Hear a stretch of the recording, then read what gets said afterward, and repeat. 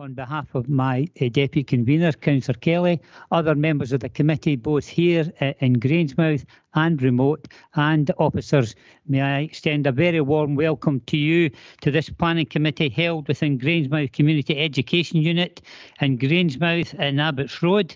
Today, Wednesday the 20th of September, in accordance with Section 43 of the Local Government in Scotland Act 2003, it has been directed that this meeting will be conducted in such a manner as to allow remote attendance by elected members. The meeting will also be live streamed. First of all, could I ask if there's any apologies? Thank you, Convener. We have apologies submitted by Councillor Colley. Thank you. Okay. None others intimated. Okay, that takes us on to item 2 on your agenda, which is declarations of interest. Members should declare any financial and non-financial interest they have in any item of business in the meeting, identifying the relevant agenda item and the nature of the interest. Have we any declarations of interest at this time? None.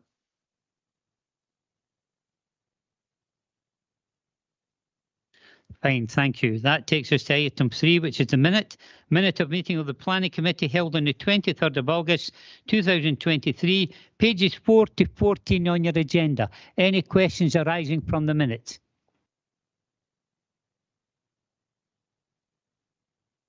Okay, before we carry on with the business, I'm just going to ask at this particular stage, is there any requests for site visits? Convener. Councillor Foss. Thank you. Thank you. Thank you, Convener. At the last scheduled meeting of this committee, it was decided that item 6 on today's agenda, P230067 FUL, should be subject to site visit by committee members. It was duly arranged. However, on arrival, the site was locked and secure, denying us full access and only allowing a limited view. Unless we have the full information, including actually seeing the site, should we feel the need, as in this case, we cannot render a valued judgment. Would it be possible to rearrange another visit to this site when the applicants can actually have the site open for our viewing? I understand that this might be inconvenient, putting this off for another visit, but we were inconvenienced ourselves. And I've passed several times on the main road and noticed the site is open. So if we could get that arranged, that would be really good. Thank you. Thank you for that, Councillor. I would totally agree with you, and I'm quite happy to second you for sites. How does other members feel, Councillor Kerr? Agree, Convener. I passed an hour after we visited and the gates were open. Okay. So we agreed to sites any otherwise minded? Okay, thank you. So if you just put that on your agenda papers, item 6, always sites. Thank you.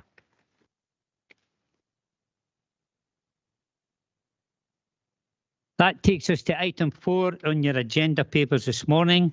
Extension of dwelling house at Woodholme, Grahamsdyke Avenue, Bowness for Mr. D. Hebden. It's a continuation after a previous site visit. It's pages 15 to 31 on your agenda papers, and the report is by Kevin Brown, our officer, who's coming in remote. Thank you, Mr. Brown. Thank you, Convener.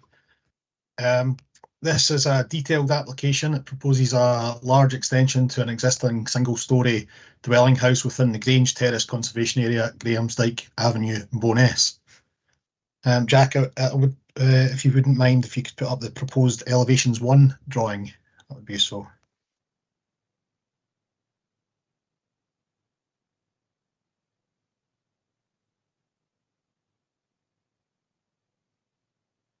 Thanks, Jack. The proposals include the addition of a second storey above the existing bungalow on the site and proposes to use the existing vehicular access to the site. Members can note from this drawing that you can see on the drawing there the red dashed line on the elevations. That depicts the existing outline of the existing single-storey property on the site. You can also see, if you can scroll down that drawing slightly, Jack. This elevation here shows the elevation as you would see it from the main road. And you can see there the height of the embankment behind the property. There are neighbouring properties at the top of that embankment. Jack, if you could please move on to showing the site plan drawing.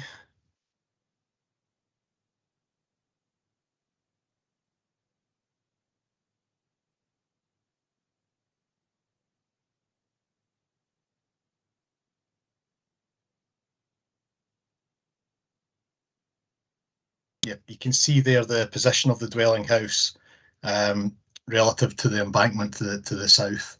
It's quite a large embankment there, and you can see the garden ground further to the south of that, of the neighbouring properties. And what I would say here is that the footprint of the existing dwelling house is largely being kept. It's just the small rear extension that you can see there in terms of the extension to the footprint of the building. In terms of, Jack, sorry, if you could scroll through some of the site photographs, that would perhaps be useful for members as well.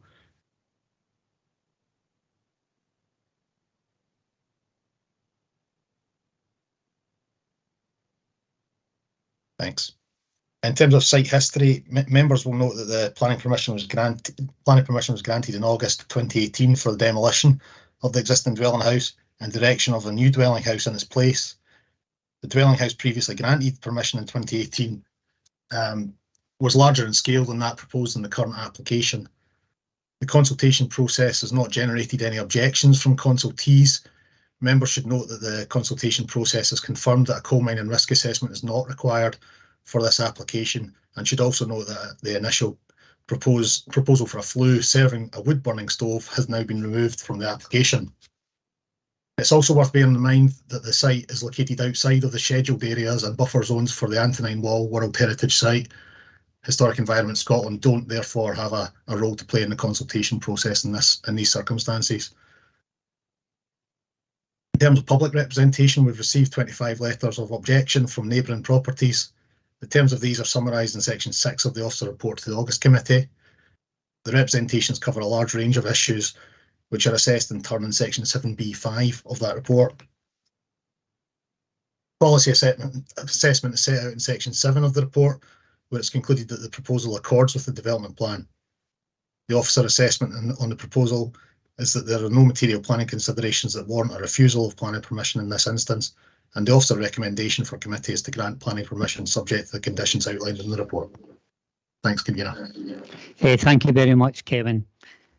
Now we have a deputation request. We have an application made by Stuart Banks, the agent, but we'll also have two objectors, Dr. Sean Doolan and Rebecca Fairgreaves Stewart.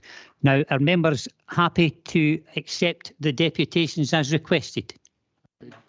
Agreed. Okay then, if we could have Dr. Sean Doolan and Rebecca Fairbanks Stewart. If you could go up to the microphone, you'll be shown by one of the officers, and you'll have 10 minutes. The 10 minutes is 5 minutes each or whatever. 10 minutes in total.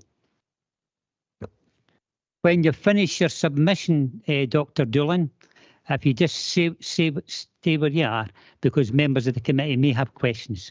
So you have 10 minutes between you, starting from now. Thank you. Thank you very much, Convener, and thank you, committee members, and to the councillors who called this to begin with. As the convener explained, I'm speaking, and Bex will come in after me, on behalf of Riverview Terrace residents on Grahamsdyke Road. And those two names in themselves sort of capture some of the problem. We're objecting on policy grounds, particularly around the role of the conservation area and the Antonine Wall World Heritage Site. Riverview Terrace, we have a view obviously over the Forth and up to the hills, beyond on the other side, which are also the views that were there for Roman legionaries and so on 1800 odd years ago, which is the setting for the World Heritage Site. And in fact, Grahamsdyke Road and Grahamsdyke Avenue represent the original name for the Antonine Wall, which was Grimsdyke. So we would absolutely support a positive development in a small and fairly sensitive site, but we feel that the current proposal is simply too much building for a small and fairly sensitive site. We are physically on, as you will have seen from the site visit, approximately an 8 to 10 metre high geological ridge. That is the name, the ridge which lends its name to the Grange Terrace conservation area. And the Edwardian and Victorian villas and terrace above lend much of that character. The Architectural Heritage Society of Scotland has also objected in detail to the proposals with particular elements about consistency or inconsistency with the conservation area and the character of the surrounding areas. They have highlighted the role of that geological ridge and the single-storey wood home at present as a sort of a break in the character of the area, and that the terrace, geological terrace, forms a natural sort of feature within the landscape. In going through from obviously LDB2 and the various supplementary guidelines around this, as well as technical guidance such as Historic Environment in Scotland, and through to the level of Scottish Government and the latest NPF 4, our objections are to the building in the landscape, architectural, archaeological and the ecological setting. So the proposal's height and materials both dominate and sort of eradicate the views of that particular geological terrace from the north, from the river side. So they would actually remove the landscape setting for the wall. It is actually along the length of the entire Antonine Wall. It's one of the very few places in an urban context in which you can see that ridge and the original setting of the wall. So there is quite a lot of guidance in relation to the landscape value of the built heritage, and in particular of the Antonine Wall, which is set out in a detailed document that we submitted back in May. We note that the recommendation document that was put forward by the Director of Place Services records conformity with all of the various policies. Both we and the Architectural Heritage Society of Scotland would actually feel that we are in a position to rebut all of the points of supposed conformity. And again, those are recorded in our previous document. One of the key points that we would like to put forward is that we feel both custodians and sort of stewards of the area as current residents. And in moving into Bowness, having lived in different parts of Scotland, I really feel that strong local identity, and there is that really strong feeling for the heritage of Bowness and for the particular sort of Antonine Wall and sort of conservation area. And that comes through quite strongly. In terms of the wider landscape, there are multiple listed buildings within it, which again are planning considerations because their landscape setting is also affected by this material development. A key point in NPF 4 is that there are now 6 new qualities of successful places. There had been 6 prior, but these are 6 updated ones. And we would particularly say that the proposal contravenes the sense of belonging identity within the community, that it contravenes the points about the distinctive local identity and architectural styles within the conservation area, which includes all the technical points about density and building massing and so on. And finally, in terms of sustainability and so on, we do have considerations on a climate basis about proposed excavations into the bank.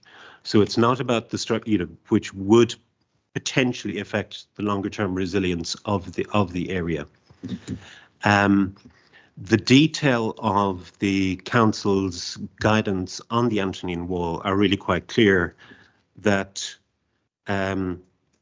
impacts that would damage the integrity, authenticity significant or understanding of the World Heritage Site would include developments that interrupt key views to or from the World Heritage Site, that changes the character of the landscape in and around the site, or that reduces people's appreciation or understanding of the site in its landscape setting, or could affect any of the qualities or significance for which the site was initially inscribed. And the guidance by the council goes on to elaborate and says the wall was deliberately positioned with reference to the surrounding topography, resources and landscape of central Scotland that offered the wall wide-ranging views over the hills and was also widely visible in the landscape. So as we say, currently Riverview Terrace actually sits within the World Heritage Site. So just sorry to interrupt you, just say you've got 3 minutes left. Do you want to bring your colleague in? Yep, I'm on my last paragraph. Okay, thank you. So the current proposed form, we feel, does affect the landscape setting. It obscures the views from the north of the geological terrace, which is the basis for the Antonine Wall, and that sets much of the character for the conservation area from the top of the hill down through to the town and the harbour below, and that it contravenes a variety of different policies and guidelines and technical guidelines from international level with the World Heritage Site, Scottish Government, groups like Historic Environment Scotland, and a variety of policies set out around LDP2. So with that, if I could hand over to Bex. Thank you. Thank you. Hi, I don't have an awful lot to say, but I'd like to echo what Sean's said, and I'm really just here to kind of give a little bit of perspective from the residents. As somebody who's lived in Riverview Terrace for 5 years, I really value the surroundings. Now, I'm quite a young person, but these are very old buildings, beautiful surroundings, and a conservation and a World Heritage Site, somewhere that we have real pride in, and a real sense of community. All the neighbours talk to one another. We are very together, and we're standing together against this proposal, because we aren't against development on the site, full stop. The site could be very beautiful, and at the moment, admittedly, it's very ugly. And we spent the summertime chasing kids away from there, trying to keep the site safe, phoning police and council members. So it's really in our best interest, and we feel the interest of the site and the area, just to make sure that something is built there, but considerately. And Sean's outlined all the important points about why we think what's being proposed is wrong, but we'll leave that for your considerations. Thank you. Thank you. It's now an opportunity for members to come in and ask any questions, but before we do, just a point here. Councillor Redmond has just joined us, so I'm just checking with the legal advisor to see what Councillor Redmond's position will be when you come in to a debate that's already started, just to see whether his position is that he'll be able to participate in the decision making or he'll not. Thank you, Convener, and thanks for raising the question. I saw Councillor Redmond entering the meeting during the course of the deputation. Just looking at our standing orders, we do note that absences for brief periods during consideration of business will be disregarded in terms of attendance during the whole of the consideration of an item. We haven't started the substantive discussion on the item as yet. I'm aware that Councillor Redmond maybe didn't hear part or a couple of minutes of the deputation, but presumably heard the rest of the deputation, and my view would be that that's not of a degree that would require Councillor Redmond not to take part in the decision making on the application. Thank you. Thank you, Mr. Henderson. I'm sure it would need clarity on that position as has been raised before. It's now an opportunity for members of the committee to ask any questions of the objectors, Dr. Sean Doolan and Rebecca Fairview-Stewart. Any questions to the objectors at this point? None? None. Okay, you can retake your seat, sir and madam. Thank you very much.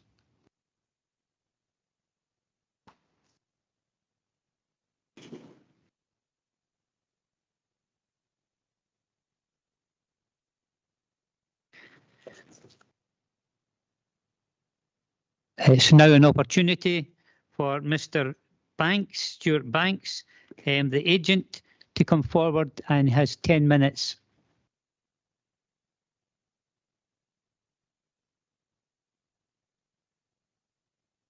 Have you just give us your designation, Mr. Banks, and who you're representing? Okay, thank you. I'm Stuart Banks from T-Square Architectural, here to represent the applicants. Firstly, I'm here to agree with Falkirk Council's decision to grant planning permission. I intend to back that up. There's been multiple objections on a number of topics, so I'll quickly run through those. So can you hear me okay? Sorry. Any better? Cool. In no particular order, access and road safety was raised. It's not an issue, nothing's changing, same access as before. And during the work, the contractor will follow all health and safety guidance, adopt all standard safety procedures all the way through the project.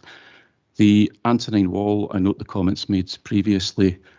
According to the planner's assessment, the application site is to the north of and entirely outside of the World Heritage Site. The proposed work has no impact on this. The house is no wider than the original. We're building a storey directly on top. And as it stands just now, the top of the banking is barely visible over the top of the existing house. Some of the wider comments, I'm not sure if they would come under the planning department's remit. Character and appearance, loss of amenity were mentioned. These were all discussed during the application process and amended in discussion with the planning officer. At the officer's request, the roof design was changed. Originally, we had vertical side gables. We changed it to hipped on all sides. As was mentioned, we got planning permission in 2018 for a two-storey house on this site and demolish the existing. The planners originally asked us there for just a traditional sloping roof up to a ridge, and the applicants themselves pushed against this, asking for a flat-topped roof to maintain the neighbours' views. We repeated this again with the current application. There are several examples of flat roofs in the surrounding conservation area, we demonstrated that the proposals do reflect the character and appearance of the conservation area. Excuse me. And the planners agreed with this in 2018 and again in 2023. Obviously, residents' concerns have been taken into account by virtue of going for a flat-topped roof.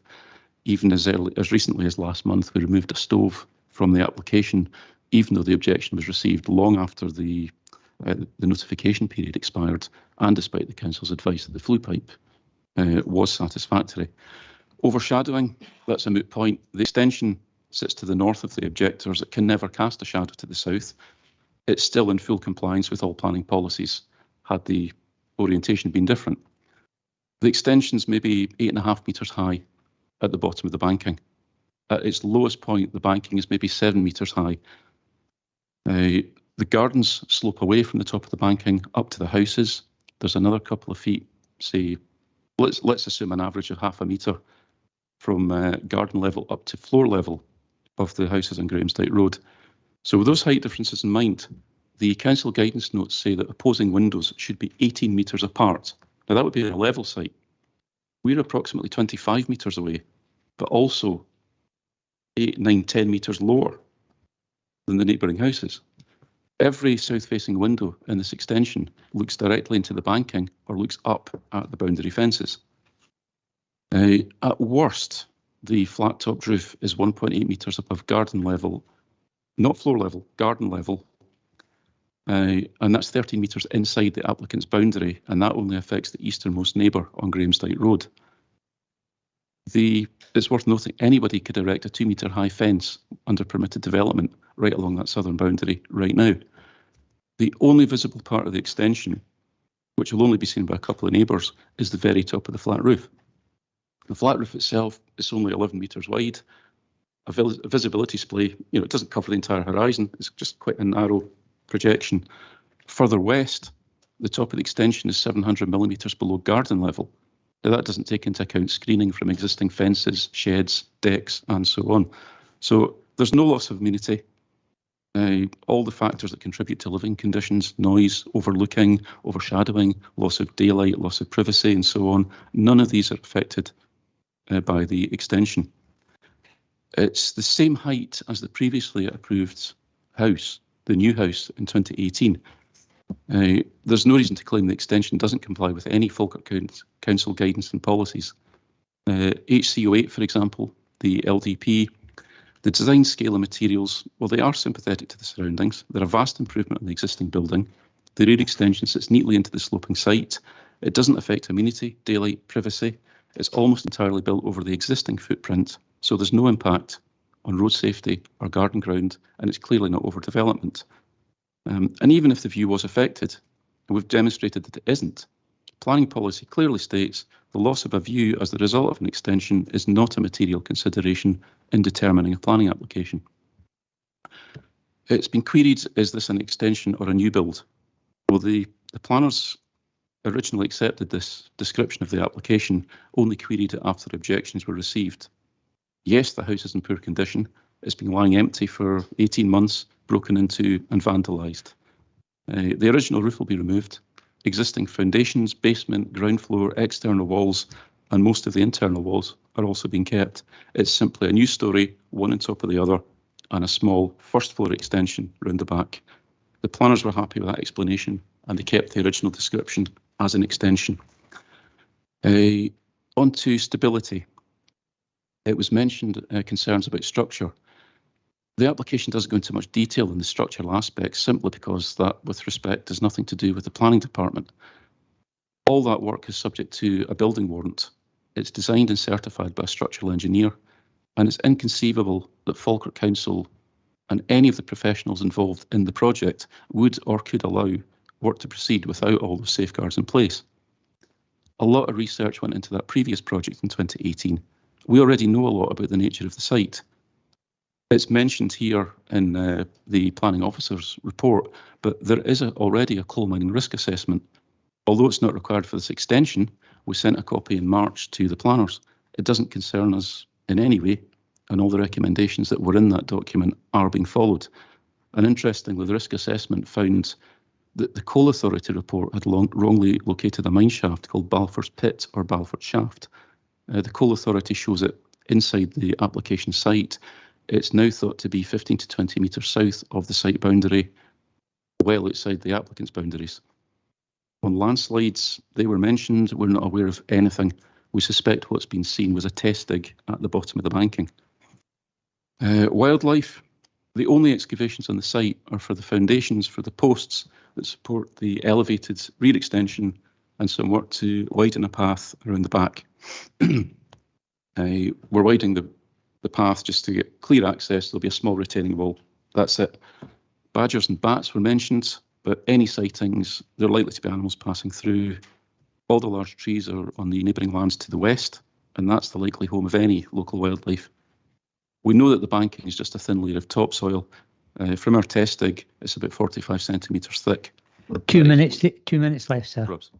That explains the absence of mature trees on the banking and the lack of roosting sites, and obviously no badger sets in such shallow soil on the banking.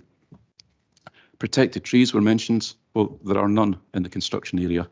There were some saplings cut down at the top of the banking in the spring without the owner's knowledge, and the police were made aware. But any habitat or roosting sites, if there even were any up there, are now gone.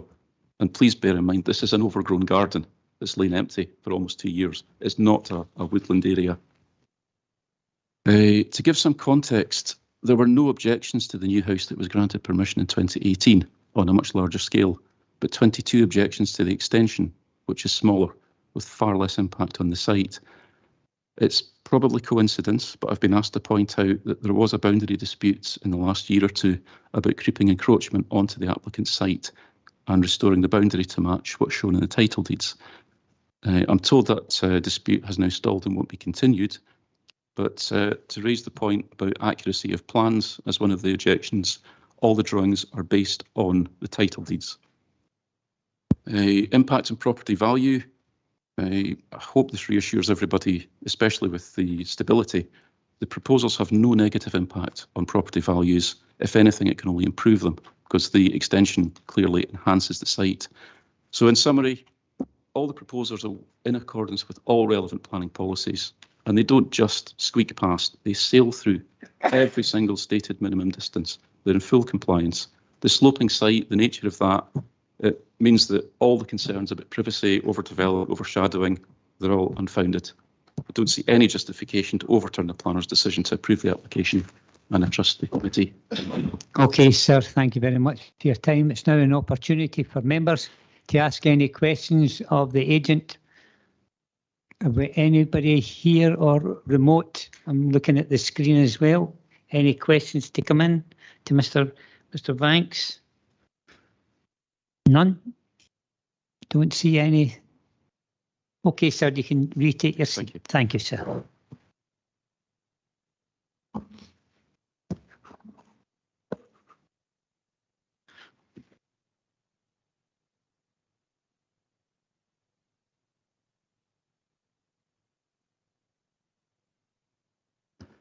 Okay, we'll go into debate, but first of all, I would like to go back to our planning officer, Kevin Brown. Kevin, in terms of the policy issue that was brought up by the objectors and the applicant's agent, there are two areas here that stick out. First of all is the conservation area and also historic Scotland in regards to the Antonine Wall. I wonder if you could maybe just give us a wee overview of both these situations. Thank you. Thanks, Convener. Yeah, the conservation area is within the boundary of the conservation area. The key thread of the supplementary guidance, which goes through there, and the policies, really relates to an assessment and a consideration as to whether or not the proposal conserves or enhances the character of the conservation area. Members will recall from the site visit the appearance of the site.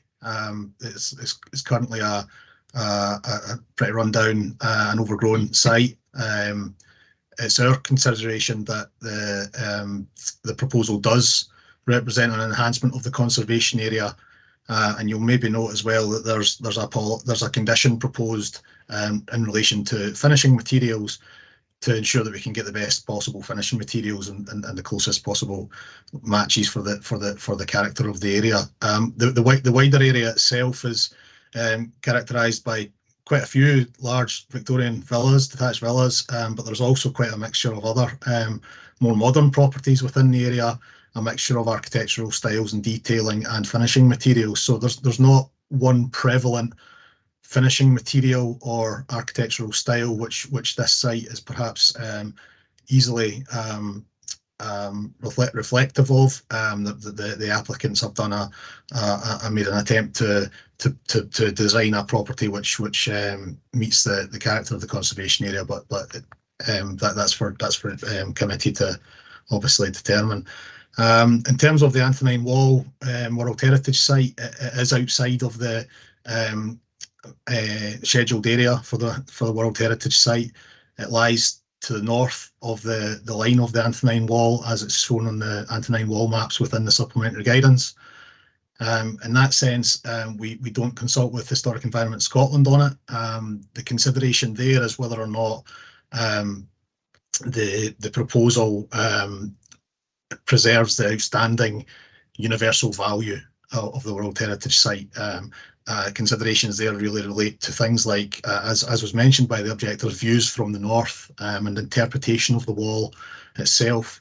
Now, when you view the site from the north, you really have to go quite some distance to the north, as in over the water, to be able to look back towards Bowness to see the site in its context of the ridgeline itself. And in that context, the site is quite well built up. There's a lot of mature trees east and west of the site. The proposed scale of the building, it's our view that doesn't impact on the ability to interpret the wall in that location. So from our perspective, yes, Historic Environment Scotland don't have a role to play in the consultation process here. And we are of the view that the World Heritage Site, the character of that is adequately preserved. Okay, just one further point. It was mentioned by Mr. Banks, the agent, in relation to a bit of clarity regarding the coal mining risk. I think it stated in his submission that initially there was a mine shaft located within the application site. Can you just clarify this?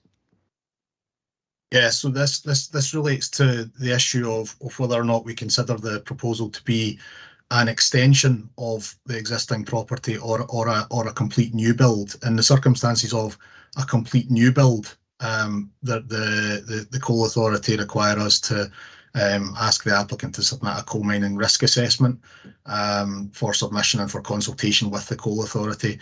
In this instance, because it's and as the applicant set out there and is sort of demonstrated in the plans, this is an extension to the existing dwelling house as opposed to a new build. That those extensions of that nature are exempt from the requirement for a coal mining risk assessment and consultation with the Coal Authority. So in that sense, it's then down to the structural stability aspects of building standards and the building warrant process as to whether or not the property is constructed correctly. Thank you very much for that. I'm going to bring in Craig Russell at this stage, our roads officer, just to give us an overview, because obviously those of us that were around the site could see quite clearly that there was a bad bend there, and just wondering what his department thinks about the situation. Craig? Thanks, Convener. We weren't consulted on this application. This is a typical householder application that roads normally aren't consulted on. So we don't have any comment to offer, any informed comment to offer anyway, Convener. Craig, clarity. Okay, members, any members either in Councillor Nimmo? Yeah, thanks, Convener. Just a quick question for Mr. Brown on the back of your own questions, Convener. But can I just start off by thanking Dr. Doolan for his presentation? There was a lot of information contained in his presentation, and it was worthwhile just listening to what he had to say. I know that officers are recommending to grant, but I'm just wondering, with Dr. Doolan's presentation, if all the information that was provided in that has actually been taken into account before officers reach their recommendation? Yes, Councillor Nimmo, yes, it has been. You see from the representations list on the back of the August Planning Committee papers that the submissions from Mr. Doolan are included in there. They were received in time for me to be able to draft up that report to Planning Committee, and the substantive points raised in that document are covered within the comments in the report. So yes, we have taken on board those. A lot of what I would say is a lot of the points which were raised in that representation were duplicates of points raised by other individuals throughout the course of the planning application process anyway. I met on site with a number of the residents early on in the application process to go through and talk over their concerns. As with a lot of applications, we're not able to allay those concerns in their entirety, but we've had to conclude matters by making a recommendation as we have done. Okay, thanks for confirming that, Kevin. Thanks, Convener. Okay, thanks, Councillor. Councillor Bowes. Thank you, Convener. Again, to Mr. Brown, Kevin, can you confirm something to me? Because looking at this, I understand in 2018 there's been a planning application for a house which is actually slightly bigger in size. If this wasn't to be approved today, I assume that 2018 application would still go ahead, and that this purely today is the extension to that, although they're changing the style of the original one to a slightly smaller house. Am I correct in that? No, sorry, Councillor. The 2018 permission has now lapsed. It's still a material planning consideration in the assessment of this application, but it's no longer a live permission which can be implemented. So would that need to be, so I get this as an extension, so would they need to then put in another planning application for the house again? Is that where we stand? Sorry, so can hopefully clear up the confusion. So the 2018 proposal was to demolish the existing dwelling house that sits on the site and build a larger property in its entirety there. That permission has lapsed, so that cannot be implemented. The current proposal is not to demolish the existing house in its entirety, but to extend that by placing a second story on that, so that they're separate applications. They're not linked in that sense, but the previous permission is still a material planning consideration in the assessment, and hence why it's referred to in the report. Thank you, that makes sense. Anything else, Councillor Bowes? Is that you? Thank you. That's me, convener. Thank you very much. Thank you very much. Any members? Councillor Redmond. Thanks. Just on the back of one of Mr. Banks's point, he said that the structure's nothing to do with planning consent, but I was just sort of thinking, we've got a house currently that's it's one story, it's got a small roof on it, and we're talking about adding another full story, then an attic conversion as well. What would the situation be if, say, planning consent was granted today, and then they got to site and then they went to start building it, and the building looks like a sort of timber frame, and maybe a structural engineer said, well, you can't build an extra story, 2 stories on top of the existing story that's there. The house that was there was built to have a small roof on top of it. It wasn't built to have 2 stories on top of it. What would the situation be? Would the developer then just be able to knock down that story, or would they have to resubmit planning again to knock down to the foundation level? Kevin? Yeah, thanks, Councillor. I think the applicants have already given consideration to the structural elements of the build, which has been alluded to in Mr. Banks's submissions.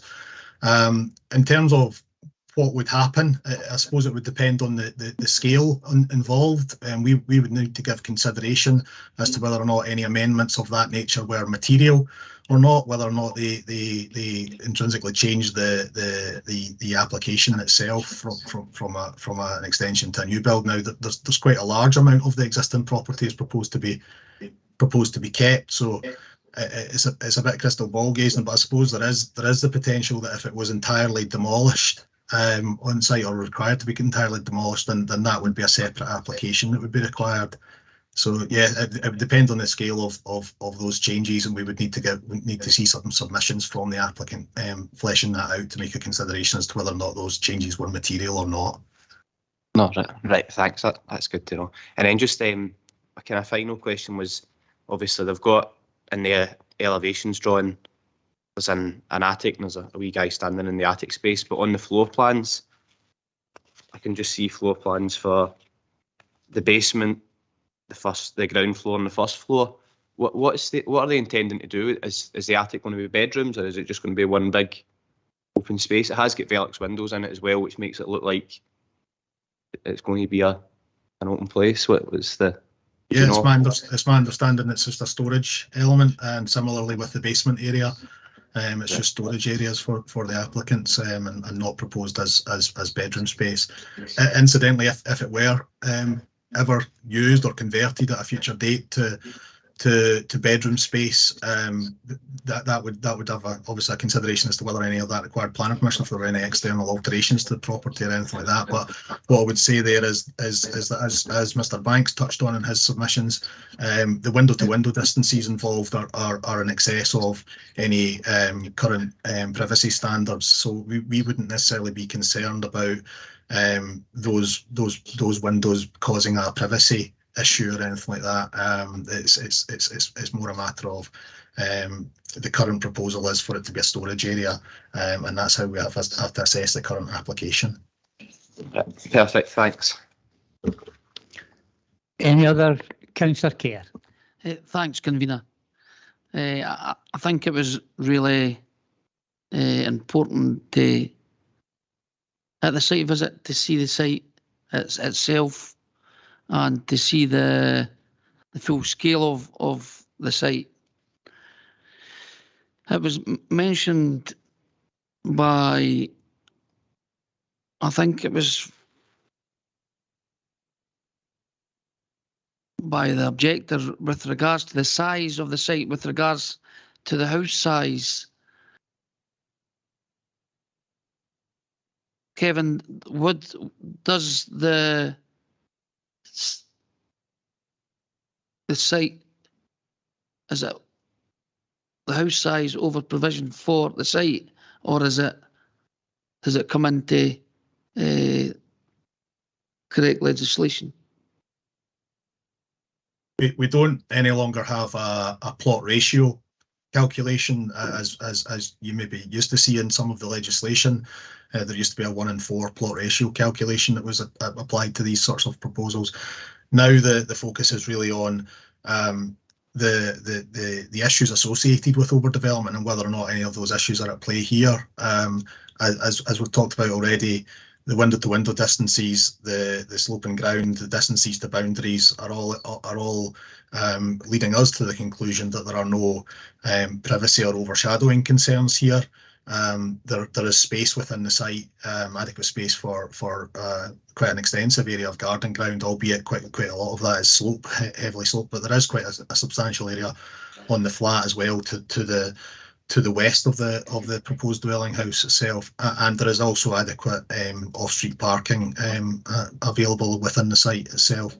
So from our perspective, we don't consider it to be an overdevelopment of the plot. It fits relatively comfortably with the context of the surrounding area in terms of plot sizes and developed ground. So yeah, from our perspective, we're relatively comfortable with the proposed scale of the property. Okay, thanks, Kevin. Another point that was mentioned, and we know that views isn't as a material consideration, but it was mentioned with regards to the conservation area and World Heritage Site. Does that change the view with regards to the policy of material consideration for views, or is it just doesn't come into consideration? It's kind of a twofold element, to be honest with you, Councillor. The right to a view and that not being a material planning consideration per se is really a consideration of the concern that's regularly raised by residents to new development proposals where their existing window to their living room or bedroom or so on may be completely blocked out by a proposed extension adjacent. And essentially we can't take the loss of a view as a material consideration into account there. When talking about the views to and from the site in relation to the Antonine Wall World Heritage Site, the emphasis there is about this degree of interpretation of the Antonine Wall World Heritage Site and whether or not that is impacted adversely by the proposals. In this instance, the Antonine Wall is quite a lengthy feature in its own right. When viewed from the north, the escarpment itself that the Antonine Wall ran along the top of is a lengthy feature in its own right. This represents a small encroachment into that view, if you like, from the north, and it's our view that that's not a significant issue in terms of interpretation of the wall and its characteristics. As for views from the site, again, that's a judgment that's to be made, but you'll understand that there are certain parts of the Antonine Wall World Heritage Site which are more visible than others. This application site and the surrounding area is in a highly built up area. It's not, for instance, akin to Roughmute Fort or anywhere else where you can see the wall and its line quite clearly. So again, the views from the site itself are not as significantly interrupted here as they would have been perhaps if it was within one of the more clearly open areas of the Antonine Wall World Heritage Site. Thank you. And my last question, Convener. If the application was granted, what height would the building protrude to the top where Brave View is it Brave, where the houses they are? Is it a metre, half a metre, 2 metres? Or? Thanks, Councillor. It varies slightly. It's perhaps worthwhile having a look at that, Jack, if you wouldn't mind showing the site sections drawing.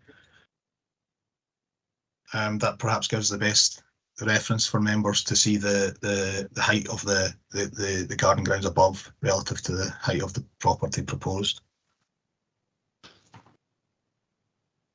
Yeah, so you can see there are the 3 dashed lines in the bottom right hand corner on the site plan. That shows where these 3 section drawings are taken from.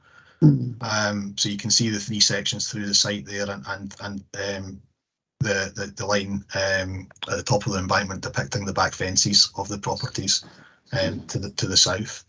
So you can see there that in terms of the height, it varies because the Antonine wall at that, or the top of the embankment there is sloping in itself east to west. So it varies, but it's at no point is it more than 2 metres, for instance, above the height of the existing embankment.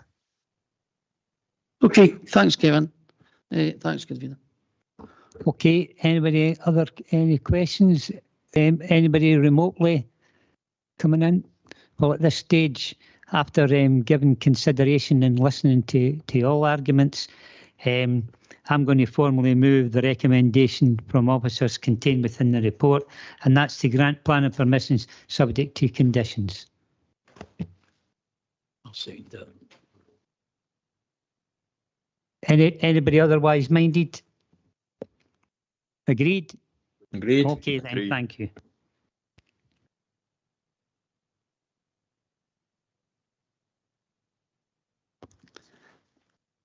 That takes us to item 5 in your agenda this morning: construction of veterinary care facility, dwelling house, parking and access, and change of use of land to form exercise area at land to the northwest of Nappy Falls House, Falkirk, for Mr. Brian Allen.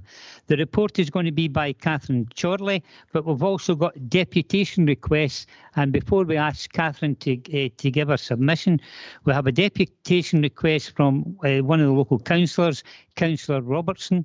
And we also have an application made by Adam Tolman, the agent to be received as a deputation as well.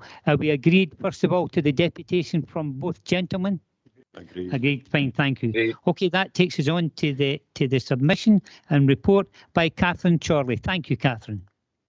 Thanks, Convener. Jack, if you could show the location plan, please.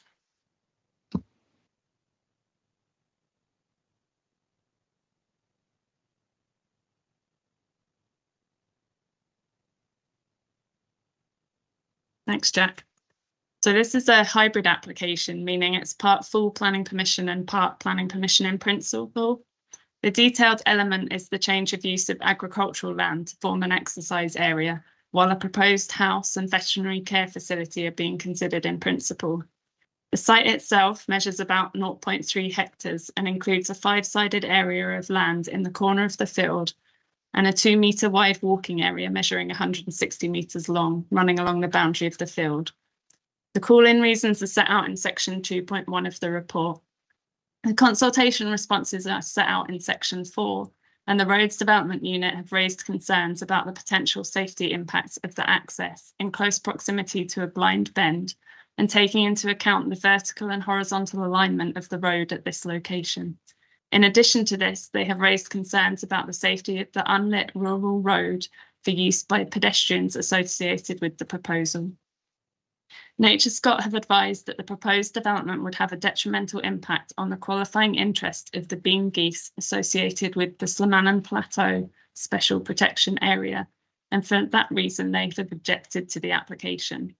However, they have advised that subject to conditions, the issues could be resolved. It should be noted that if the conditions were not added to any permission, then the application would need to be referred to Scottish ministers on the basis of an objection from Nature Scott. No other significant concerns have been raised through the consultation process. There was one comment in support of the application, which is also noted in the report. Proposed development has been assessed against the relevant policies in the National Planning Framework 4 and Local Development Plan 2. The detailed policy assessment is contained in section 7 onwards of the report. Due to the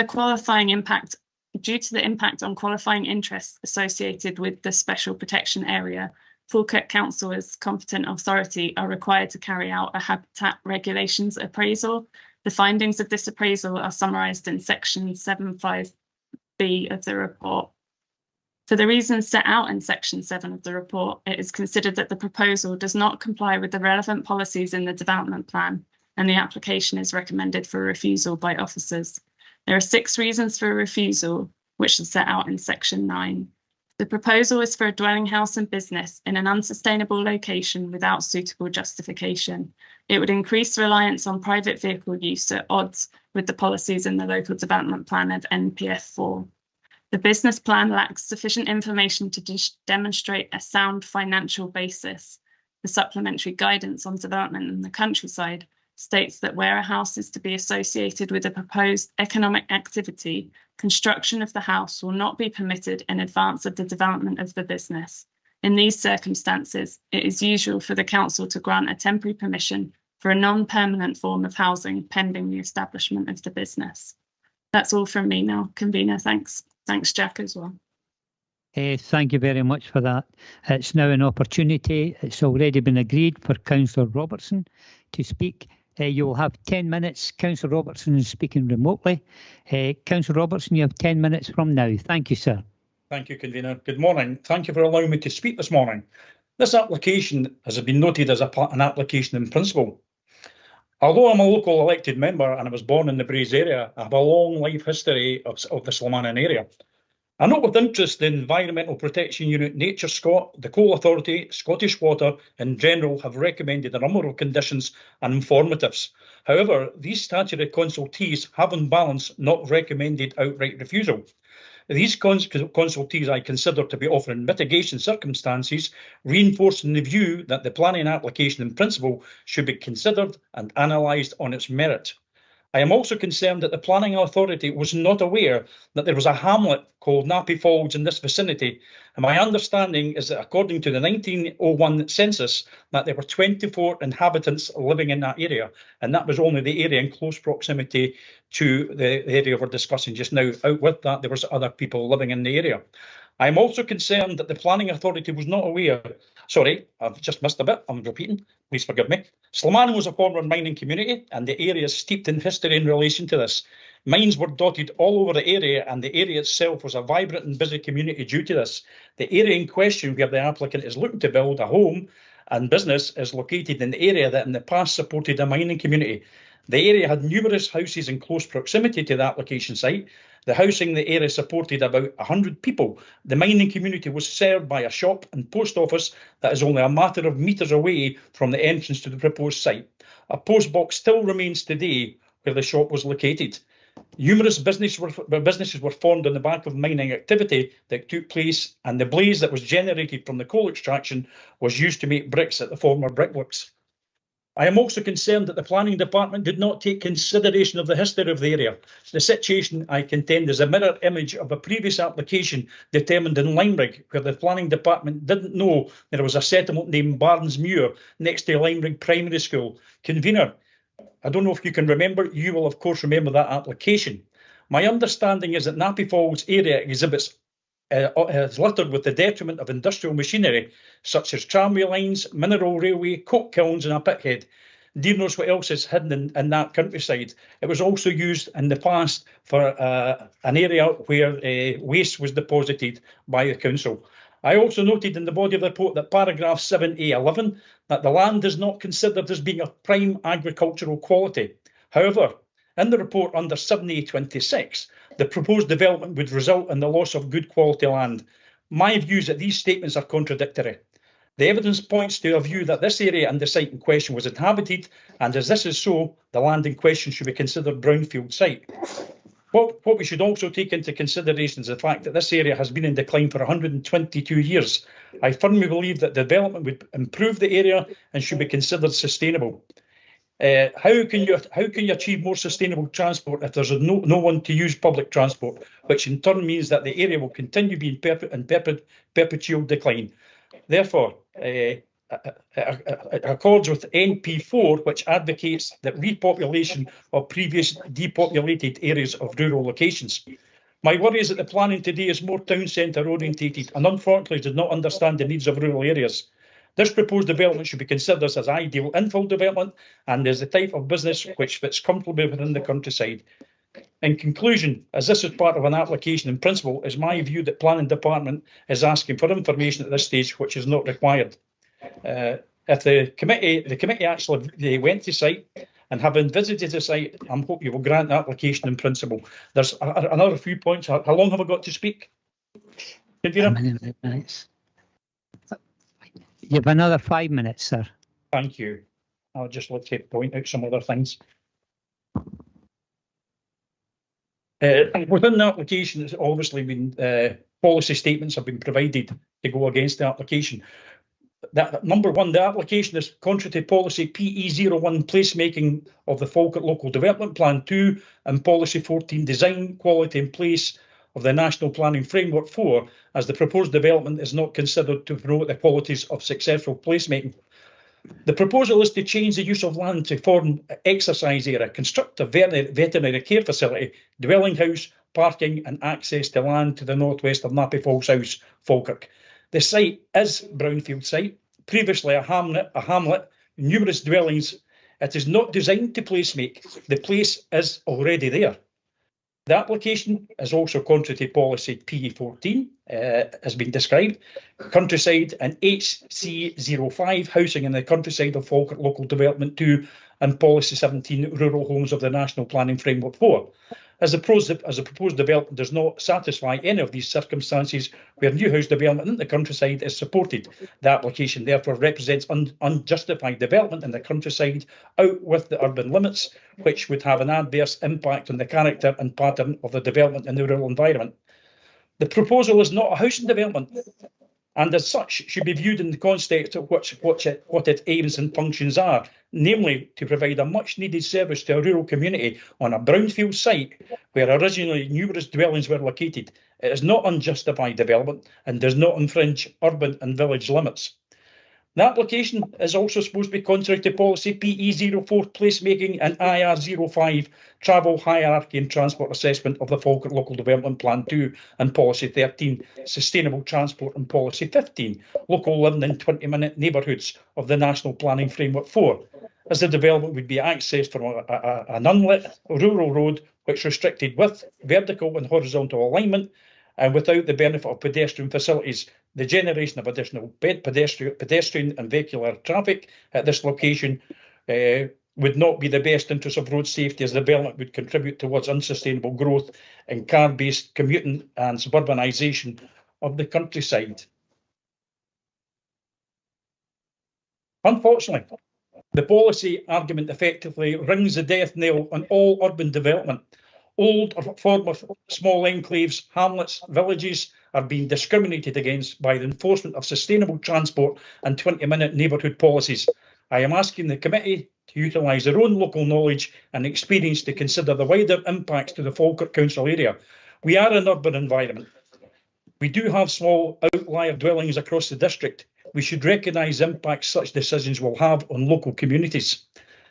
The application is supposed to be contrary to policy 1, tackling the climate and nature crisis, and policy 2, climate mitigation and adaptation of the National Planning Framework 4, as the development of unjustified housing and business development in the rural area is fundamentally incompatible with the overarching aims of these policies.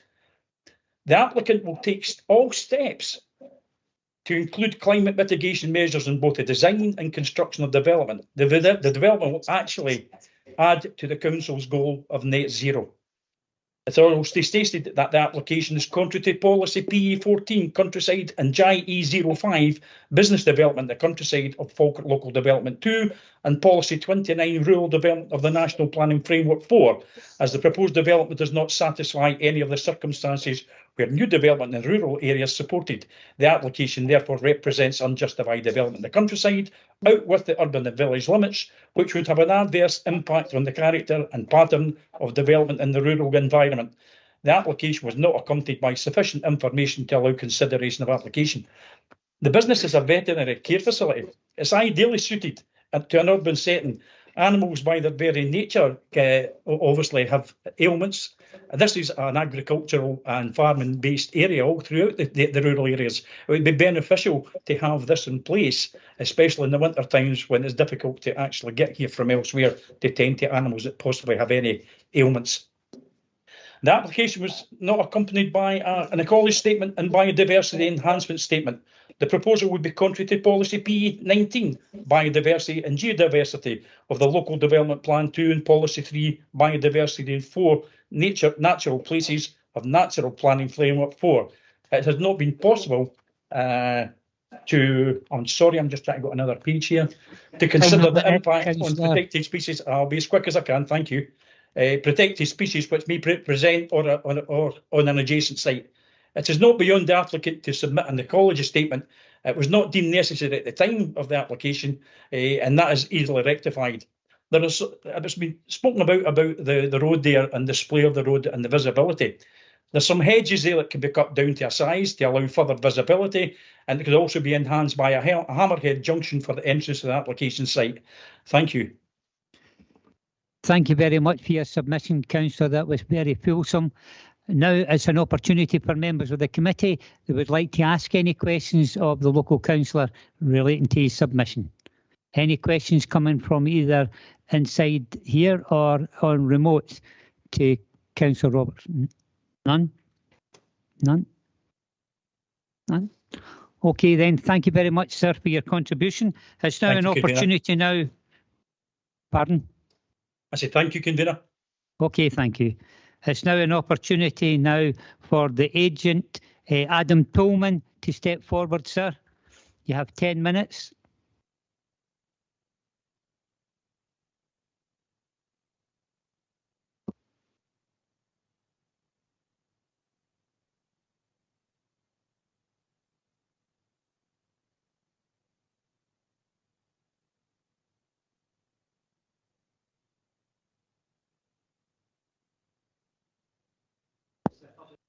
This is Brian, who is the applicant.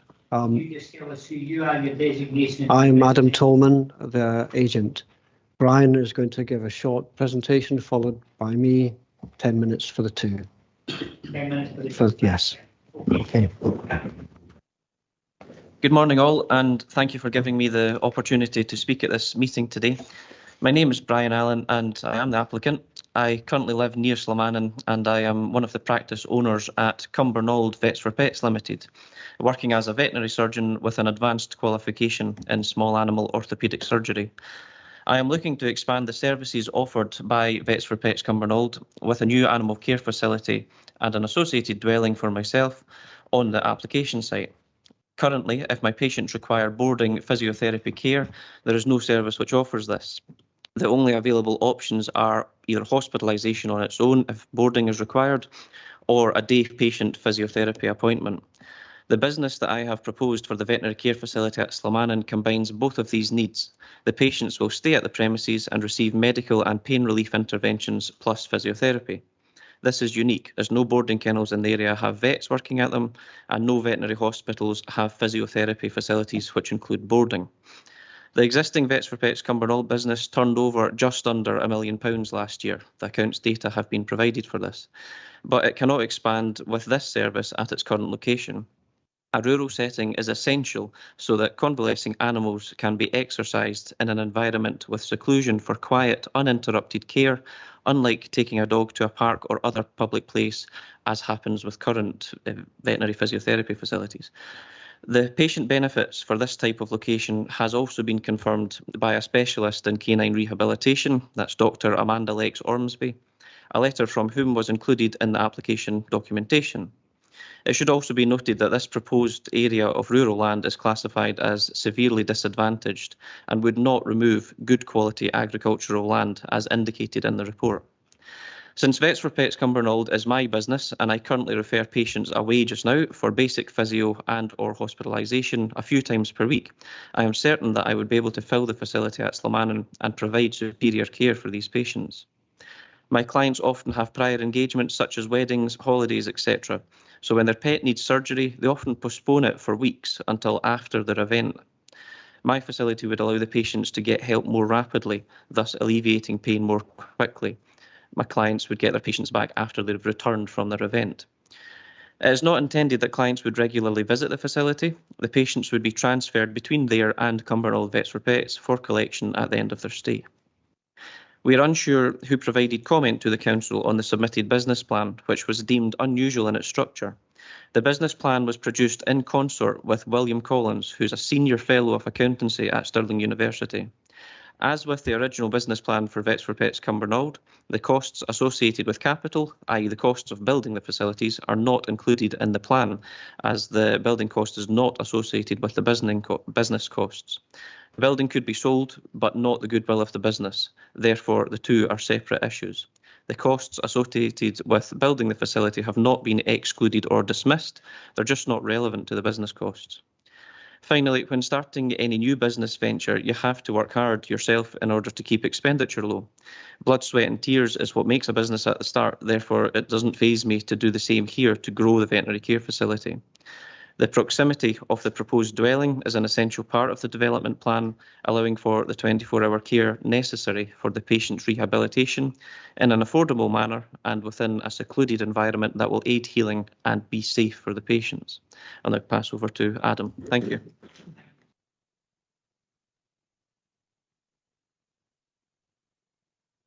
Sorry, okay.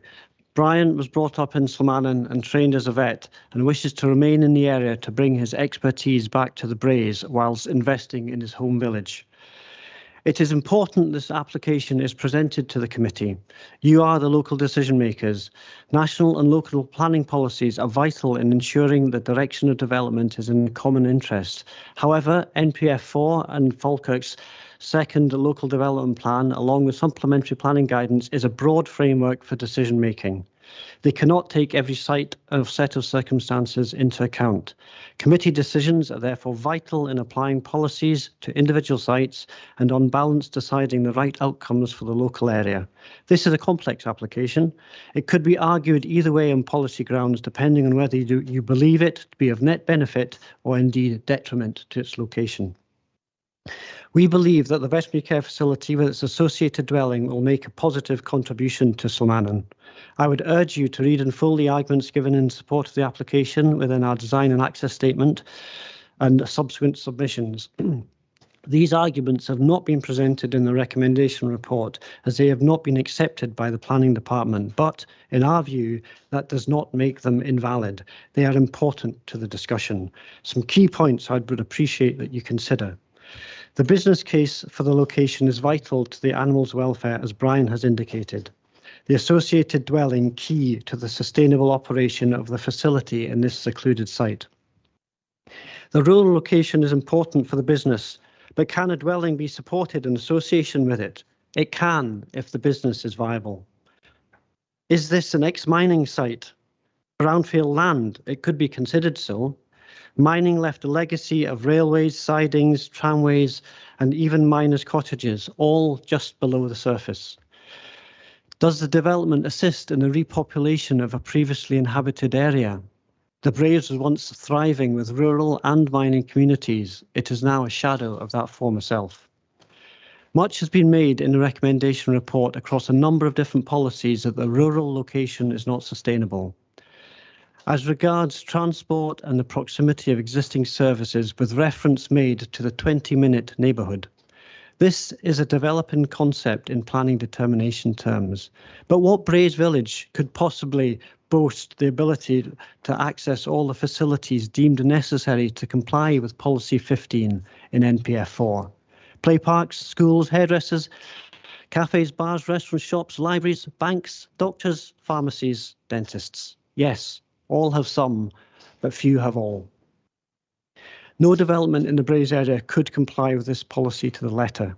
Similarly, to refuse a rural development on the basis that it would create more car journeys and therefore greater greenhouse gas emissions would negate any form of development in the Braes. Who is to say the vehicle is not electric, or indeed if the journey did not start in a nearby village rather than down in Falkirk? I do not think that a veto on rural development was the intention of Policy 15. Transport and service access should be considered, yes, but here I think it is being used to build a case against development rather than in a considered and applied manner. As concerns road safety, the Roads Department had requested greater vision displays based on an assumed average speed of 50 miles an hour. The applicant had speeds measured on the road adjacent to the site, and the 85 percentile average speed was between 43 and 46, lower than assumed. The achievable vision displays for the proposed access equate to those on the existing field access, which is used on a daily basis. The proposed access is therefore no worse than the existing one. However, the applicant does have full control of the field boundary and can realign the hedge if necessary. I am convinced that a safe solution will be possible on further liaison with council officers and conditioned accordingly. Finally, and I will be brief, ecology, landscape and biodiversity. It is important to note that NatureScot are satisfied that conditions attached to any consent can address the necessary protection of the bean geese feeding areas nearby, but some questions have been raised on other species. Can I impress upon the committee the cost of preparing this type, the documentation for this type of application? It costs thousands to have a dedicated ecology report, and for an ecologist to do the short site walkover and produce it. The applicant prepared a well-informed document backed by his veterinary training and with direct liaison with the Bean Goose Action Group that produced an acceptable solution with NatureScot to accommodate both the bean geese and the development. Currently, the site is a monoculture, grassland for silage production. It is not biodiverse. Its development would therefore not reduce local biodiversity. In fact, the proposal to generate a woodland meadow with tree planting within the exercise area can only enhance the site's biodiversity. Given that a further MSC application will be necessary if consent is given, I am sure that we can work very constructively with the Council to create positive ecological outcomes for the site. European protected species have been mentioned in the report, with the implication that the impact on these remains unquantified. If you visit the site, it's very clear that the necessary habitats for amphibians like great crested newt and natterjack toads are not present. Likewise, protected flora such as the Canali fern, slender naiad, and grow in wetter west coast areas. Final minute. And Thank you. 1 minute, okay. And whilst saxifrage does not grow in pasture. The closest available bat roosts would be in possible crevices in the mature trees, and these would not support nursery roosts. In our many rural planning applications to date, we have only been asked for ecologist-conducted bat surveys where existing structures are present. We would not expect to undertake this type of reporting in an open field where no changes are proposed to potential roost sites. As regards trees, all the trees are far enough away for the root protection zones that are required under SG10. Landscape issues are best considered by visiting the site, which I know you've done so. I'm sure you'll agree that understanding the context of the proposal is very important given what you're being asked to weigh up. In conclusion, I would urge the committee to look at the positive contributions that could come from this development, both at this stage and through a subsequent more detailed application. The Braes needs investment. It needs people to remain and build their lives in the area, and it needs you as a committee to believe that this application can be a net gain to the locality and the community. Thank you. Thank you. Thank you to both of you gentlemen for your submissions. And now an opportunity to open it up for members to ask any questions. Councillor Flynn. Yep, thank you, Convener. I have 5 or 6 questions to address to probably Mr. Allen, actually. They're just straightforward questions. I'm well familiar with vets as I have various animals and attend 2 different vets. Can I just ask, just really from information, you mentioned your business at Cumbernauld. Are you owned by any national business, Mr. Allen? No, the brand Vets for Pets is a national brand, but the actual business at Cumbernauld is a partnership. Right. So is it sort of a franchise then, is it? No, it's different from a franchise still. It's a partnership, so I am one of the people who own the shares in it. Right. Vets for Pets do own some shares in it, but they don't have any say on what happens clinically. It's me that does that. Okay.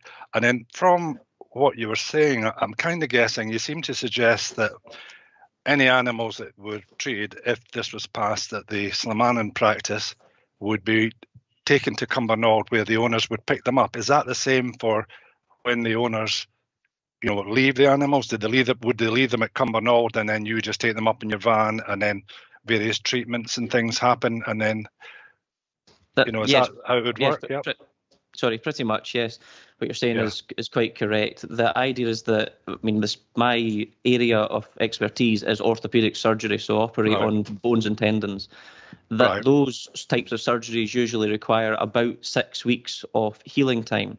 So imagine the scenario where somebody is going on holiday in 3 weeks. They're going to wait for the 3 weeks until their holiday, the 2 weeks that they're away, and then they'll get the surgery once they're back. So the idea is that I do the surgery there and then when it's necessary. I then take the animal to the veterinary care facility at Slamanan.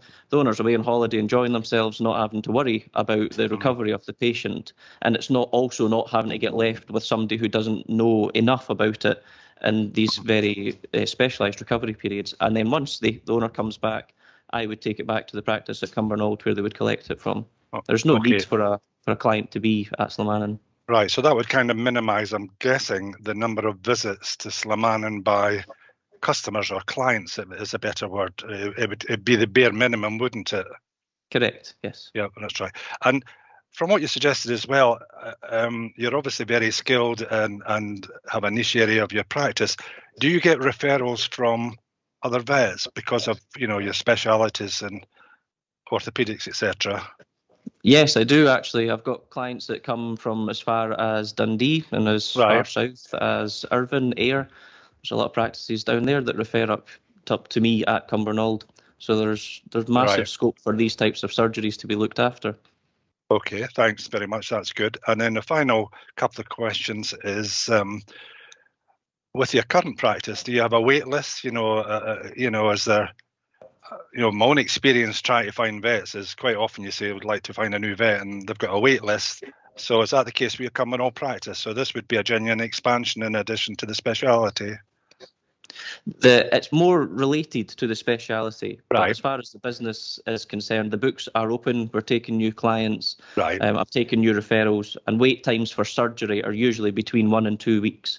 Very quick for getting them in for surgery. Okay, thank you. And then the final question: how many jobs would that actually create in the Slamanan practice if it was granted?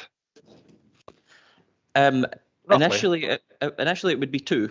So it would be myself, and then when I'm at work at Cumbernauld, there would be somebody else there to care for the patients that are in the facility. So initially it would be 2. Okay. But obviously there's scope for that to change. Right, no, that's fine. No, thank you very much, Mr. Allen, and thank you, convener. Thank you, Councillor, for your input there. Very interesting questions. I'm looking about. Anybody remote questions? Anybody? Councillor Forrest. Sorry, it's actually for officers. Yes, indeed. Can I do that? Yeah. Ms. Chorley, thanks. You opened your report with saying that this is agricultural land. However, there appears to be a wee contradiction here in 7A11. The land is not recorded as being prime agricultural quality in the context or policies 5 PE 25, nor does it constitute peatland or carbon-rich soil, but on 7A26, the proposed development would result in a loss of good quality land Which is it? Catherine? Yep. There's different ways of classifying agricultural land. So you can have agricultural land which is of high quality, which is recorded as class 1, 2 or 3.1. And I think that's I can't remember the James something classification. So that's the prime, the really good top quality agricultural land. And that's protected under policy PE 25 in the local plan, and that specifically sets out those classes. In MPF 4, it's a more general protection of land and soil. So it says development proposals will only be supported if they are designed and constructed in accordance with the mitigation hierarchy, but by first avoiding and then minimising the amount of disturbance to soils on undeveloped land. So there's different ways of interpreting agricultural land and its significance. Thank you. But you would understand why we as novices do not know the difference between prime agricultural land and non-agricultural land. However, everyone that has spoken up to this point has said that it's brownfield site. Given that, according to the maps anyway, that I've seen, there was hamlets dotted all around there. There were also lots of individual cottages, and that's going back hundreds of years. If it's brownfield, then that puts a totally different shine on it, doesn't it? Catherine? Yeah, thanks. MPF 4 has a definition for brownfield land. It says land which has previously been developed. The term may cover vacant or derelict land, land occupied by redundant or unused buildings, and developed land within the settlement boundary where further intensification of use is considered acceptable. I don't know if, Jack, would you mind just sharing the historic plans?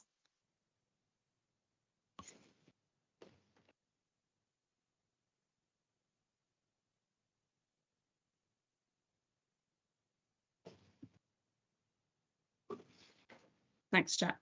Would you be able to zoom in to the ones on the left-hand side?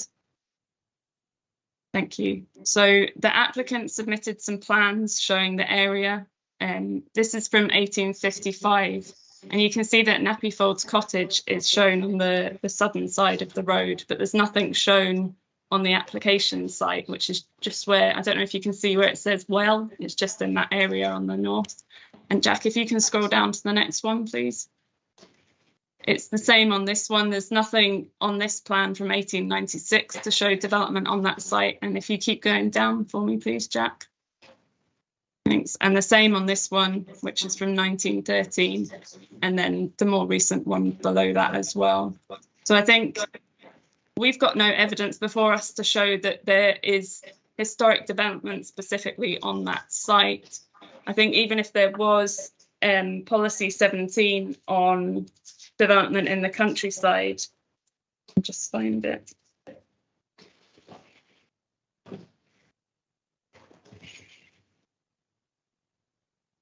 Specifically says that development in the countryside is acceptable where it reuses brownfield land, where a return to a natural state has not or will not happen without intervention.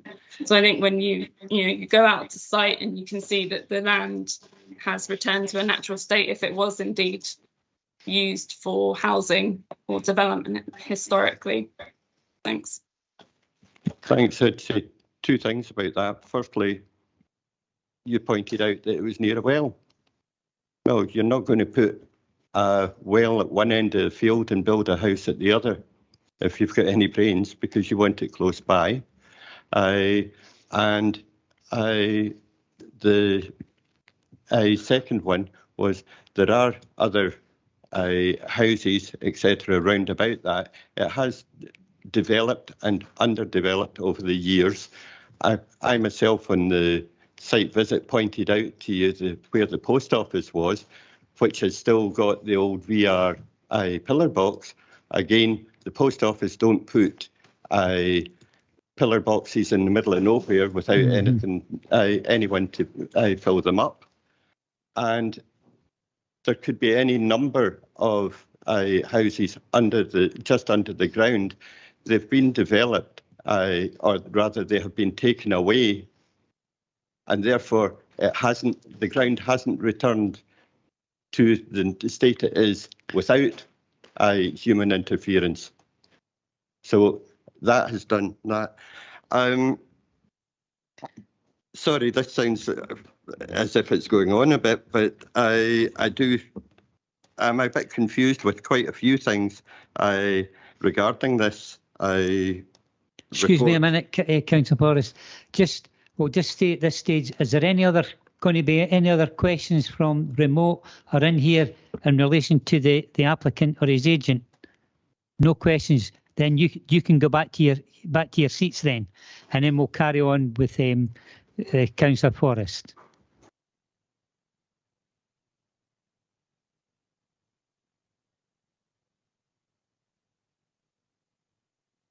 Thank you, sir.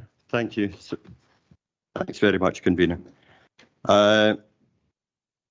Policy 15, the agent there touched on it slightly. There are no bus stops. There are bus stops. There is a bus stop within, certainly within about 800, 900 metres of that. And just for your information, the home to school plan is that children will walk or have the ability to walk or be expected to walk from 1,100 metres to a bus stop.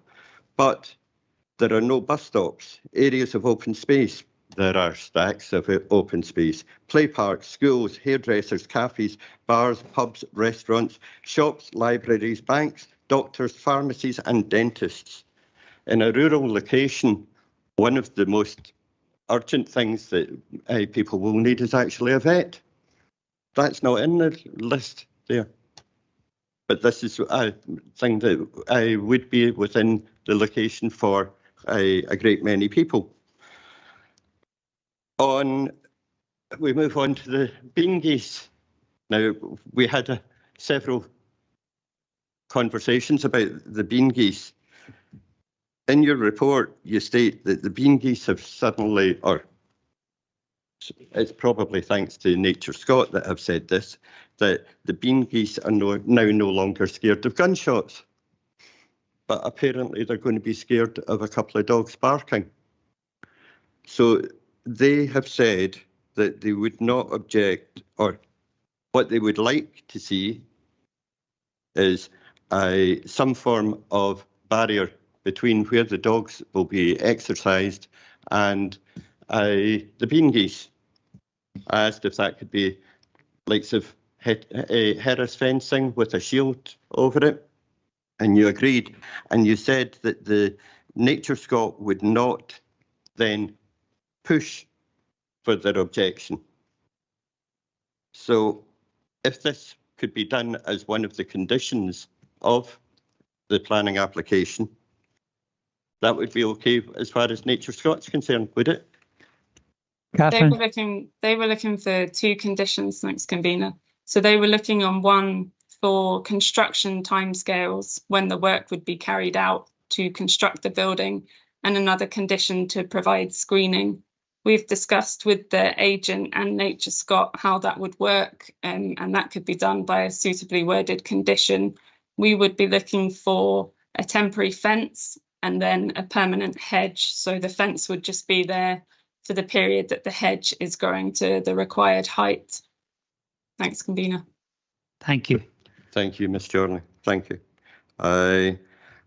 Finally, the roads, the condition could also be put in there, I take it, that either the hedging could be cut back, as Councillor Robertson had suggested, which would give better visibility, and a hammerhead or similar entrance put there with, may I suggest, a light to get round the unlit roads. and that could also be part of the conditions, and that would allow the application to proceed on those points. Yeah, thanks, Convener. I don't know whether Craig might be able to step in on this one as to whether those would overcome their concerns in road safety grounds. Craig, would you like to come in? Thank you, sir. Yeah, thanks, Convener. I can only... It's difficult to comment on this without seeing the proposal, or certainly an amended proposal by the applicant. Now, the agent spoke in his submission and was quite confident that an access arrangement could be provided which met the visibility. At this time, I can't really say if that can or cannot be achieved. I note that the applicant owns hedgerows, and I note that Councillor Forrester suggested an amended entrance. These things may well prove to be acceptable. We would really need to see the detail on it. I can't say at this time whether visibility could be achieved if the access was moved slightly. Certainly, we've looked at the access as proposed with the speeds provided, and visibility could not be achieved based on what has been submitted. But you know, the agent spoke at the start and suggested that hedgerows could be moved. So we would certainly be willing to, well, we would look at whatever was provided off the back of this meeting, Convener. Thank you, Craig. Thank you, Mr. Russell. Thank you, Catherine. The other point was at the site visit, Ms. Chorley, was that we actually walked down to the field entrance, which is a good wee bit down the road, but that could also be used as an entrance rather than further up where it is currently proposed. And that would be acceptable, would it? That wasn't within the application site boundary, Convener, so it doesn't form part of this application assessment. I think the applicant said that it was part of his boundary. I may be wrong. I think possibly there's, to get clarity, there's the application site, but the applicant may also have ownership out with the application site. So that's important to clarify. So I think what you're considering today is the application site, notwithstanding the applicant may have other ownership, because that's a material relevant consideration. Therefore, you can't certainly impose conditions on land that's out with the application site. So that's have to be clarified. So one of the thinkings that may evolve today, where things are going, is in light, obviously, the comments you heard from Mr. Russell. There may be something as a committee, if you wish to consider all other things. Clearly, you've got an idea, overview of the policy context within which has been portrayed to you. But clearly, the road safety issues is something that would have to potentially be taken away. You heard Mr. Russell today would look at something, so it might be an option that you may wish to consider to continue the application to look into that matter. And that's something that could be reported back if there are other matters you want to consider as well. But certainly, there is certainly the point that there may be land that's actually in the applicant's ownership, but it's not part of the application site. Thank you for that, Mr. Dryden. I appreciate that. I misunderstood, so thank you for that.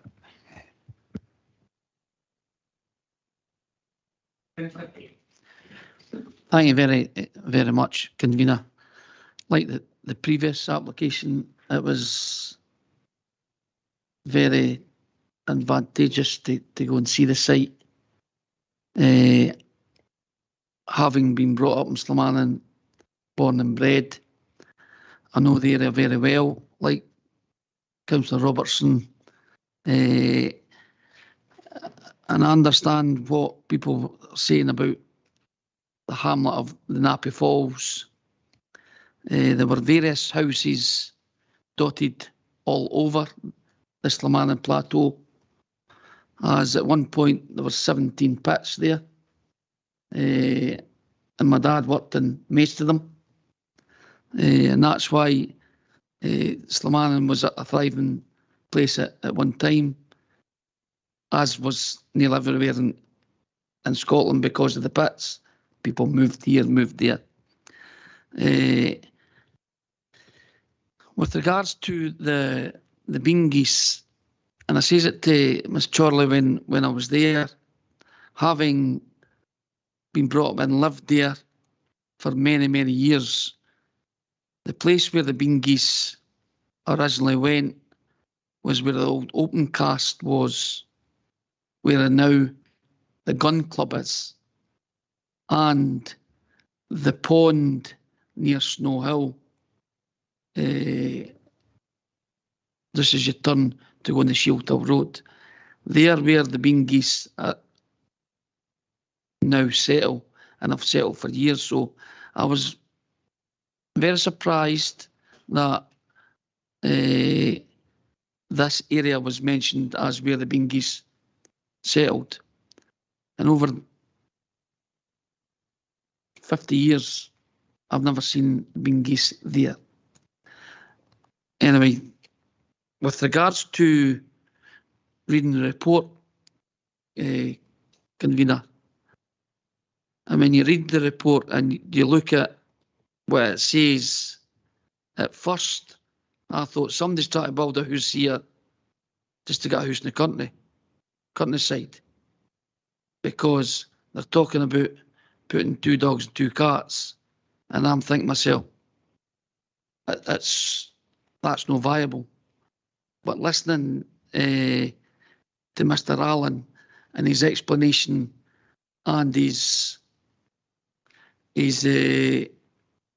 business and what he proposes has completely changed my views. And I would be quite happy to support a unique facility in this area. And whether it's contrary to the plan, if we're getting a facility in that area that will benefit the Fallbraes area, I would be quite happy to support that. Are you formally moving? Aye, I'll formally move that then. Okay, but obviously with you've heard the issues that are there. There'll be a number of conditions attached. And we'd need to, I'll bring Mr. Henderson in on this. Thank you, Convener. Yes, and where a decision has been taken contrary to officer recommendations, we have to be careful of the reasons that are given for that.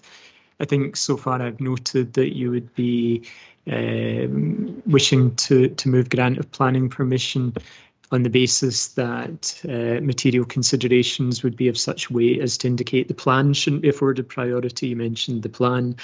And at the moment, I've noted that you think the benefits that would be generated by the proposal are of significant weight, and that would include provision of animal welfare facilities. And I know there was discussion earlier about job creation also. So my note is that it would be a combination of the benefits of job creation and provision of animal welfare facilities in the area.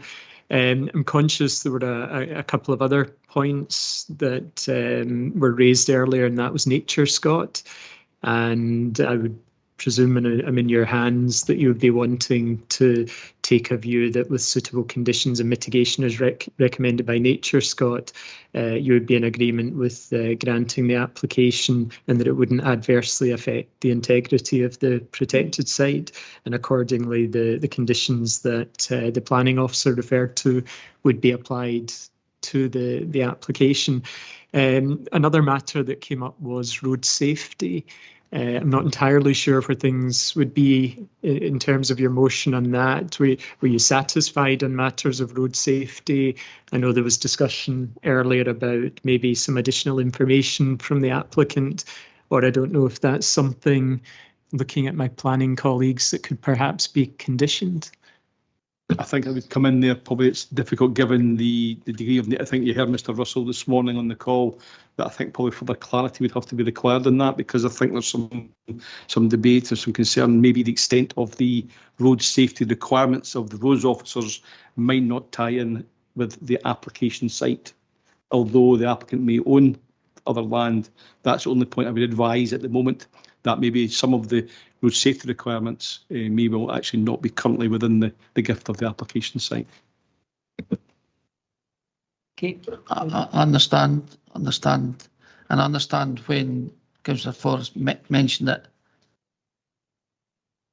Mr. Allen had mentioned that he owned the full, but it wasn't included in the application. I understand that. This is not the M25. and understand the safety of the road as important. But what I didn't want to happen is that we say, right, we agree that, then we ask for more time to go and see about road safety. And it's another 8 months, 10 months down the road before we come back to a decision again.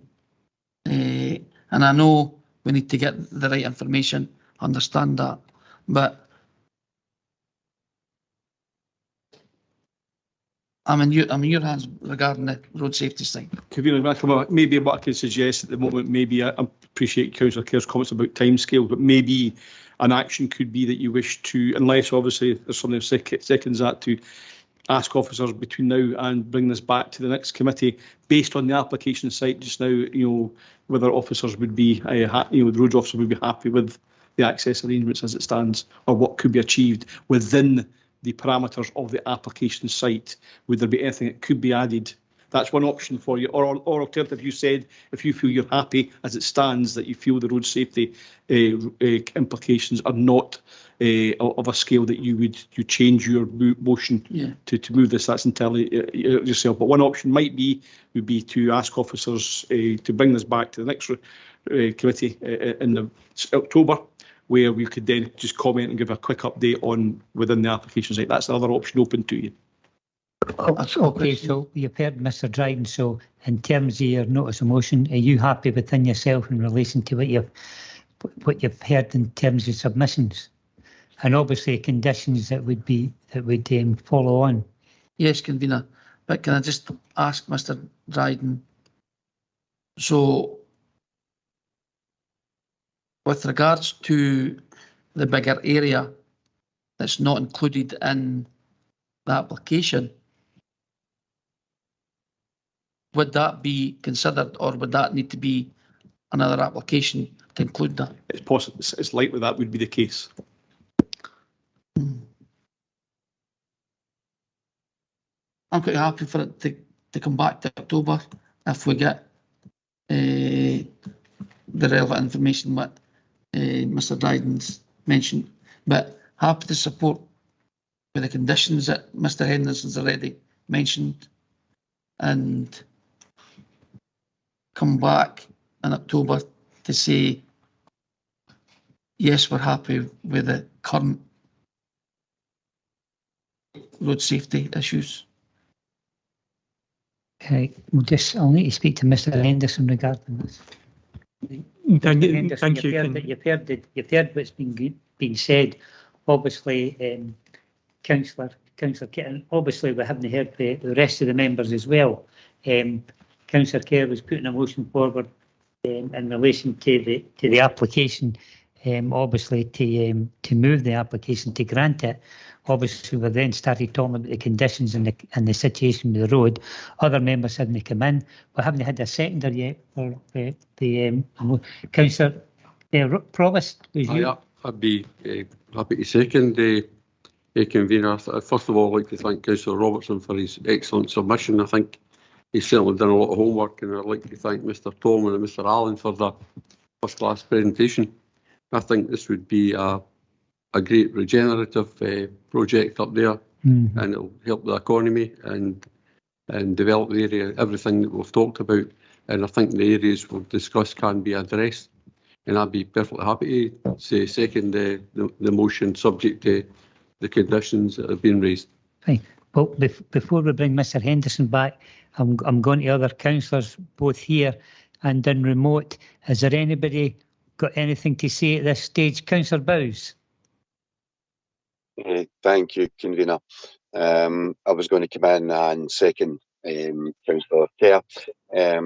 My listening to what has been a good debate so far and good information, and listening to Mr. Russell, and by all means he can correct me if I'm wrong in this, but he seems to be relatively positive that a solution could be found for the road. Obviously that would involve discussions between the applicant and the roads department.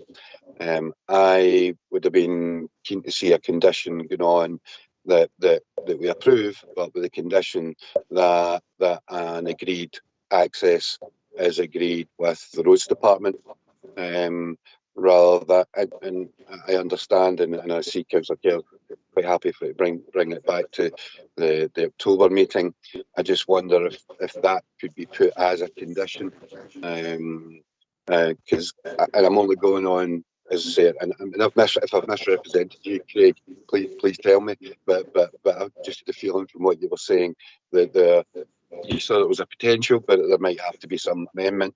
The applicants seem to be indicating that they're interested in finding a solution to the access side. I would be quite happy to do that through condition. I get the other conditions, and I totally agree with them. I think it's a good idea. It's a good business that fits the locality, and so I don't have any problems with that at all. But rather than, and I get again where Councillor Kerr's coming from with regards to the delaying this going forward. Again, I would like to see something done between the applicant and the Roads Department as a condition, if the committee are happy with that. Thanks for your input. Councillor Nimmo. Yeah, thanks, Convener. I'll be quick. I think it's a fantastic application, and it would go down really well in the area. But I just think what we've heard regarding the land ownership in respect to the road safety, I really think a continuation would be better to get until we get this sorted out. Hopefully we can get a way around it, but I don't think, and officers will keep me right, I don't think we can include anything to do with this as a condition, because the ownership of this particular piece of land isn't part of the application. I think we need to get that sorted out first. Thanks, Convener. Aye. Okay, we'll just clarify that position again in terms of land ownership. Mr. Dryden.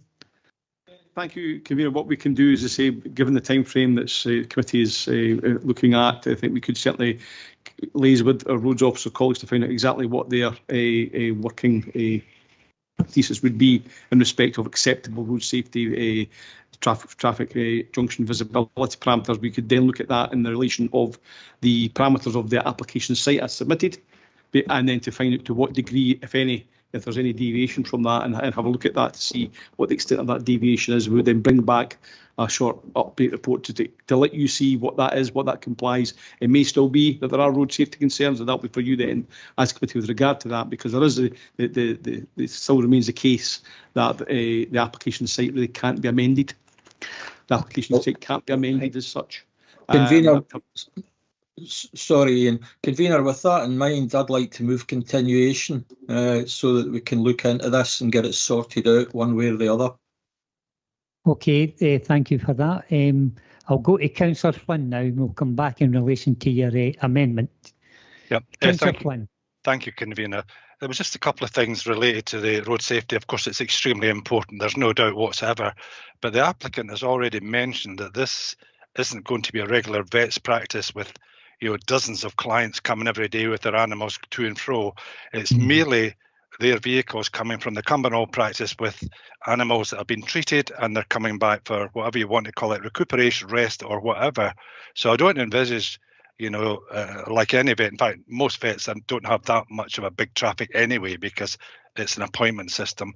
So I think the actual traffic into the practice is going to be relatively small. So I would actually say we should approve it, and subject to any discussion with obviously a roads department for work. The other thing is, someone mentioned that if we lowered the level of the hedge, that would improve visibility considerably on the current site. So I don't see a major issue myself, and I personally would just say we should approve it, subject to the fine details being discussed and any alterations being agreed with the applicant. But it's not a regular vets where there's dozens of, dogs, cats, animals coming every day. It's just animals being transported probably a couple of times or so from the Cumbernauld practice. Thank you, Convener. Thanks for your input. I think I'm going to go across to councillors. Have you any input at this time? Councillor Sinclair. Thanks, Convener. Hi, Derek, can you phone me back in 10 minutes? I'm on a plan committee. I think the Thanks, Sorry. Councillor Robertson. No, you're all right. We've all heard it. I think the points I was going to raise about road safety, I think, have been pretty well covered by most other members. One of the other things that I was going to bring up, I think the point, I think we can see where this is going. I think, and like most others who have put their case forward, I think that this is a positive development. What and the points about Nature Scott's objections have been covered as well. What I'd like to see a bit more of, and I wonder if there is the compromise position, Councillor Kerr, about moving it perhaps to October for more information. The point that was alluded to by, I think, both the agent and the applicant about the enhancement of biodiversity on the site, and that there could be a loss by any building that gets done, but there's the possibility of a naturalised woodland area. I didn't know if that would be considered as a condition, or could be considered as a condition if it's within the application site, has been covered already. But I think I'd like to see that didn't come forward as part of the application. And I wondered if there was more information we could get on that, or if it can be included as a condition that work has to be completed. Mr. Dryden, you want to come in on that? Again, convener, particularly if there's the likely outcome maybe to continue, that's something I think we could take away offline. We could liaise with obviously the applicant and agent, because clearly if it's within the application site, in theory a condition can be applied, but clearly we'd have to discuss that with the applicant and the agent to see what their views are on that matter. And as long as it ties into the application site, then that's something that can be looked at. Okay, thank you. Okay.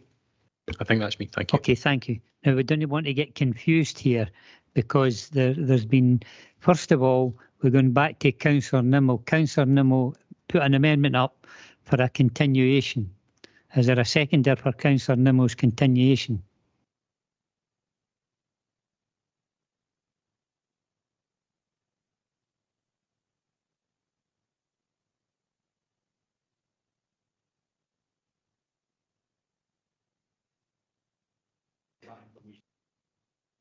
Councillor Nimmo, for the next committee, the continuation for this to come back, is that what you're saying? I think it's really important that we need to clarify the land ownership as far as the road safety side of things is concerned. I'm conscious that it's slowing the process down, and I really do think it's a viable proposition, and I'd be very keen to see it going forward. But I really think we need to get that clarified first. Okay, you've heard Councillor Nimmo's interpretation of his amendment. Have we got a seconder for that amendment as it stands? No. Can I just ask? Yeah. Is Councillor Kerr not moved a continuation? No, we're going back to Councillor Kerr. We're going round the room at the moment. It's just because the motion moved and seconded. I thought it was to come back to Yeah, October. we're going to get that clarified. Is it not the same? That's how we said it was at the beginning, that it was getting confusing. Yeah. But we're going to go back now. Mr. Henderson has heard everybody speaking.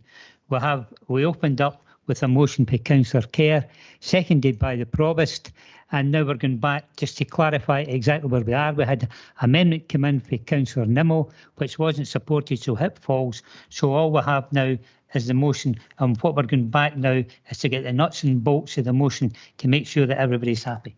Mr. Henderson. Thank you, convener. Thank you, Councillor Kerr. We did have a motion that was by you, Councillor Kerr, seconded by Councillor Bissett, but I think it was incomplete in the sense that we then discussed road safety matters. So I think what was left in both of your hands was whether or not you would wish to, as an alternative, seek a continuation to the next meeting for further information on road safety, or whether you considered that you were satisfied on matters of road safety in terms of the application that had been submitted.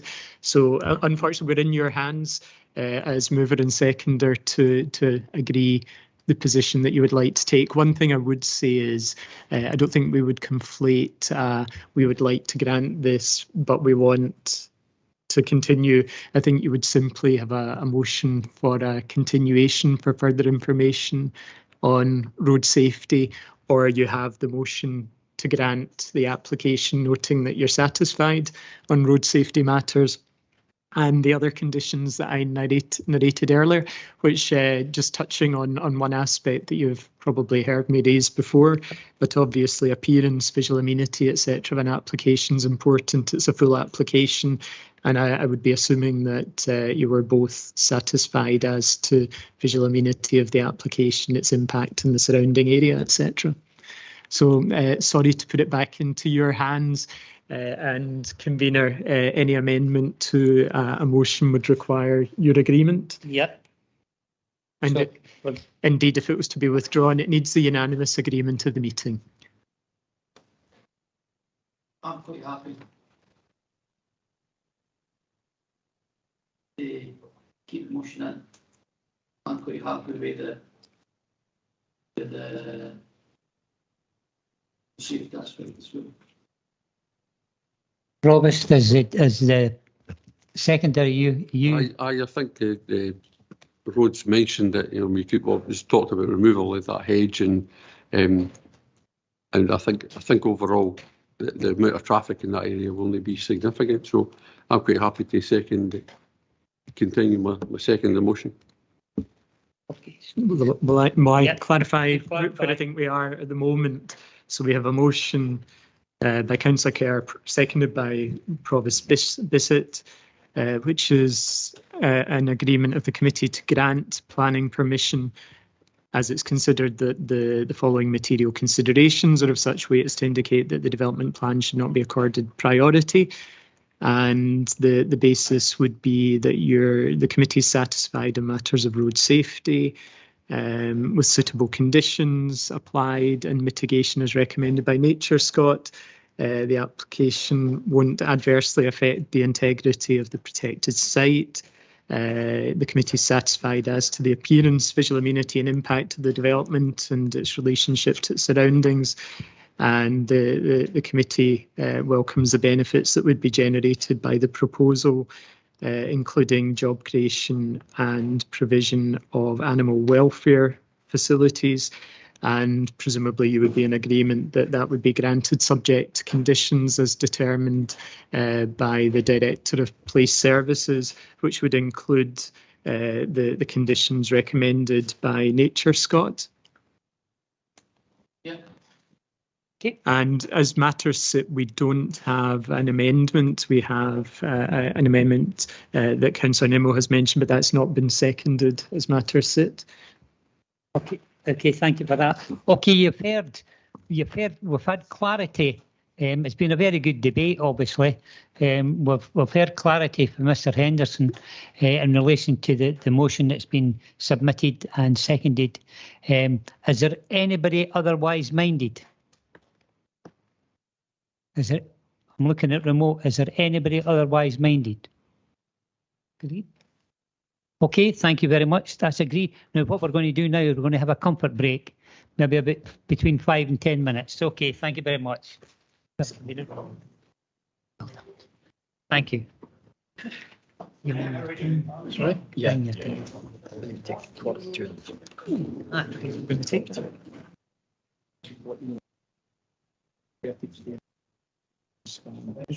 think we'll be finished. Thank you. Okay. Thank you. Thank you very much.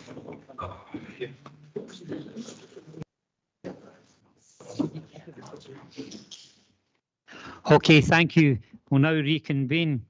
We now, obviously, item 6 has already been dealt with. We took a decision to go back to sites with this one. So that takes us on to item 7, which is extension to dwelling house front dormer at 14 Antonine Gate, Allendale, Bonnybridge, Falkirk for Mr. William Smithyman.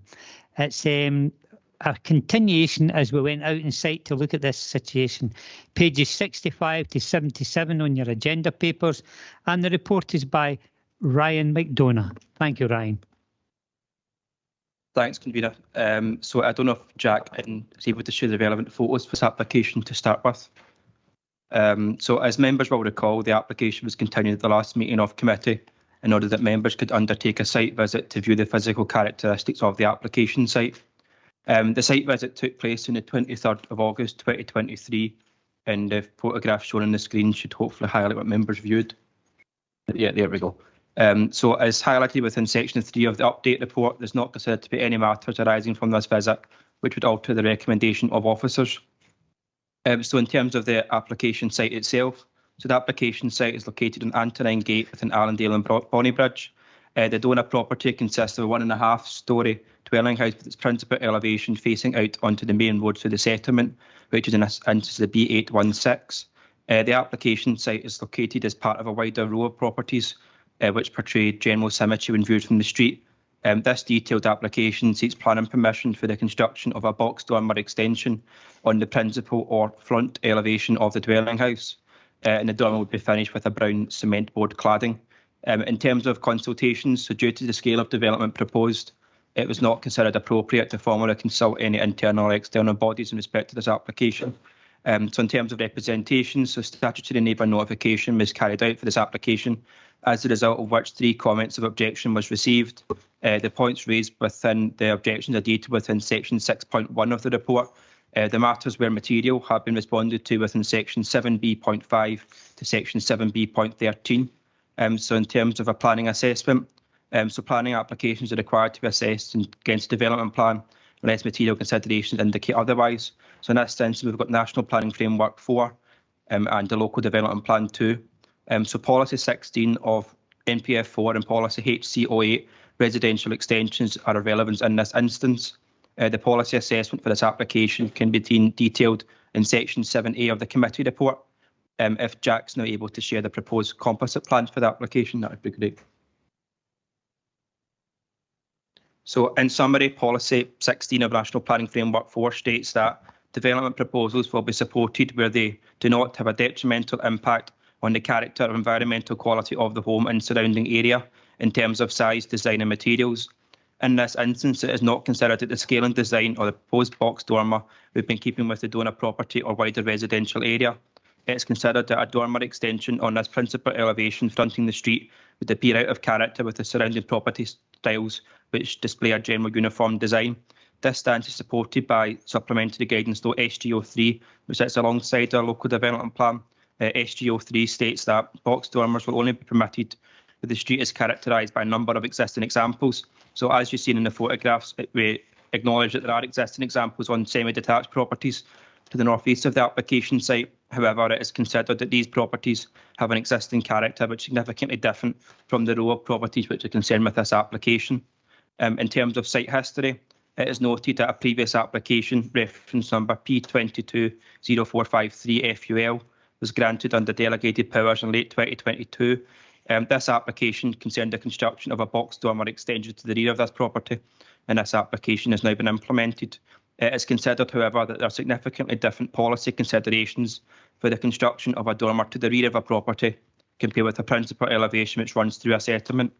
As stated within SGO3 residential extensions and alterations, the front elevation of the property should be considered with a greater degree of protection, especially where there is an established uniform style.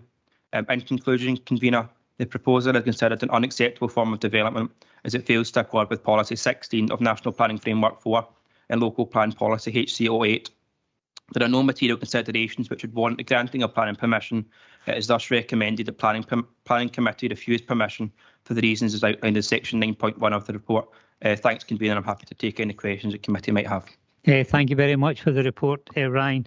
Now, there's an application has been made by Councillor McCabe, the local member, to be received as a deputation. There's also been an application received by the applicant, William Smithyman. Is members quite happy to hear both representations? Great. OK, then that's an opportunity now for Councillor McCabe to step forward, take a seat, and you'll have 10 minutes, Councillor. Thank you, sir.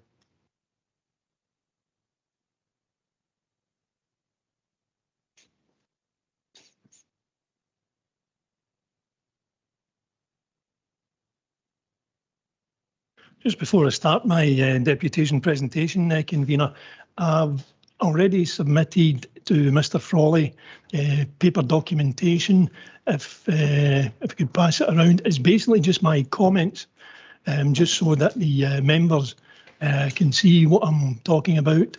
And Just hold on, I'll just clarify with Mr Henderson. Thank you, Convener. I believe that the documents are also proposed to be screen shared. Yes. By Mr Frawley as well, which I think it's important as a member of the public perhaps watching this meeting to have transparency on what members are receiving and having sight of. Thank you, Convener. So we've agreed to hand your submissions out. Okay, so you give us a few minutes to peruse them. Absolutely, Convener. That's all it was. And I'd given it to Mr Frawley so as he could remotely, so everyone's members of the public can actually see it too. Thank you. You have a few minutes to have a look at Councillor McCabe's submission here.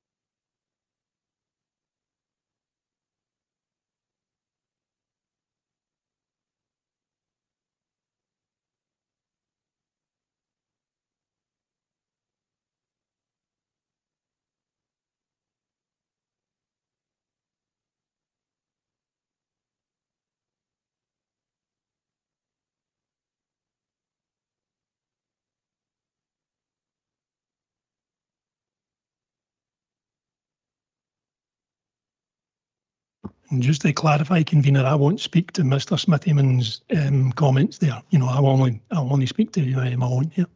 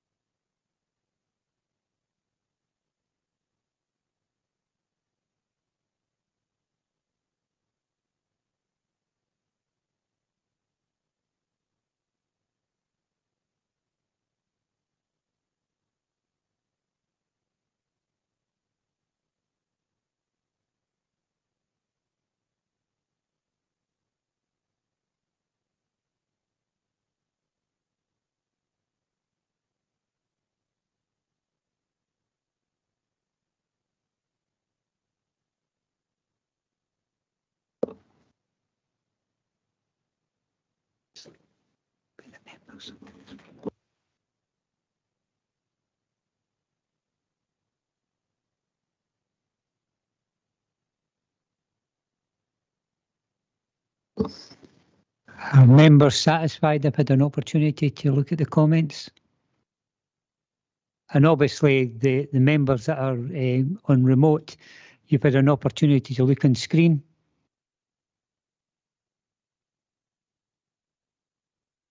Councillor Flynn, Councillor Nimmo, you, Councillor Bowes, you had an opportunity to look at the comments on the screen. I know. Convener, it's all very well putting it up on the screen, but I would appreciate it a lot longer to actually read it and digest the content. Okay, we'll give you another few minutes, sir.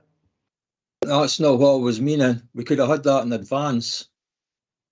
Well, we are where we are. Thank you.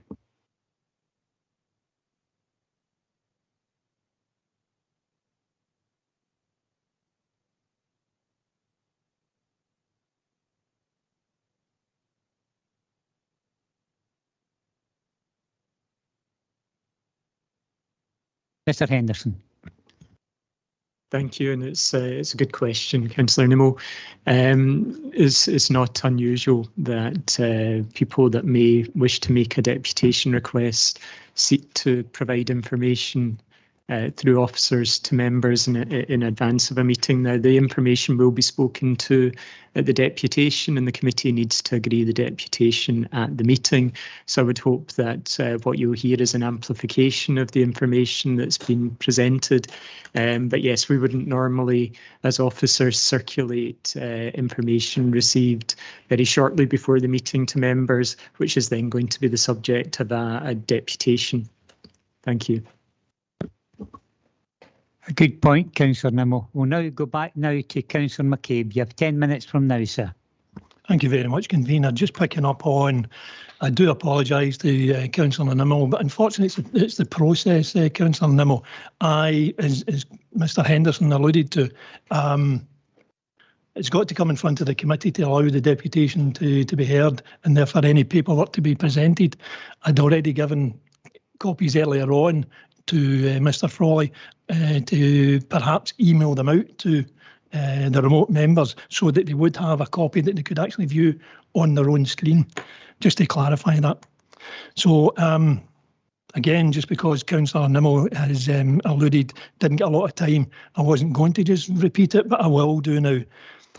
Mr Smithyman, the applicant, wishes to alter his property to accommodate the needs of his family, namely his son and daughter-in-law.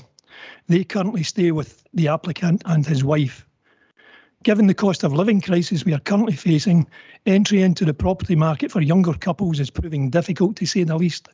And with that in mind, Mr Smithyman is looking to maximise the usable square footage of his property with the creation of a dormer to an existing upstairs bedroom.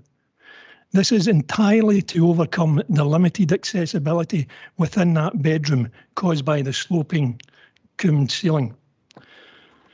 There are 8 constraints attached to the property, none of which impact the application. They include constraints such as buffer to the Antonine Wall, the Glasgow Airport Wind Farm consultation, coal mining concerns.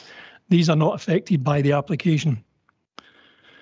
In context, Mr Smithyman's solution to create a dormer to the front elevation should be viewed in the context of there already being dormers in the streetscape of Allendale.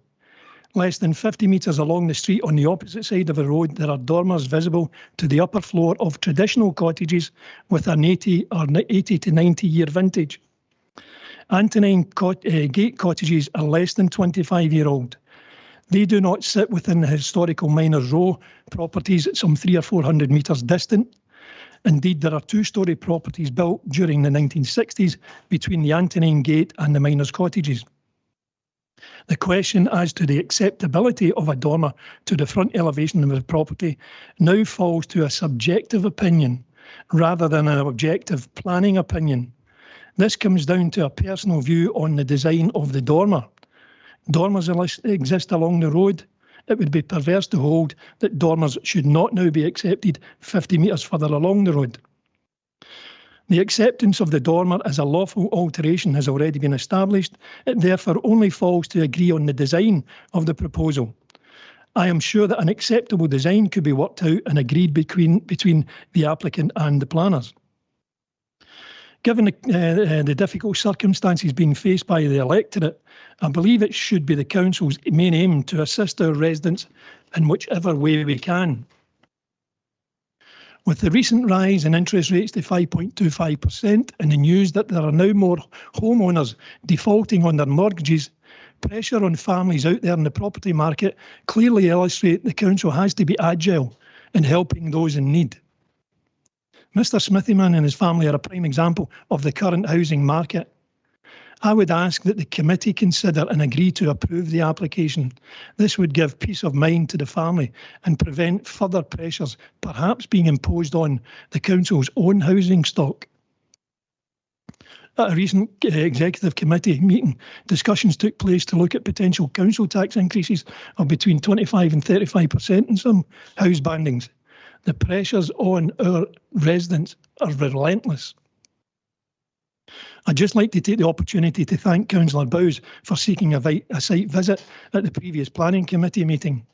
At that meeting, I noticed that Councillor Bowes spoke in support of another application for a 4-bedroom house in the countryside, which contravened the local development plan and other council guidelines.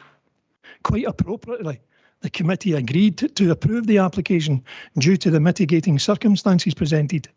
All I am asking this morning is that similar consideration be given to Mr. Smithyman's application. I'm quite sure it was never the aim of the local development plan to prevent a minor alteration such as a dormer to an existing bedroom from going ahead. And if I could try and allay the fears of members who perhaps view this dormer proposal as being the thin end of the wedge, when we were first asked to look at the massive wind turbines, which had to go through the same planning process as this dormer, I'm sure we were all horrified at the visual impact they would have on the countryside. They'd be horrific. You'd see them for miles. They're so out of place. And where are we now? We have hundreds of them dotted throughout the area. We don't notice them. They're second nature. I would ask members to consider the small dormer alteration in exactly the same light. We're aware of it today. By next week, it'll be the chip paper, metaphorically speaking. And just before I finish, this was a similar application. It was actually for a property in Griffith Street in Falkirk. And it's basically the same application that you see in front of yourself for a dormer to the front and a dormer to the rear. Dormers are, they are an architect or a designer's solution to problems such as coombe ceilings, where you can't get underneath, when you're losing half of the floor space. So a dormer is a reasonable solution in this situation. All I would ask is that the committee consider approving this, and if perhaps it was needed, some discussion could take place between the applicant, Mr. Smithyman, and the planners as to agreeing on a final design, the treatment, things like that, just to mitigate the perceived impact. Thank you very much for the time, convener. Thank you, Councillor. That will open it up now to members. But first of all, could I say that you showed us another application that came before the council, and that's no relevant, as you'll realise. Every application that comes here is judged on its own merits. Okay, then you've heard Councillor McCabe's submission. Have we got any questions to Councillor McCabe at this stage? None in here. I'm looking remote. Councillor Bowes, Councillor Flynn, Councillor Nimmo. No questions to Councillor McCabe? None? Okay then, thank you, sir. An opportunity to step down.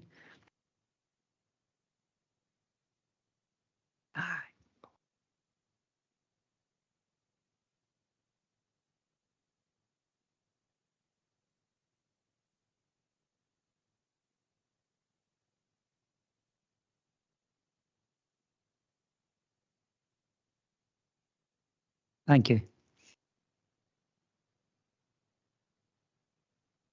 It's now an opportunity for Mr. William Smithyman to come forward, take a seat, and you'll have 10 minutes, sir, followed by any questions from members of the committee.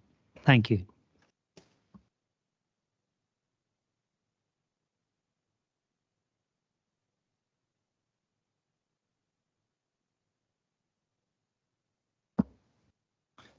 Thank you, Convener. Microphone's really close to you because there's people further afield than us hearing you. Thank you, sir. Okay, thank you. I'm going to read from a written statement, otherwise I have a tendency to ramble on. So I'll just read from what I have here. First of all, I should point out that my daughter-in-law, Louise, who I talk about in here, has given me permission and actually wrote some of these words to discuss her mental health issues and her health in general. So my son, David, and my daughter-in-law, Louise, they both live with us, having been married for just a few years. I think with both families thought they were going to be on their own for life, you know. They met later on in life and are now between 40 and 48 years of age, and prior to that, Louise lived at home with her parents and brother. And David has always stayed with us. The financial constraints made worse by the cost of living crisis has made it impossible for them to afford a home of their own. Louise is unable to work due to ongoing poor mental health, including mental health issues, for which she is under the care of her GP. This has been recently exacerbated by traumatic events, namely the recent passing of her mother and her brother having a seizure and being left with a crippling injury. So he is actually spinal cord injury and now needs looked after. Louise helps care for her brother every single day, as the stress in the NHS care system means that time is between the nurse and the carers is very often out of sync. So family support is very much required, as I'm sure it is in many households these days. David works full-time as a bus driver, but his wages are not sufficient enough for him to afford a mortgage and all their utility bills that come with it, without getting into some sort of financial difficulty. Many people here who have been in a relationship for a long time realise that it can take 20, 25 years to get your bills in order, maybe pay your mortgage off, hopefully see your kids away. And that's if you've got a well-paid job. So they're starting on really quite later on in life. My wife and I want David and Louise to have the chance of a less stressful life.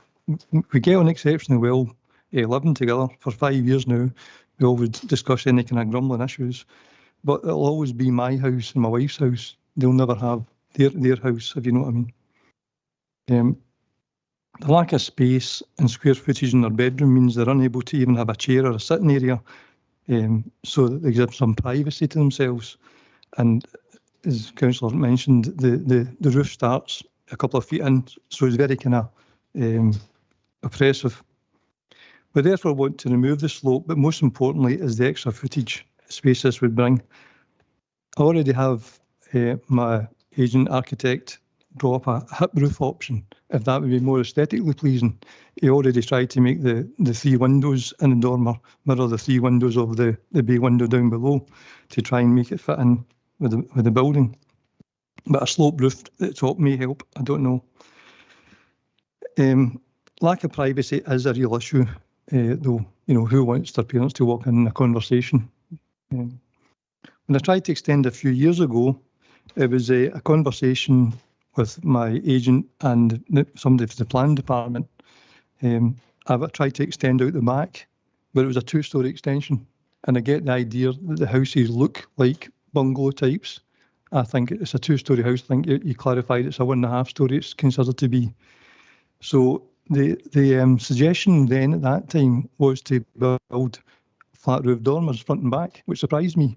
But the idea was they already had flat roof dormers at the front of the house anyway. So I really put it aside at that time because it wasn't what we were looking for. It wasn't what we'd paid the architect to design. But a couple of years in, we really are struggling for space. We've removed cupboards in the kitchen, built full-length cupboards. We did everything to try and accommodate extra space in the house, but nothing for that really addresses the privacy issue.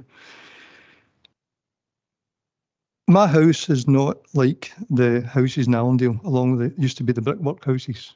It has some sort of history. It's a modern semi-detached house. So, excuse me.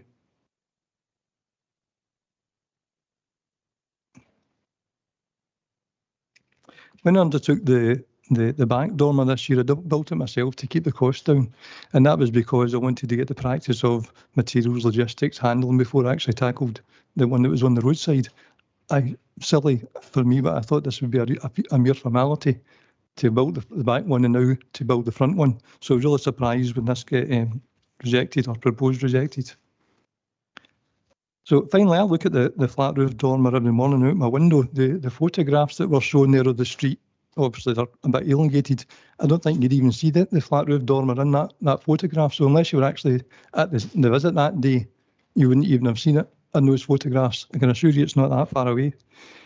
When I drive the circle from my house to Bonnybridge to Haggs and back, there's such a variety of dormers, and all over Falkirk actually, that I'm really shocked that mine has been rejected or proposed to be rejected. I think one of the statements the gentleman said was, as long as there was, other ones like that, but somebody has to go first. There's something about the rules that says if it's in keeping with the existing, houses with dormers, but surely somebody has to be the first one. So anyway, finally, I hope you'll take everything I've said into consideration, and please remember I'm not trying to increase the value of my property. The value is actually in 2 generations being able to spend time in their own house, and really to remove the stress from my daughter-in-law's life, who deals with more stress than I have to deal with on a daily basis. Thanks for hearing me. Thank you very much for your submission, Sarah. We just sit there, and I'm quite sure that some members will have questions for you. Okay, members, remote and here, with any questions for Mr. Smithyman at this stage? Maybe I could pose a question. You want to put your mic off, sir? Thank you. You can put it on. We were out in sight. I think it was very beneficial. The issue is that we went round the back as well just to see what you'd already built there. That's quite big. So what is that utilised for in the back? For your wife and you, right?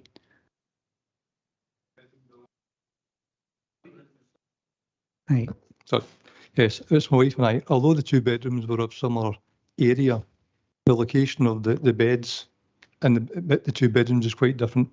And my wife is very small, but even she was hitting her head against the slope, getting out the bed to come round. Not every day, but she would hit her head quite often. It was so obtrusive. Okay, thank you. Any other member, any questions at this stage to Mr. Smithyman? Looking on remote? No, okay, sir, you can have an opportunity then to go back to your seat. Thank you.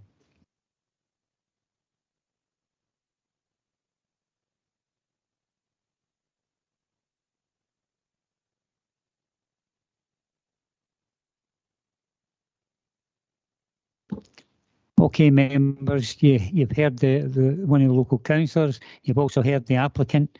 I'll open up for a debate here. Anybody like to come in at this stage? Councillor Kelly. Can I ask the officer, I don't understand what roof lights are. Can you explain what that would be? It says in 7B9, the use of roof lights. Yeah, I don't know if Jack's able to just share the photographs just now and that'll give us an idea, but we're talking about things like Velux windows. So any sort of, like, there's like on the property themselves just now, there's numerous sort of roof lights on it, but it's just almost like Velux windows. They're not anything that's would protrude significantly from the roof plane of their house, but as you can see there, that's what roof lights we're talking about. So yeah. No, they might protrude out slightly from the roof themselves, but roof lights like that would get done under permitted development, so that wouldn't require an application. I was really thinking about the inside, but it's not going to change the sometimes they, the roof. No, sometimes they have to get opened inwardly, depending on the nature of the roof itself, but no, it's not necessarily any protrusion. Any other questions? Mr. Frawley, do you think you could put one of the other photographs? I think it was one of the first ones up, because what we're looking at is a situation here where we're determined, right, what we want to do is we want to go east. So that, right, if you go east, if you look at the far end there, this is one of the questions I have posed to our officer. You look at the far end, yes, just there.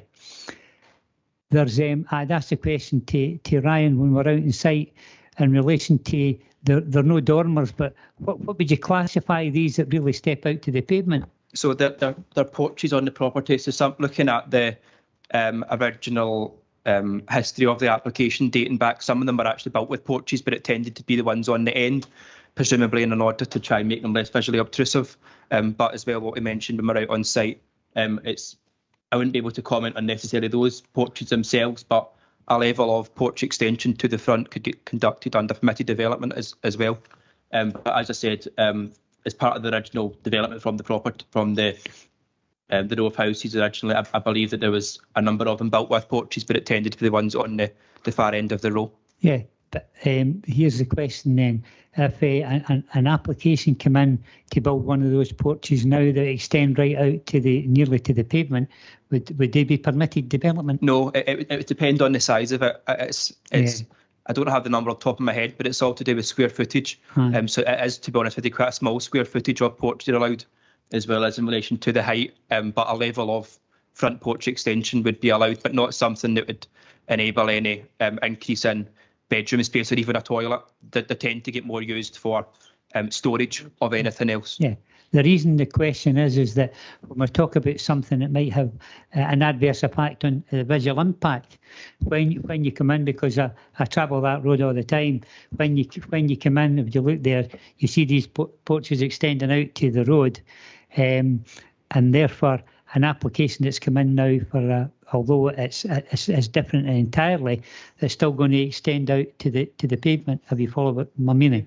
Okay, thank you. Thanks, convener. I'd just like to thank Councillor McCabe for his thorough, as usual, statement, and the applicant. And as you have already stated, convener, getting to the site and understanding the complete layout of the area. I actually thought it was the far end, Allendale, but when we came and you asked, was this part of the conservation area, and it's not. And gone round the back and seen applicants' work that he's done in the back, it must be commended on the neatness of the work that he's already carried out. And I take on board the officer's comments regarding there none dormers at the front of that side of the road. But the Prof has got his Google Maps up, and across the road, as we've seen when we're out, there is dormers on that road. Mm-hmm. So a precedent has been set for the road, obviously not that side of the road, but a precedent has been set regarding dormers. So I'll wait to see what everybody else has got to say, the convener, and I take on board local member, Councillor Kelly's views. Okay, thank you for that. Okay then, I'm looking for more input coming from members. Councillor Redmond. Thanks. Just sort of looking at it, and I heard a lot of applicant circumstances, and it is, I don't know, it's really, and you do want to help applicants, but looking at the sort of development as well, and one of the things he says was somebody has to go first, and I'm just sort of wondering if, looking at Allendale, you drive through it, all the houses to the south, you don't have dormers. The houses to the north, in the first bit, 4 of them have dormers, and then as you go round further down to the next section of Allendale, the ones to the north all have dormers. But would this set a sort of precedent if we give permission for one dormer in the south row, then that's the precedent set. Someone's went first, and then there's nothing to say that all the other houses couldn't have it, and then we could maybe sort of set off a chain reaction. But I suppose it sort of is, and then over time we would see more and more dormers. The application site as well, it's already had an extension and a dormer at the back, which other properties don't have. So it's a lot of work, and it's a lot bigger than the other houses that are there. I kind of, would really like to, and people have got circumstances, and we would really like to help them, but I think we need to think about the wider area as well. So I'm not really sure where to go now, but I was just wondering, would Ryan agree with me that would that be the case? If we granted one, we would then see more? Yeah, it would definitely set a precedent, and as the convener said before, every application has to consider on its own rights. But the presence of existing dormers in that area would yes, that is something that would be classed as material consideration. I'm unsure whether or not the site photographs do show. I don't know if Jack can just stick them back up again. It's just trying to describe. So in this instance here, the properties aren't terraced properties. That's agreeable. They're a row of semi-detached properties, but by their nature, they appear to look terraced. However, the row on the other side are single-storey semi-detached properties of a different age and different character themselves. I'm just trying to think if there is any photographs there that show it. There should definitely be one or two. Yeah, so like that situation there, like that's an example of the property. Another end of the row there of a different character, a larger build. So yes, I understand what you're saying, and a dormer extension on the other side of the property would definitely it could set a precedent, and that could be classed as material consideration. But as we do know, every application has to get considered on its own rights. But yeah, I think it's just kind of weighing everything up now, and I think another factor is it's just making the living accommodation that's here, better for the applicants. We're not increasing any bedrooms or anything, so it is. But I'd really like to help the applicant, but I'm not sure if it's the best thing for the area. So that's just my kind of thoughts on it just now. So. No, thank you very much for your input there, Councillor Kelly. Yeah, I think I totally agree with what Councillor Redmond's saying. A lot of the things on here that you feel for people, but they're not really material that do the planning, and I don't think we should take any consideration. When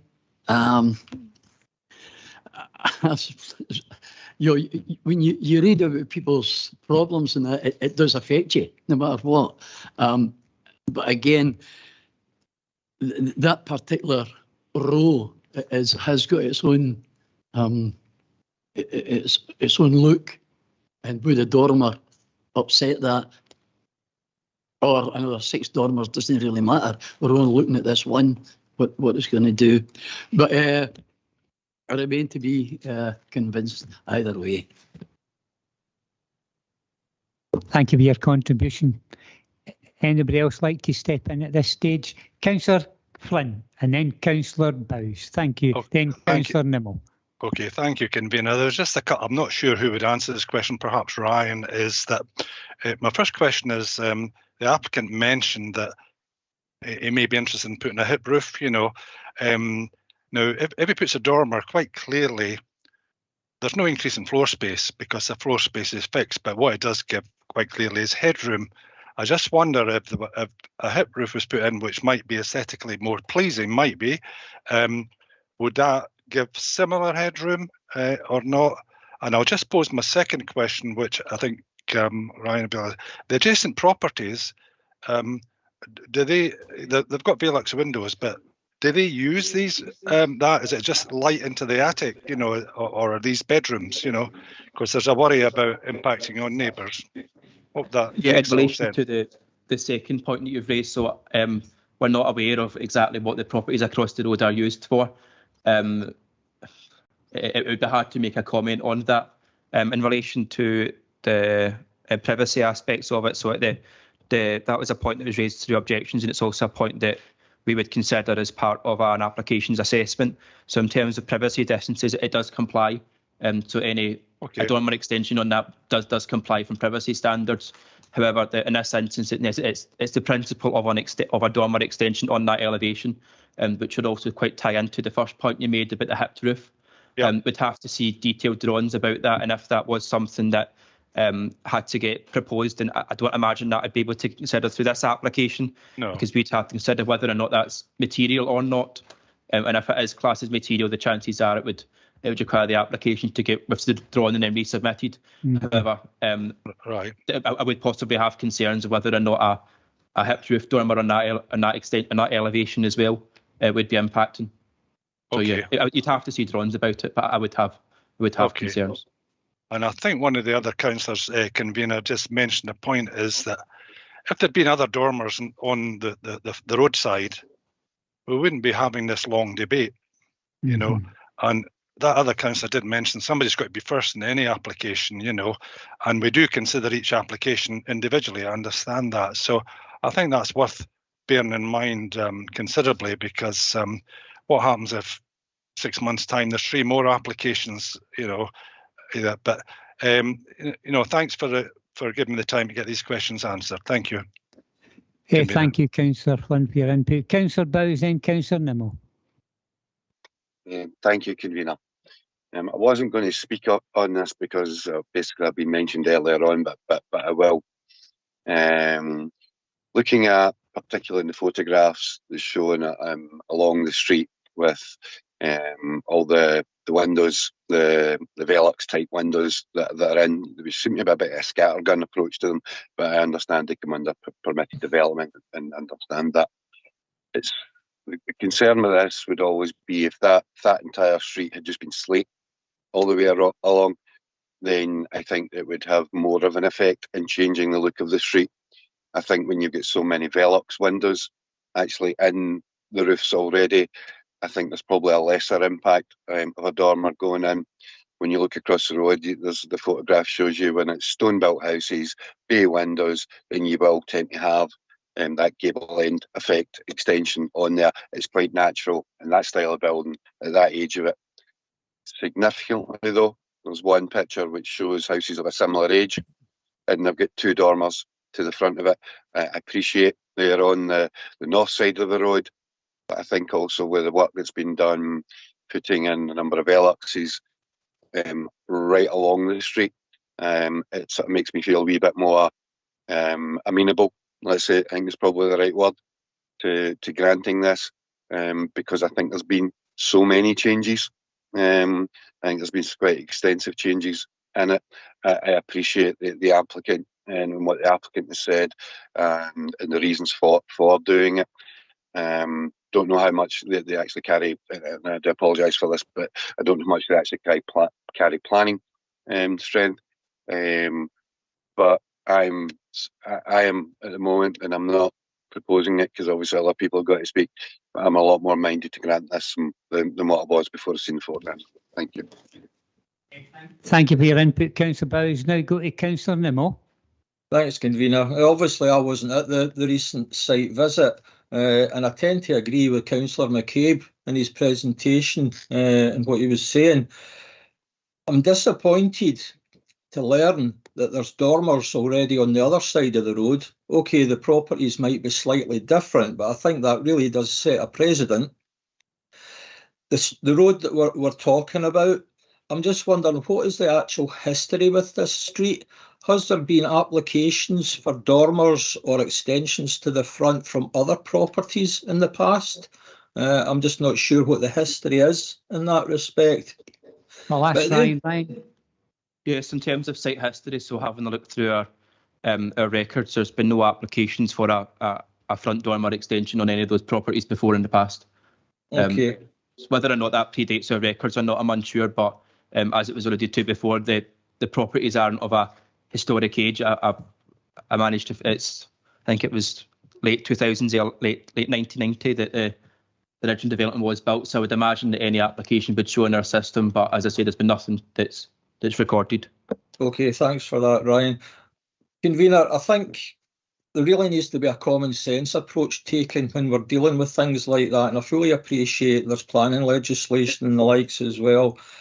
I don't think what the applicant's asking for is unreasonable, but I'll leave it at that in the meantime. Okay, thanks for that. Any other Councillor Sinclair? Thank you, sir. Thanks, convener. I think I haven't had. I don't know what photographs have been shown previously. My take on this is that there's a significant proportion of the street that is built consistently with these Velux roof lights or skylights or whatever you want to call them, windows in the roofs, given that they are 1.5 stories and the half story is utilised as presumably bedrooms, bathrooms and so on and so forth. I just wanted to kind of clarify that there is already a box dormer extension to the rear of the property, and there's a lower extension to the rear of the property too. Is that correct?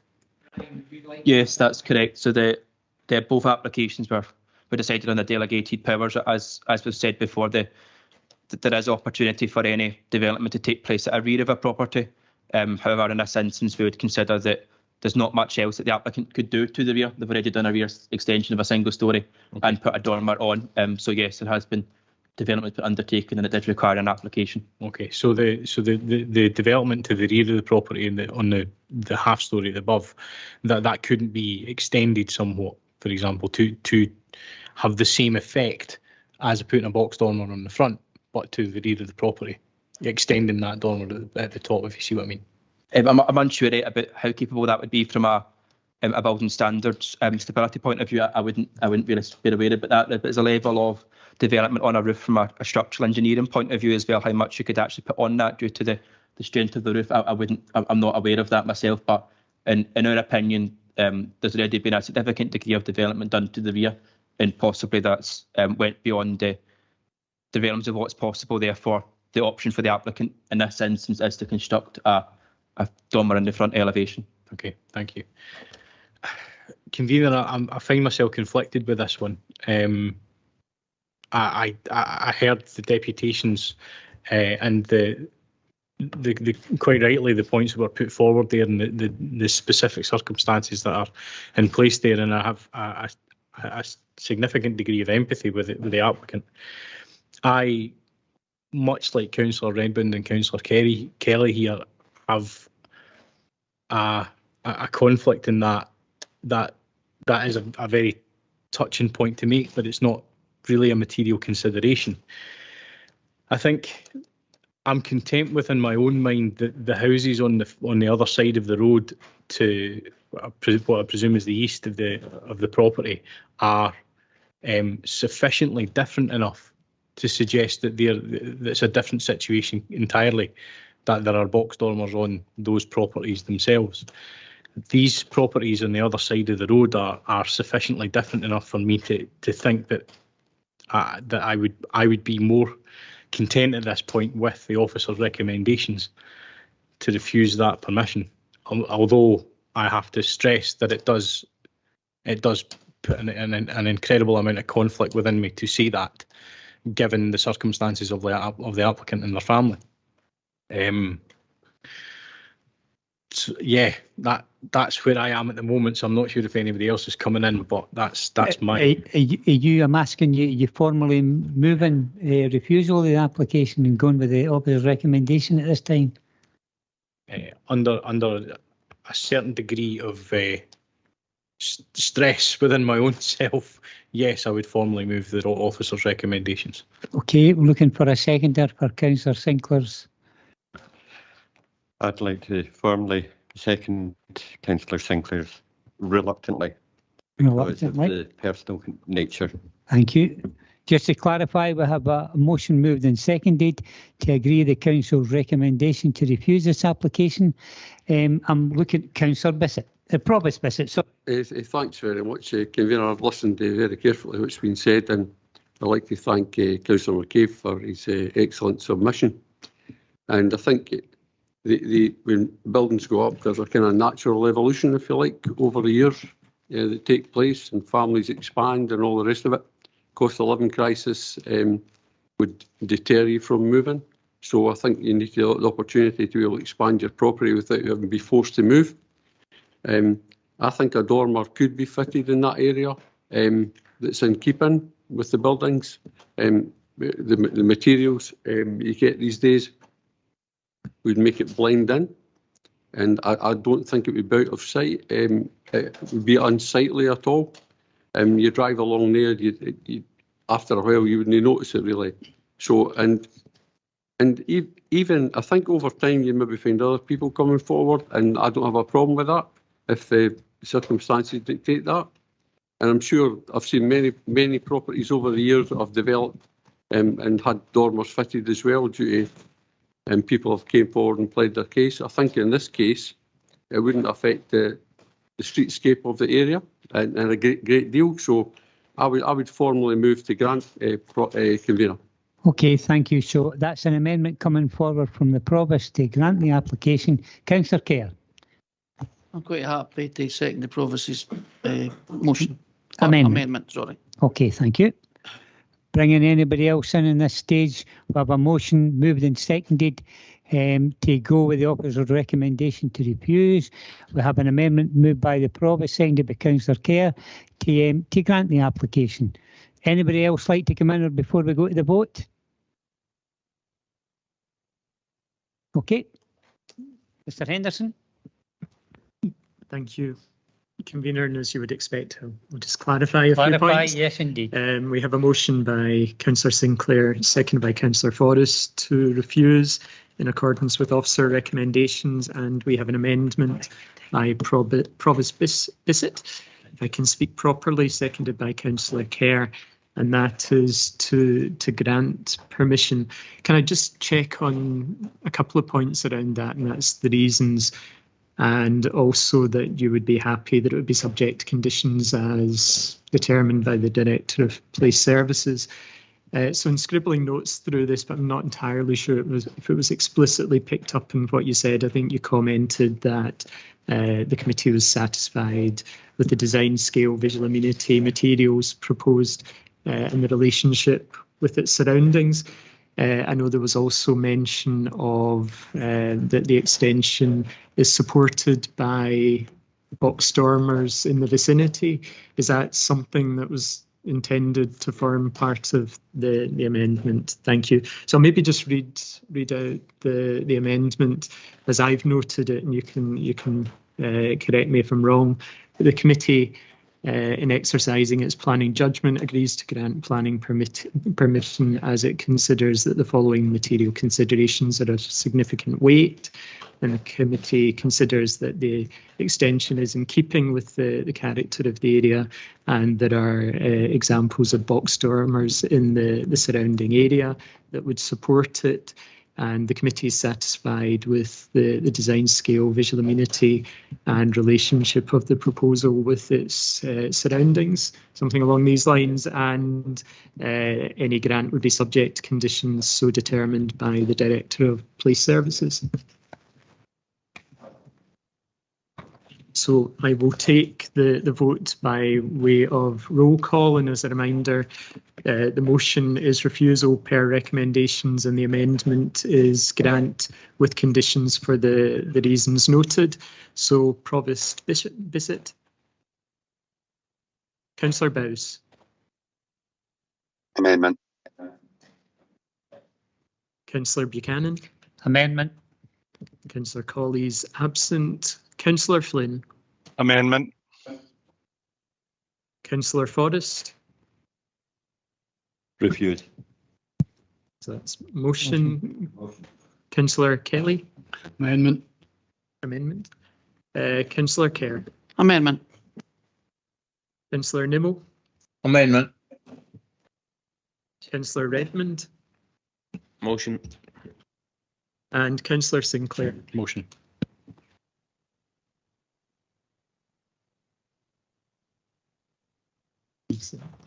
I have 3 votes for the motion and 7 for the amendment, and the amendment is duly carried. Thank you, Convener. Thank you, Mr. Henderson. Now it's gone 1:10 It's an opportunity now for lunch, so we're going to break for 30 minutes. We'll see you back then. Thank you very much, everybody.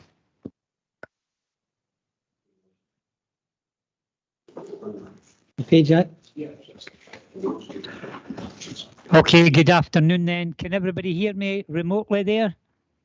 Thank you. We're reconvening this meeting just to let you know that Councillor Kelly, Deputy Convener, has had to go for an appointment. So this takes us to item 8 on your agenda today. It's the construction of 2 dwelling houses at Middlebank Cottage, Longcroft, Denny, for Mrs. Pamela Saville.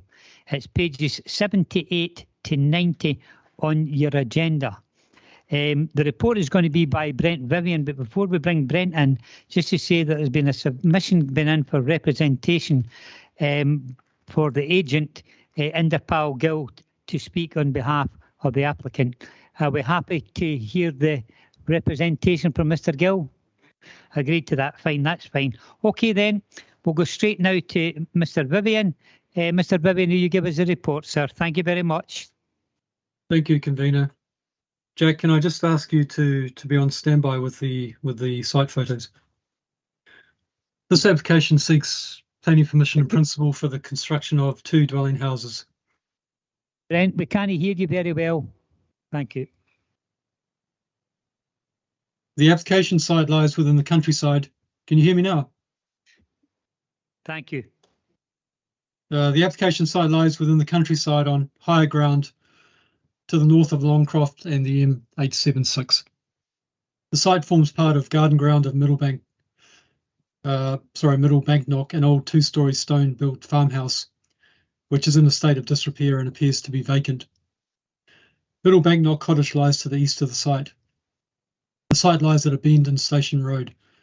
Station Road connects Longcroft to Kelp Road to the north. Excuse me, Brent, I'm sorry to interrupt you, but we're waiting on 2 councillors coming back. So if you just hold your fire and give them an opportunity. We're waiting on Councillor Flynn and Councillor Bowes to see them reappearing, because we haven't had any word that they won't be coming back. We just took it for granted that they were on screen, but it's been highlighted they're no. So we'll just give them a few minutes to see if they're going to come back. Apologies for that. That's all right.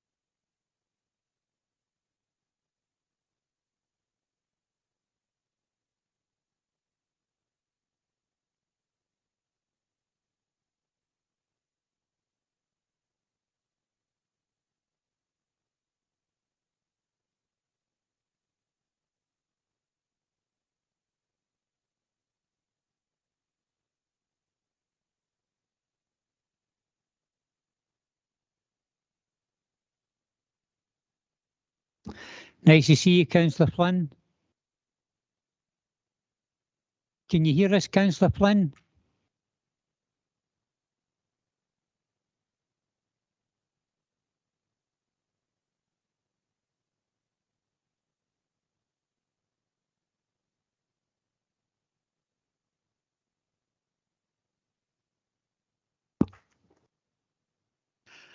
Okay, apologies for the hold up there, but we had technical difficulties both by Councillor Flynn and Councillor Bowes. Councillor Flynn's now joined us, but we can't get through to Councillor Bowes. But to expedite the issue, we're just going to carry on. What we'll do is, obviously, we're reconvening from lunch. And we're now going to item, I'll just go over it again. We're now going to item 8, which is construction of 2 dwelling houses at Middle Banknock Cottage, Longcroft, Denny, for Mrs. Pamela Saville. And the report is by Brent Vivian. It's pages 78 to 90. I'll just ask once again, we'll have a submission from the agent Inderpal Gill to speak on behalf. Has everybody agreed to allowing that? Agreed, thank you. Okay. Going back to you now, Brent, and apologies again for the hold-up. Thanks, Convener. This application seeks planning permission in principle for the construction of 2 dwelling houses. The site lies within the countryside on higher ground to the north of Longcroft and the M876. The site forms part of garden ground of Middle Banknock, an old 2-storey stone-built farmhouse which is in a state of disrepair and appears to be vacant. Middle Banknock Cottage lies to the east of the site. The site lies at a bend in Station Road. Station Road connects Longcroft to Kelt Road to the north and travels under the M876. Jack, if I could ask you to bring up the first site photo.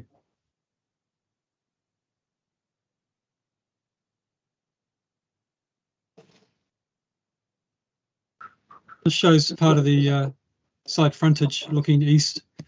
You can just see Middle Banknock Cottage in the background of the photo. Next one, Jack. This shows the site frontage looking west along Station Road, and you can see the old stone-built buildings on the property in the background. And in the foreground is one of 2 existing site entrances onto the site. And the last one, Jack. This shows the site of the 2 houses, again looking west towards the existing buildings on the property. Jack, if you could also bring up the indicative site layout plan.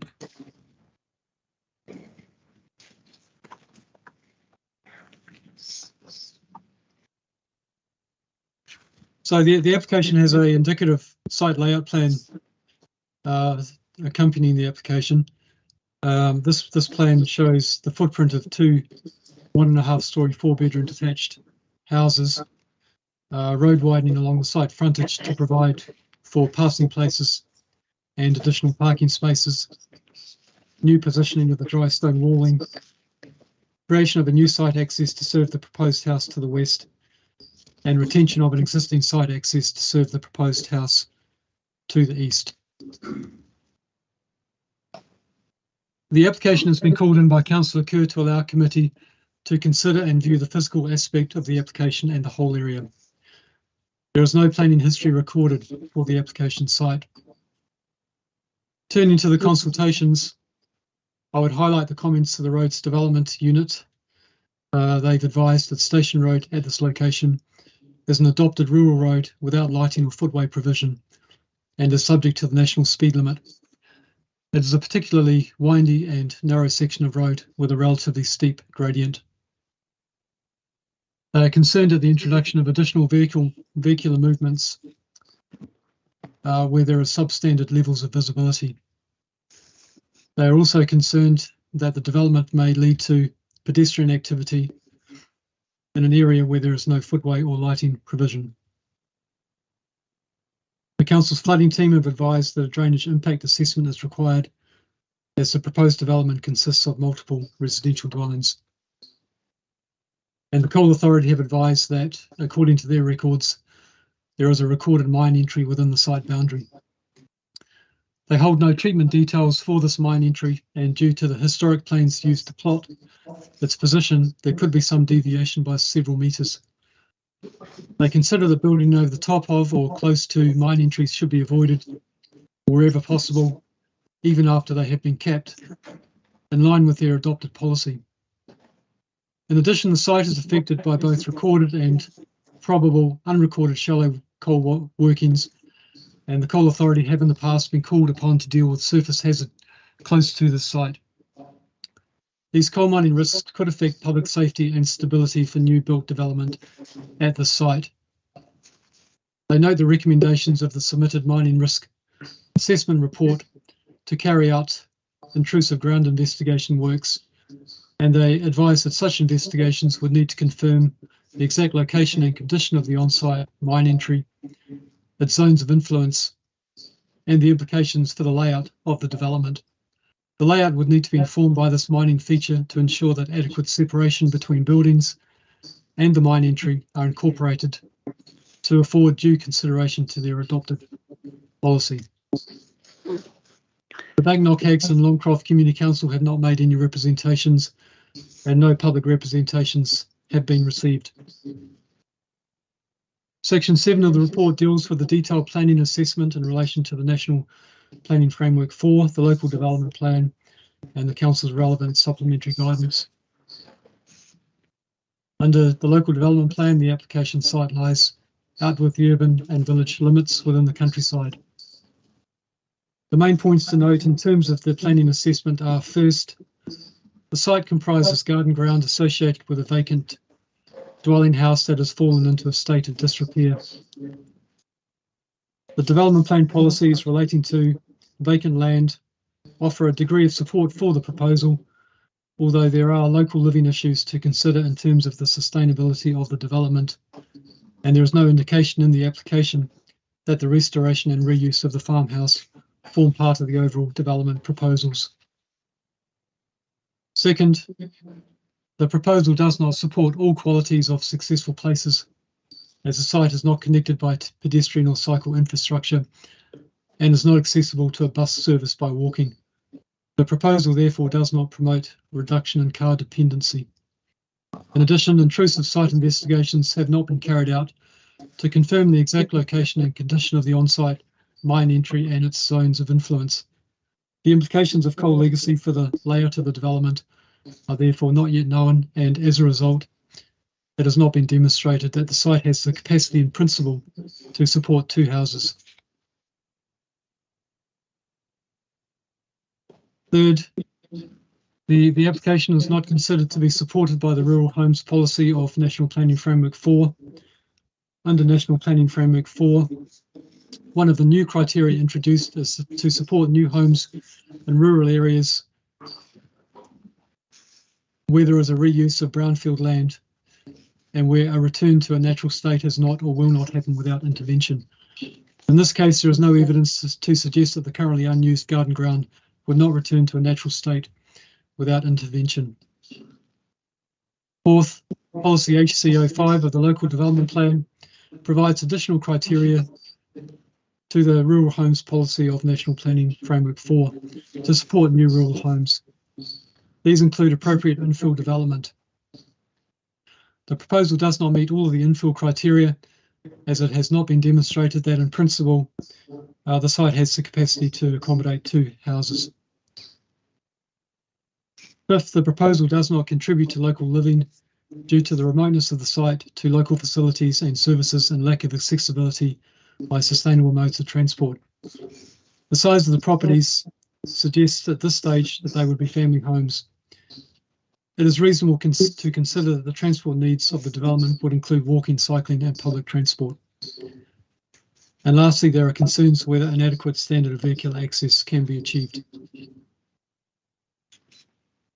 In conclusion, it is considered that the application does not accord with the development plan in applying the plan as a whole and in the overall balance of planning judgment. The application is therefore recommended for refusal for the reasons detailed in paragraph 9.1 of your report. There are not considered to be any material planning considerations to otherwise justify approval of the application. Thank you, Convener. Thank you, Brent, for that. It's now an opportunity for the agent Inderpal Gill to come forward. You have 10 minutes, sir, if you like to come forward and take your seat. And once you've finished your submission, if you then just wait and get an opportunity for members maybe to ask any questions. If you can just tell us who you are and who the gentleman is next to you, okay? Yes, of course. My name's Inderpal Gill from Helix Architecture Studio, and I'm acting as the agent on behalf of Mrs. Pamela Saville. The gentleman next to me is Mr. Barry Saville, who's here on behalf of his wife, Pamela Saville, to answer any questions that may arise. Okay, 10 minutes from now, sir. Thank you very much. While the assessment raises some concerns, we would like to propose an alternative perspective regarding the application for planning permission in principle. First and foremost, it's important to emphasise that the planning permission is in principle and at a preliminary stage in the planning process. It's obviously not a final approval, but rather a means to establish whether the proposed development could be suitable for the site in principle. Given this, it's possible to address many of the concerns raised throughout the imposition of specific conditions that could be discharged upon submission of a full planning application. We believe that appropriate conditions, many of the issues highlighted in the assessment can be effectively managed and that development can proceed in a responsible and sustainable manner. I wanted to address some of the consultee responses, particularly the Roads Department, who have shown some concerns with regards to the junction and reduced visibility display. Although the carriageway has the national speed limit, the nature of the road itself means that almost all traffic proceeds in a very cautious manner.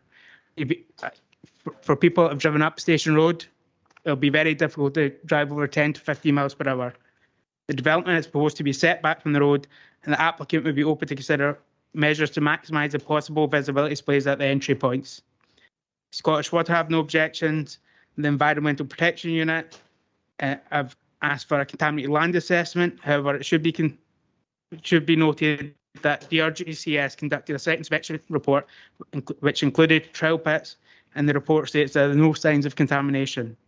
The Council's flooding team have requested a drainage impact assessment, and we are agreeable to accept this as a condition of approval. The Coal Authority have confirmed that the application site falls within a defined development high-risk area. Mining has been carried out historically in the area. Reference should be made to report 5328 TD by W. Simpson. This report has noted that the site is stable from a mining point of view, with the exception of a small area to the northeast of the site and an old adit to the southeast corner of the site. Both of these areas are outside the area of the proposed plots. As discussed, there's no response from the Community Council and there's no public representation. I wanted to go through the comments made with regards to the policies. With regards to National Planning Framework for Policy 3, biodiversity, the client would be open to any conditions to adhere to this policy. With regards to Policy 9, the proposal generally comply with this policy and supports the development of the brownfield site. As you say, there is a brownfield site. The overall master plan of the site will be submitted under different applications, and therefore the restoration of either the farmhouse or any of the outbuildings should not have an impact in consideration for this application. The proposals are for family homes, and the concerns with local living are no different than any other dwellings in the existing cluster. Policy 11, the proposals are at an early stage, but the latest building standards will ensure the implementation of zero and low carbon generating technologies on site. The applicant would be agreeable to add this as a condition of approval. With regards to Policy 14, the proposed development is on an infill site and adds considerable quality to the existing cluster. This would be further enhanced by the style, scale and materiality of the development. Although there is no lighting on the footpath and Station Road along Station Road, which serves the development, it is not unusual for drivers to encounter pedestrians on such rural roads and generally act with caution and within the highway code. Policy 16, the proposed development is such that eventual occupants of the home would demand a high quality and sustainable dwelling. The applicant is committed to this, and it would make fiscal sense to appeal to the target market for such a home. Policy 16B, The proposals are currently in their infancy and a build-out timeframe could be addressed upon application of full planning permission. With regards to policy 17, the site has lain vacant for some time now and the site has shown no signs of returning to its natural state without intervention. The garden grounds are still easily identifiable and it would take intervention to enable them to return to their natural state. Therefore, the use of the brownfield site is in somewhat compliance with this policy. Policy 17B, the assessment does not support the development with regards to this policy. However, considering the rural state of the development, it's only 0.5 miles north along Station Road from Longcroft, and Google does state that it's a 10-minute walk. Although there is no lighting on the footpath along Station Road which serves development, again, it's not unusual for pedestrians and vehicular movement to meet and generally proceed with caution. With regards to policy, local development plan policy HC06, the proposed site has been identified as an infill brownfield site. The subdivision of the garden ground would be consistent with the pattern and language and density of the existing cluster. The existing farmhouse sits in a plot which is much larger than the other dwellings within the cluster. The report by W. Simpson states that there's no mining issues within the proposed site and the layout would not be impacted by any coal mining concerns. The concerns raised by the flooding team regarding drainage and surface water management can be addressed through drainage impact assessment. We recommend imposing a condition requiring the submission of the assessment as part of a full planning application. The assessment would include details of drainage design, impermeable and permeable surfaces, and propose attenuation and treatment measures. We propose the following conditions and considerations to attach to the application: that we conduct further intrusive site investigations,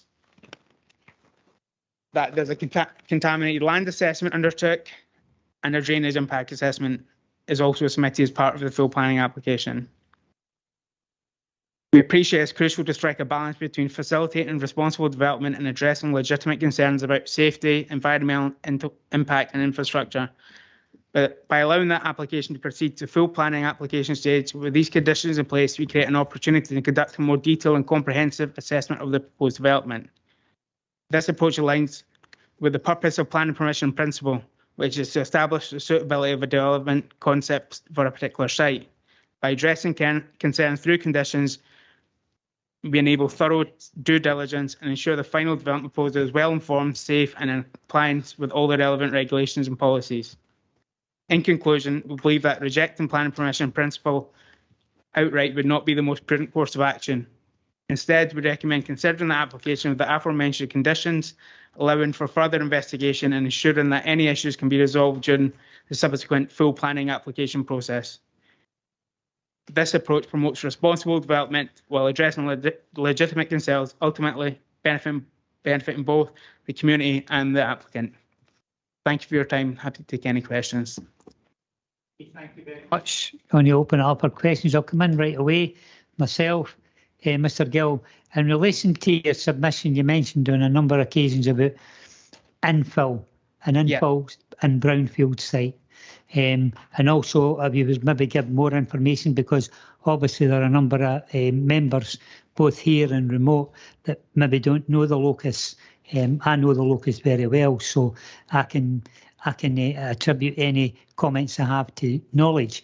But the fact is, I just want you to expand on the issue of infill and expand on the issue of brownfield, and then expand a wee bit on the issue about the what's there at the moment. You know, the large old farmhouse and that. We just expand on that for us. Yeah, of course. Now, the site itself is bound with mature trees and traditional stone walling around the site, and also Station Road on one side. The assessment itself, I think, from what I read for the officer's assessment, did agree that this met the criteria for an infill site. There has been traditional outbuildings around the farmhouse. The farmhouse is dilapidated, I think, is probably not strong enough a word. And it doesn't extend the existing cluster. There's an existing cluster of houses around this area to the north. This is probably the southernmost point. So to be perfectly honest, I've lived in Bonnybridge all my days, spent lots of time there on a personal note, and I didn't know this area existed until we started this project. It's got very little vehicular movement. I don't think I've seen a car any time that I've gone up there. But yeah, there's Middlebank Cottage to the east. So it's within kind of the footprint of the cluster, I would say. The proposed development, we believe, is not overuse of the plot. Yep. Could I maybe ask you another question? When you say you're talking initially to council officers, was you surprised then with the response officers in the terms of it being an infill and brownfield site? Did you consider the fact that there were not going to be any problems with this?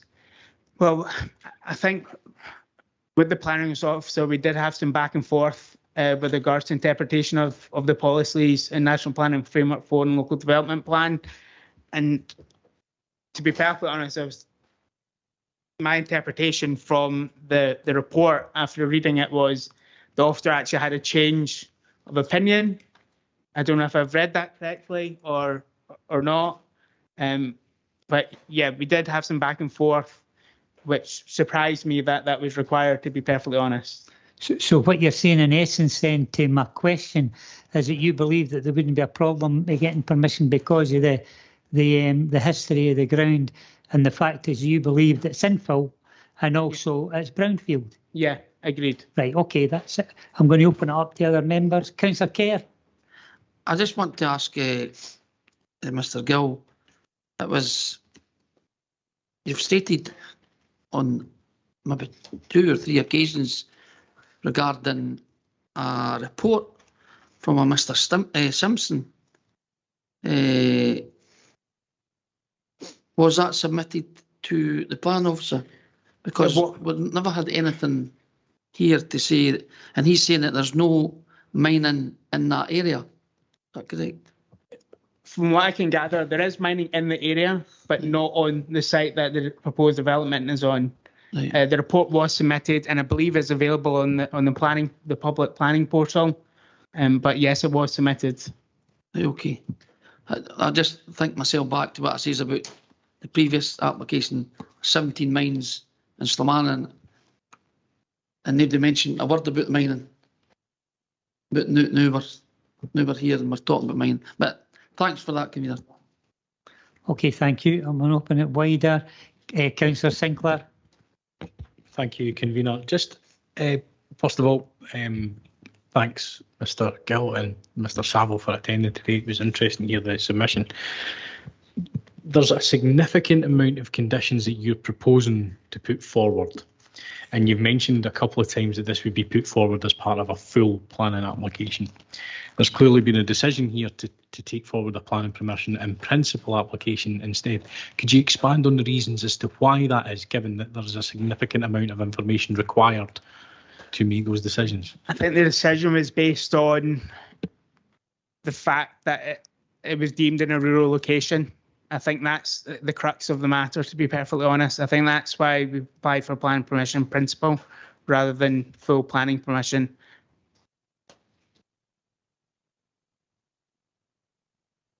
Okay, thank you. Okay. I'm looking to anybody online. Councillor Flynn. Yep, thank you, Convener. And sorry, I should have apologised earlier, but I was so shocked. My dog ran into the wires in my router and ripped them out. So sorry about that. But anyway, a question for Mr. Gill. Yeah. A question for Mr. Gill. It mentions in the application the distance you are away from a water main supply. Are you able to? Would you have been able to get that supply agreed? Because I'm assuming that it would go over other people's land, you know. And as the water board, you know, would they be amenable to be providing that supply? Just to clarify that, please. I think that would be something that we deal with at building standards stage. Right. Okay. But So at this it's not stage, you don't have any, you know, reticence. you know, because it's quite a distance. That's why I'm thinking 700 metres is quite a lot. Yes, I appreciate that. However, there is an existing dwelling within 100 or so metres of the house, so there must be an opportunity to get the water supply. Okay, that's fine. Thank you. That's all I wanted to ask. Thank you. Thank you for your input. I'm looking to other members here. Just to clarify, Brent, just for everybody's sake, this is an application in principle. It's not a detailed application. So if you could maybe just enlighten everybody the major differences with this. That's right, Convener. It's an application seeking planning permission in principle. So a lot of planning applications in principle will come in under the description seeking development of land for residential purposes. In this case, this PPP is quite prescriptive. It specifically requests permission for 2 dwelling houses. So in that context, as part of the considerations around the principle of the development, we need to be satisfied that the site has the capacity to accommodate 2 houses. So setting aside a number of other issues in the report, I think the comments of the Coal Authority go to the heart of that issue. Their comments do identify that there is a recorded mine entry within the site boundary, and there may be some dubiety about where that's actually located. So I think the prudent approach would be to carry out the intrusive site investigations to identify exactly where that mine entry is relative to the site, the zones of influence and the implications for the layout, and in particular the principle of being able to accommodate 2 houses on this particular site. So that's why there's been, quite some influence put on that issue in the report.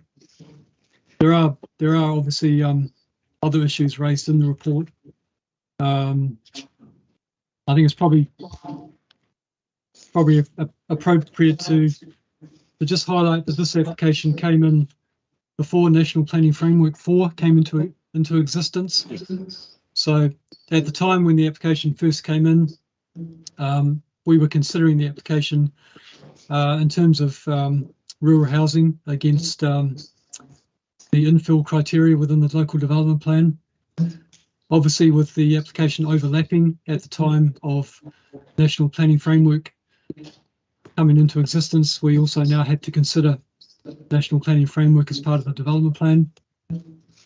National Planning Framework policy on rural homes doesn't contain any infill development criteria to match or reflect the local development plan.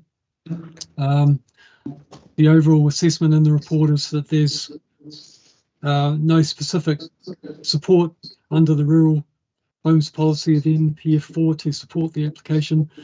Having said that, the local development plan still forms part of the development plan, so the infill criteria under the development plan will still be relevant to the assessment, and it's really a consideration of how much weight to give to those infill policies relative to the new policy position, and also taking an overall view, considering other relevant matters such as issues around sustainability and local living.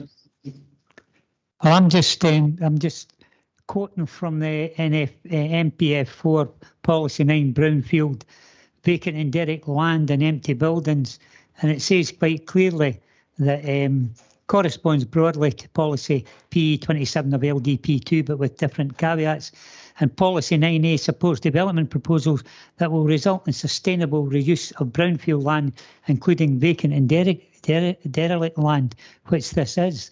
And also, to me, it's an infill site. As I said previously, that I know this area very well, and so I maybe got more information than most others. But the fact is that Could I ask you another question, Brent?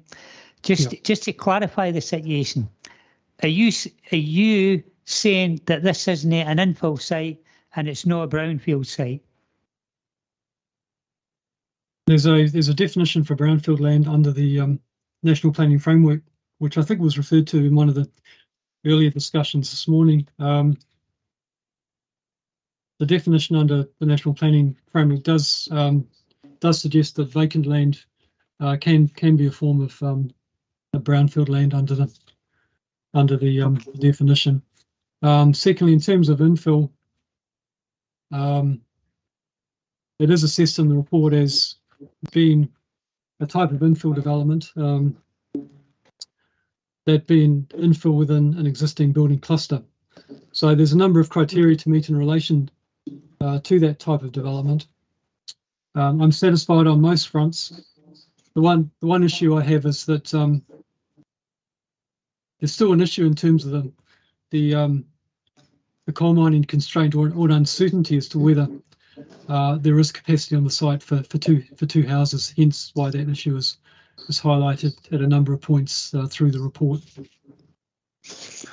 Okay, thanks, Brent. So just to remember everybody that we're detailing here an application for this site.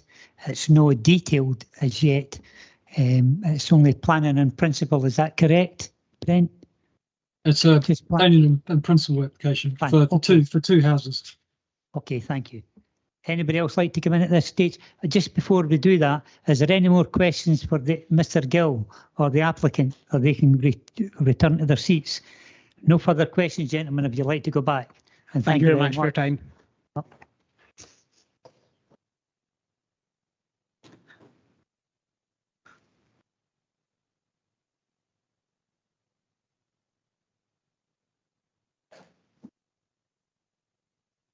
Councillor Kerr. Thanks, Convener. As was stated at the very start by Mr. Vivian, I called this in, and probably the only reason I called it in, and I didn't know how to put the wording in. The week before, the council just sold a piece of land 100 yards from where this is for 1.5 million, and nobody batted an eyelid. Then we're saying this is no good for development here. So all I was wanted is to see why the difference was, until I read right into the report. When I got the report, and I think it's been highlighted by yourself, Convener, and I think Councillor Sinclair highlighted as well. This is a planning permission in principle. I don't think it's proper, and we've done it in the past, and I didn't agree with it then, that we're asking applicants to provide very expensive reports that they maybe not even get planning on. And at that stage, planning permission in principle, when it comes to full planning, these reports are needed. And at that stage, I think that's the right time to bring the reports. So, reading it, and I read the policies the same as yourself, Convener. And the reason I think it can be justified against terms in the National Planning Framework 4 is 8, 9, 14, 16, and 17. Policy 8, brownfield, vacant and derelict land, empty buildings, which is on page 50 in the new National Plan Framework report. And the policy intent says to encourage, promote and facilitate the use of brownfield, vacant and derelict land and empty buildings, and help reduce the need for greenfield development. Exactly what you've said, Convener, and I totally agree that this meets that. Policy 9, A, development proposals that will result in sustainable reuse of brownfield land, including vacant and derelict land and buildings, whether permanent or temporary, will be supported. D of the Policy 9, development proposals for the reuse of existing buildings will be supported, which is similar to the Local Development Plan PE 27. The National Planning Framework Policy 14, design, quality and place, is very similar to Policy PE 01, placemaking of the Local Development Plan. The proposal, which it states, the proposal supports some of the qualities of successful places as the site lies within a cluster of existing buildings and the screening structure afforded by existing boundary trees.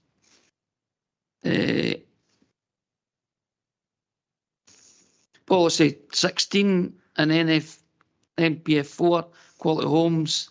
The policy seeks to promote high quality, affordable, sustainable homes in the right location, providing choice across tenures that meet diverse housing needs. I think these two meet that. National Plan Framework for Policy 17. There is a similar policy in P14, Countryside, and HCO5, House in the Country.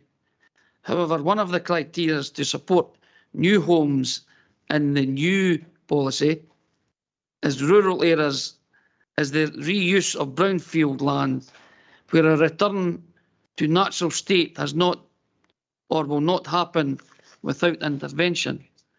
And I don't think that will happen without the intervention. It's already been mentioned about the National Planning Framework for not having an infill piece in it, but as already been stated by Brent, in the Local Development Plan HC06, infill development and plot submission, it clearly states through the drawings that the existing houses and the houses to the east, it comes into an infill site. I think at this stage of planning permission in principle, I think the conditions that the applicant has put forward, as Councillor Sinclair has already mentioned, are vast, and if they are to achieve that at the full planning stage, well, they deserve it for all the stuff that they've got, because there's a lot of work in that.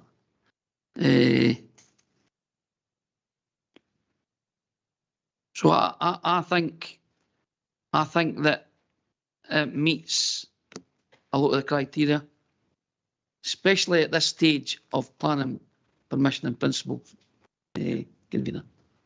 Thank you. Okay, thank you. Just to reiterate what you had said in relation to the council selling a piece of ground for £1.5 million, most people will realise that this was to ensure that an application that had been in for 15 years would eventually go ahead in Denland Head for 500 houses. And that's the reason that went ahead. On the issue you're talking about, I looked into this in depth because, to be honest with you, I asked the question to Mr. Gill, the applicant's agent. Was he maybe a bit surprised that the decision to on regarding this application was to refuse? Because I thought with the policies, especially with the new NPF 4 policy, policy 9 on brownfield and vacant and derelict land, that this fitted the criteria, and I didn't see any problem with it, and still don't. Provost. Hey, thanks very much, Convener. Based on what I've heard, Councillor Kirk, Councillor Sinclair and yourself, I think it does tick all the boxes really. and it's an opportunity to regenerate a derelict site. And I'd be happy to move planning, to get planning permission in principle, Convener. Okay, we got a seconder there. Councillor, I think there was a few people in the Councillor Kerr. Sorry. I'm quite happy to second the plan permission in principle, Convener. Councillor Sinclair now. Convener, I was looking to get just a point of clarity. Certainly.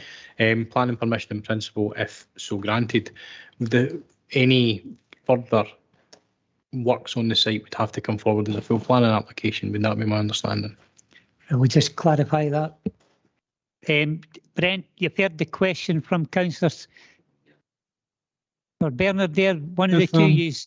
If planning permission in principle is granted, then the detailed proposals for the two houses would come forward as applications for matters specified in conditions, along with all the required information as set out in any conditions the committee decide to impose. Given that, I'd be content to agree with the motion that's been put forward. Okay then, just to go where we are, if we've got a motion moved by the Provost, seconded by Councillor Kerr, to agree plan in principle. Is anybody otherwise minded who would agree? By the way, just to clarify, Councillor Bowes, apologies, but because you were out the equation for so long, then you have no opportunity to take part in the decision making on this application because of the fact that you were not involved in the whole process. Apologies, Convener, a wee technical problem, and I know the rules, so I wasn't expecting to be involved in this item. Okay, thank you.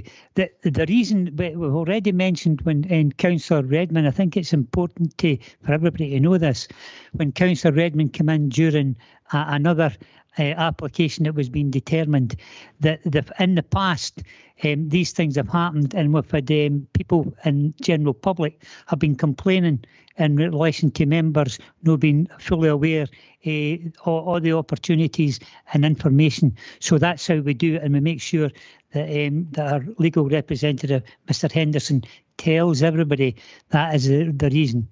Okay, other than that, I'll go. You come in relation to. Yeah, thanks, Mr. Henderson. Thank you, Convener, for your leave there. Now, note that we've got a motion and amendment, and as always, I presume that be subject to conditions as determined by the Director of Police Services. I'm just going to pick up on a few points, and maybe Brent and Bernard can come in, but just looking through the report and mindful of what the applicant was also saying in their deputation, I think I took a note that they would agree conditions in relation to intrusive site inspection, contaminated land and drainage impact assessment. Yep. And I know that these are matters that are raised during the course of the report, in particular in the sections dealing with consultations.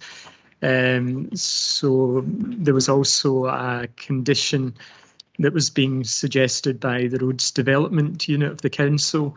They were saying if the application, this is at paragraph 4.1 of the report, if the application's approved, conditions are requested in relation to parking provision, construction of the new site accesses and provision of visibility displays measuring 2.4 metres and curiously 215 metres, but I didn't think that was correct.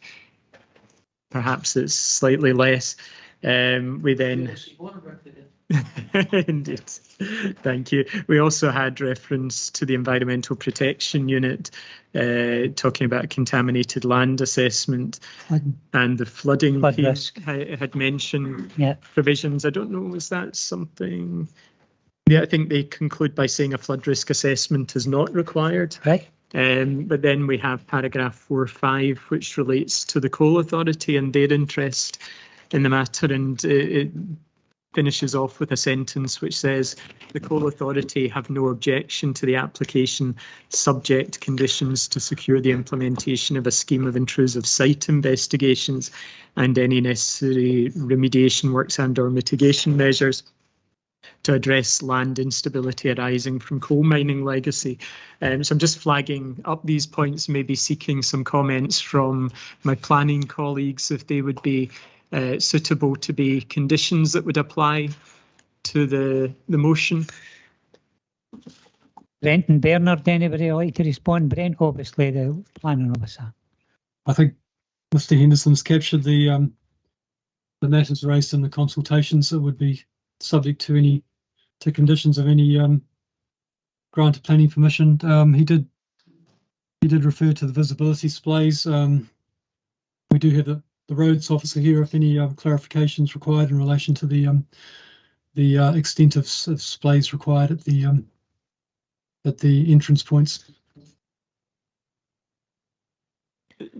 Thanks, Brent, and just noting the potential significance from your comments about location and suitability of the site to support 2 dwelling houses.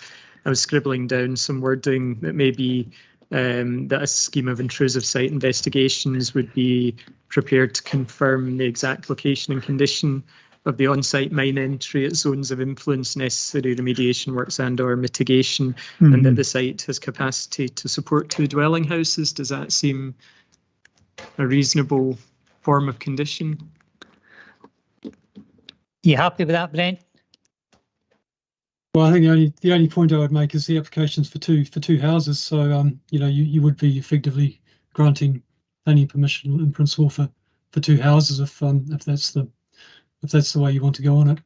So, there may potentially be an issue. We don't know yet. It would depend on the outcome of the intrusive site investigations in terms of what impact the location and influence of the mine might have on the actual physical layout of the site and whether there is, capacity for 2 units or not.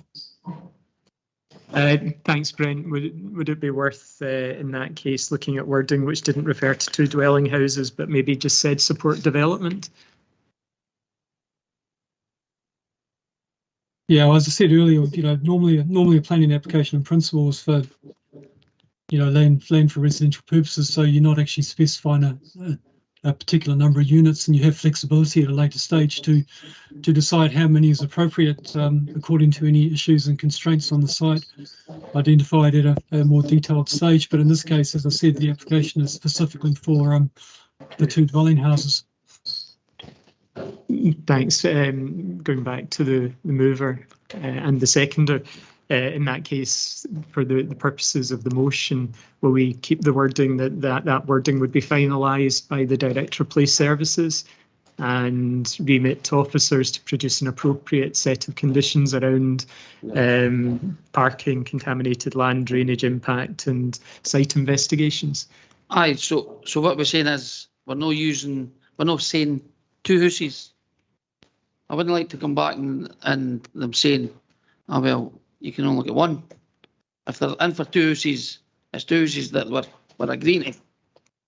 And a point of clarity as well regarding the site inspection, if I can. So if a site inspection is done in the ground where the proposed houses are done, are we saying we're happy with that? Or are we saying, do we need to find where this thing is? It could be 800 metres down the road. So as long as it's not in the area where the development is going to be taken, as we saying we're happy with that or not, because I'm not comfortable about getting somebody to dig half a mile down the road just to make sure that there's a mine shaft here. Thank you, Brent. Brent, you like to comment on that? Well, I'd refer you back to the comments of the Coal Authority. Their records indicate there is a recorded mine entry within the site, but that's relying on historic plans, which may not be accurate. So there could be some deviation, and until the actual intrusive site investigation works are undertaken, we don't know where the mine entry is and what impact that might have on the ability to accommodate 2 houses on the site, which is what's been applied for. Thanks, Brent. Bernard, did you want to come in on this stage? Thanks, Convener. It was just to clarify really on that point. I think what's being said there is that the implication of the Coal Authority position is, with regard to coal mining risk, is that if planning permission is granted in principle for 2 houses, it may well be on investigation that it's not possible to build 1 house, let alone 2, on this site because of the impacts of coal mining risk. Yep, point taken. Okay, Ian. Thank you, Convener. Now, I'll try to summarise where we are at the moment, and bear with me. So the note I would have is we have a motion by Councillor Bissett, seconded by Councillor Kerr, and that is that the committee agrees to grant planning permission in principle, having regard to policies of NPF 4, 8, 9, 14, 16 and 7, that the following considerations are considered to be of significant and determinative weight, and that is the site is garden ground forming part of a vacant dwelling house, falling into a state of disrepair, and the development is considered to be of a nature of an infill site in a cluster of existing buildings, and the proposal would be a sustainable reuse and development of the land, which is considered to be brownfield. And then that grant would be subject to appropriate conditions to be determined by the Director of Place Services, including conditions in relation to, and bearing in mind it's remitted to the Director to draft the wording, parking provision, construction of new site accesses and provision of visibility displays of presumably 2.4 metres by 2.5 metres, contaminated land assessment, drainage impact assessment, and a scheme of intrusive site investigations. Thank you. Okay, so has everybody agreed to that then? All agreed? Agreed. Okay, thank you for that. Thank you, everybody. That takes us to the last item on your agenda today. Extension to dwelling house at Garvold House, Bankerton Denny, FK6 for Mr. Alison Masterson. It's pages 91 to 97 on your papers.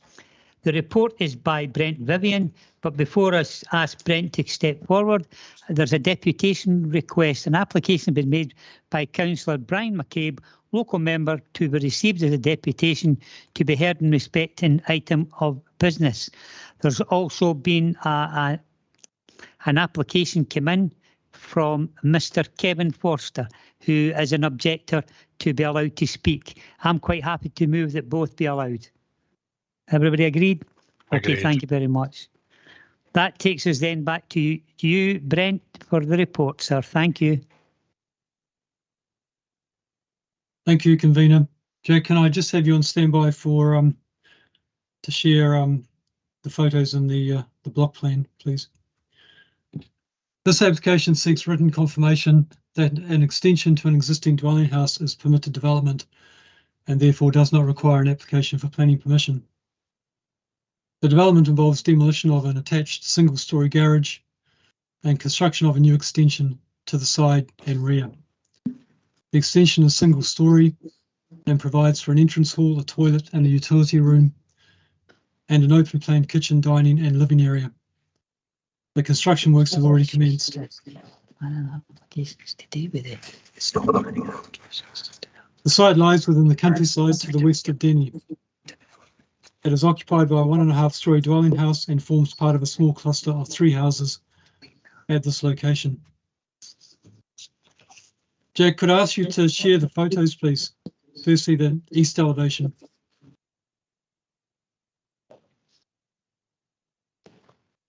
I'm going to share. I'll share three photos. These photos were taken on the 5th of July this year. So this is essentially the rear elevation of the property. You can see the outline of where the property has been extended on the side against the gable, and this is in the location of a previous garage which was attached to the building. Jack, if you could bring up the north elevation photo. So again, this shows the development underway, an extension forward of the principal elevation to form an L-shaped building. And you can see on the gable, you can see where the outline of where the previous attached garage was. And the west elevation drawing. So this is taken from just outside the principal elevation, looking north towards where the extension will protrude forward of the principal elevation. Jack, if you could also share the block plan.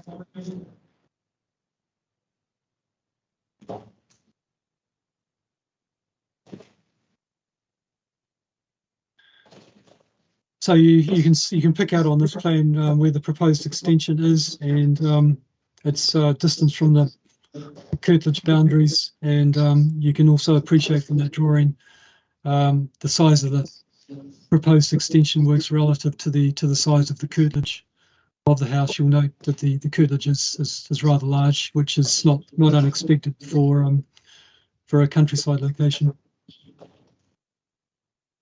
Thank you, Jack. The application has been called in by Councillor McCabe to allow a committee to consider why the proposal should be viewed as contrary to householder permitted development rights. The site history is outlined in section 3 of your report. There was a permission in 2001 for a change of use and extension to an outbuilding to form a dwelling house. And more recently, there was an application to extend the dwelling house and form a raised deck, which was withdrawn. No consultations were carried out on the application, and the Denian District Community Council had not made any representations. A public representation has been received raising concerns with impacts of the proposed extension and associated construction activity on 2 nearby veteran trees and protected species. It is important to highlight that a certificate of lawfulness is a technical assessment of legislation to determine if an application for planning permission is required. It is not an assessment of the planning merits of a proposal. There are no statutory provisions for neighbour notification. The above concerns raised in the public representation are not relevant to the determination of the application. The planning assessment for this application is with respect to Class 1A of the Town and Country Planning General Permitted Development Scotland Order 1992 as amended, relating to single-storey ground floor extensions to a dwelling house. And based on the submitted information, the proposed extension is assessed as complying with the criteria of Class 1A and is therefore considered permitted development. I note in particular that the permitted development criteria provides for extensions forward of the principal elevation or side elevation where that elevation does not front a road. The proposal in this instance is forward of the existing principal and side elevations, but these elevations do not front a road. If you look at the location plan at the back of your report, you will see the access serving Garbled House, Garbled Cottage and Redwood Lodge. This is a private access, not a road. The nearest road is the B818 to the south and west, some distance away, which can be seen in yellow on the inset plan at the back of your report. I'd also highlight that the area of ground covered by the resulting dwelling house would not be more than twice the area of ground covered by the original dwelling house, as approved under the previous planning permission in 2001 and as built. The attached garage forms part of the original dwelling house for the purposes of this calculation. The recommendation in the report is that a certificate of lawfulness should be issued because based on the submitted information, the proposed extension is considered permitted development in accordance with Class 1A of the Town and Country Planning General Permitted Development Scotland Order 1992 as amended. Thank you, Convener. Thank you very much, Brent. Before we bring forward Councillor McCabe. I'm going to bring Mr Henderson in just to simplify and in a couple of minutes exactly what we're discussing here, because there seems to be a bit of confusion in relation to a planning application which people believe is a certificate of lawfulness, which we're really here to determine. Mr Henderson.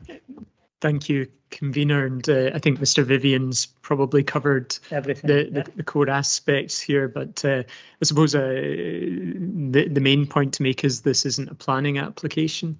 It's not a planning application for planning permission. This is an application for a certificate of lawfulness of existing use or development.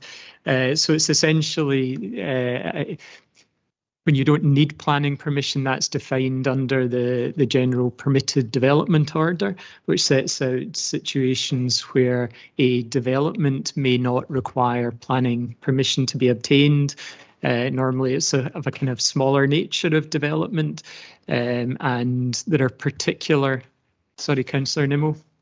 Oh, sorry, Ian, sorry to interrupt, Convener. It was just a quick question. Obviously, this is another call-in, and I'm just wondering if there's going to be any additional information issued to elected members. That's happened already today in item 7, and I'm just wondering if we're going to get that in advance of a decision, because the last information was provided after the fact. Right, are you referring to Councillor McCabe's submission? Yeah. Yeah. We'll let Mr. Henderson come back in here. Thank you. Thanks, Councillor Nimmo. It's a good question again. It's for the committee to determine whether or not it wishes to hear a deputation, and I believe at this point it has now agreed to hear the deputation. So I think I wouldn't be adverse to my colleague sharing. Thank you, Ian. I hope I didn't jump the gun there, but that document has been sent round by email. Okay. But I'll send it back on to you again, Councillor Nimmo, just so it's top of your list. Thank you. Thanks, Councillor Nimmo. And I think I was just explaining there that what we don't have before us is a planning application for planning permission. What we've got is an application for a certificate of lawfulness. And what that certificate does is it kind of puts beyond any doubt for a developer that the development that they're proposing does not require planning permission. And this is often important in the context that there's a general principle in law that a statement made by a planning officer doesn't bind the planning authority itself. So even if one of our planning officers spoke to a developer and said, I think this is permitted development, if at some point the authority decided it wasn't, it could take enforcement action. So the procedure here is the applicant for the certificate of lawful use of development is looking for clarity from the local authority as planning authority that it determines that this is permitted development and doesn't actually need an application for planning permission. So that being the case, for these sort of certificates, there's no requirement for neighbour notification, and it's, as Brent said, generally quite a technical task of looking through the General Permitted Development Order, the relevant provisions, and just working through them sequentially to say, does it fall within a category of development that's exempt from needing planning permission, and does it avoid any of the conditions that would draw that kind of development into a need for planning permission? So I think Brent had started going through some of these conditions, and perhaps it's worth maybe even amplifying and putting up on screen, Brent, what the various determining factors are under the legislation as to what would be permitted development and what may lead it not to be permitted development.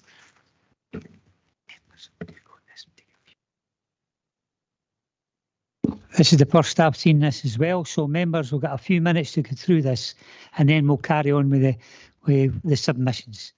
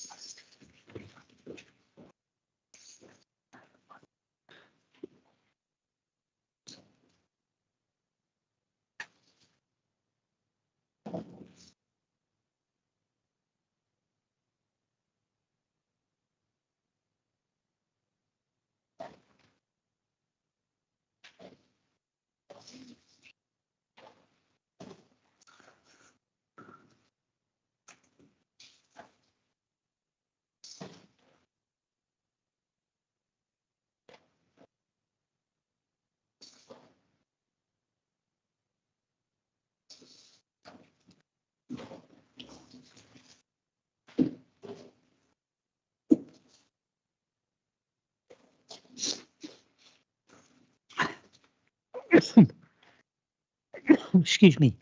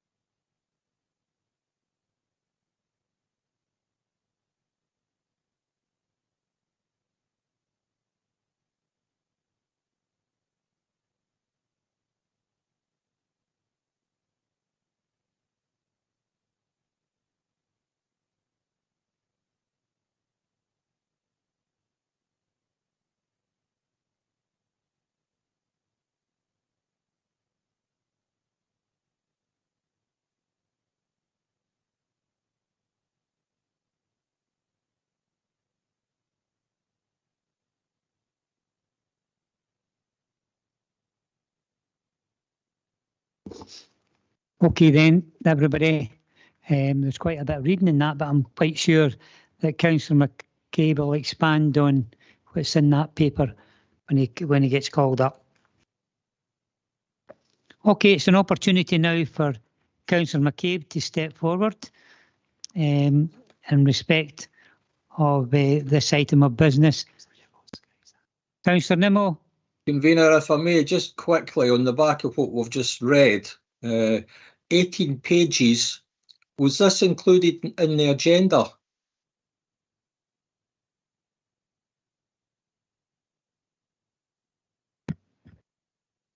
Thanks, Councillor Nimmo. This is a paper that was prepared by Councillor McCabe to amplify his deputation request.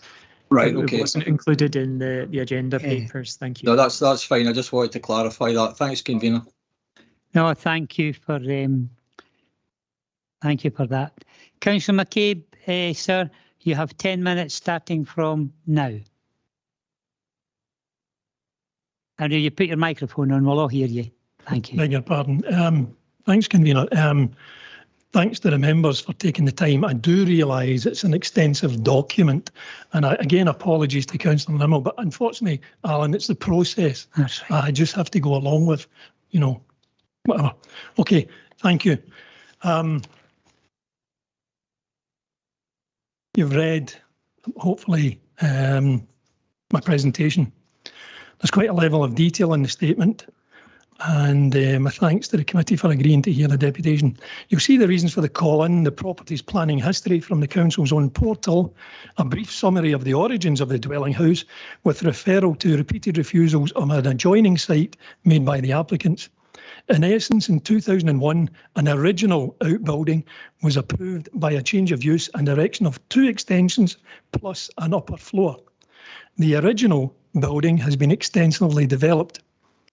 Within my comments, you will notice reference to applicable legislation, main concepts, including explanations of terms such as principal elevation or original versus existing dwelling house.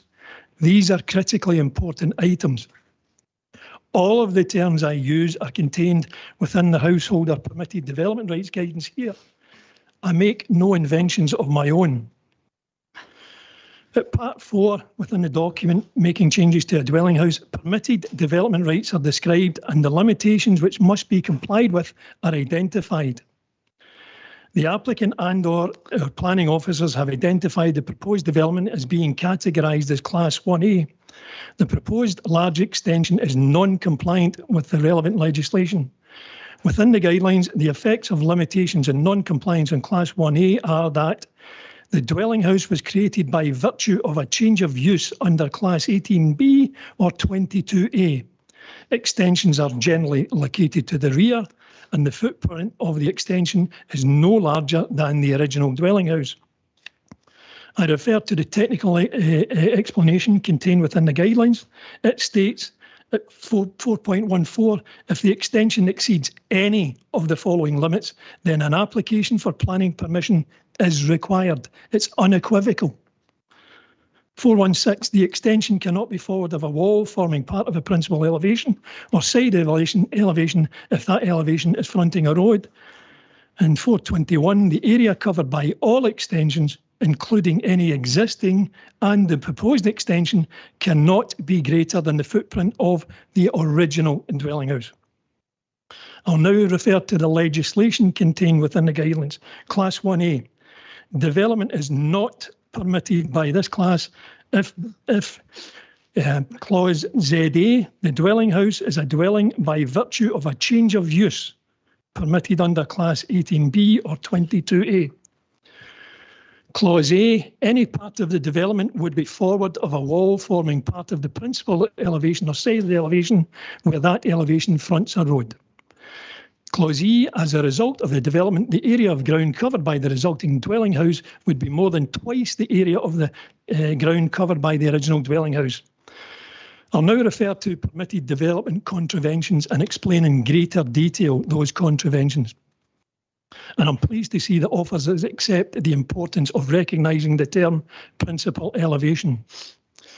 The principal elevation to Garvold House is the front elevation or west of the property. Both the principal and side elevations front onto a road. And why do I say that? If I could ask Mr. Frawley to call up attachment B, please.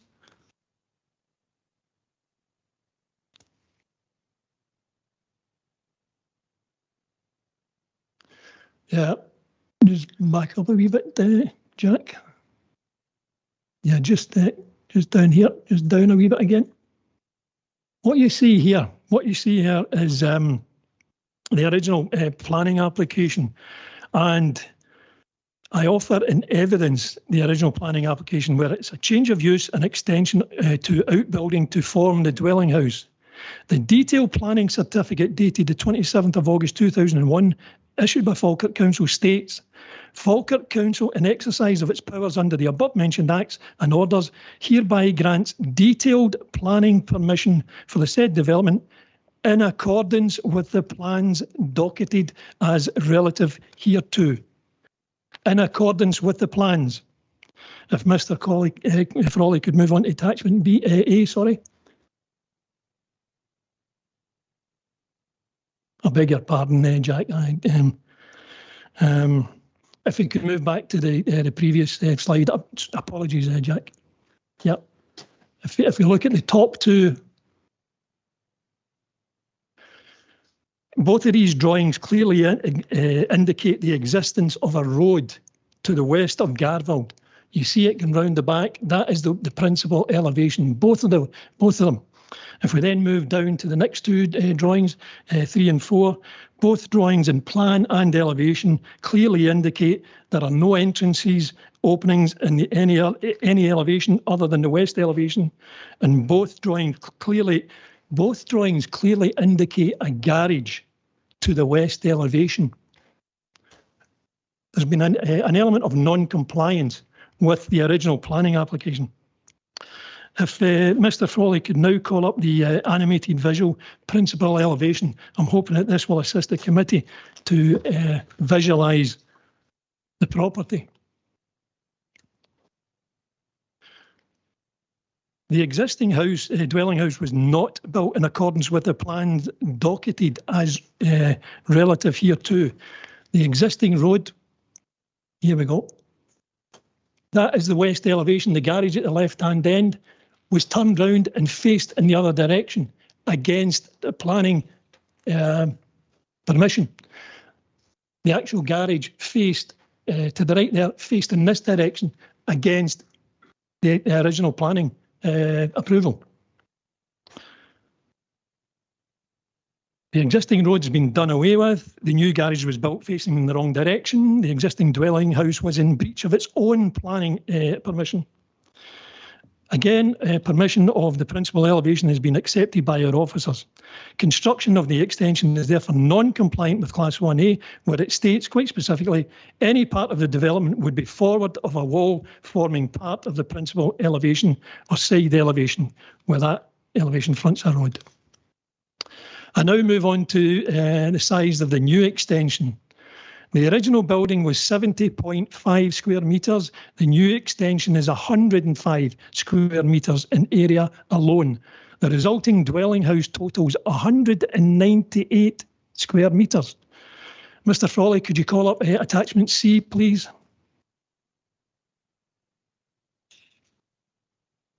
Again, I offer in evidence that the extended dwelling house is more than twice the area of the ground covered by the original dwelling house. Beyond all doubt, the size of the extension contravenes permitted development rights. Visual 1, the original building footprint shown next to the new extension. Visual 2, the remaining original building footprint shown next to the previous kitchen and garage extension. And visual 3, comparing the original building visual and the 2001 change of use and with the new extension. So you see the original building, you see the extensions that were granted by the change of use, and you see what is now being proposed. If Mr. Frawley could call up the animated visual extension elevations. Again, this will assist the members to visualise the large extension that's being discussed. Development is not permitted by this class if, as a result of the development, the area of ground covered by the resulting dwelling house would be more than twice the area of the ground covered by the original dwelling house. You see the size of the new extension. Apologies. Thanks, Convener. I now refer to the creation of a dwelling house itself. The dwelling house was created in 2001 by a planning application for a change of use and extension to outbuilding to form a dwelling house. This, in essence, was a dwelling house permitted by a planning application, which could easily have been approved by a certificate of lawful use under Class 18B or 22A permitted development rights. In support of my evidence, I offer the following evidence.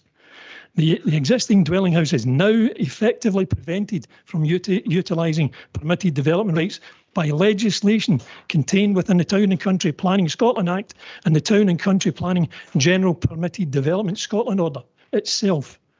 This is principally designed to prevent repeated development of extension upon extension upon extension. The legislation is very clear in its intent in this instance. Inclusion of classes 18B and 22A within the limitations of class 1A is designed to prevent development creep, particularly important in the countryside. The application falls so far foul of the guidelines of the Town and Country Planning Act and the General Permitted Development Scotland Order that it should be refused. It breaches legislation in 3 very specific areas as detailed in this presentation and therefore must be refused.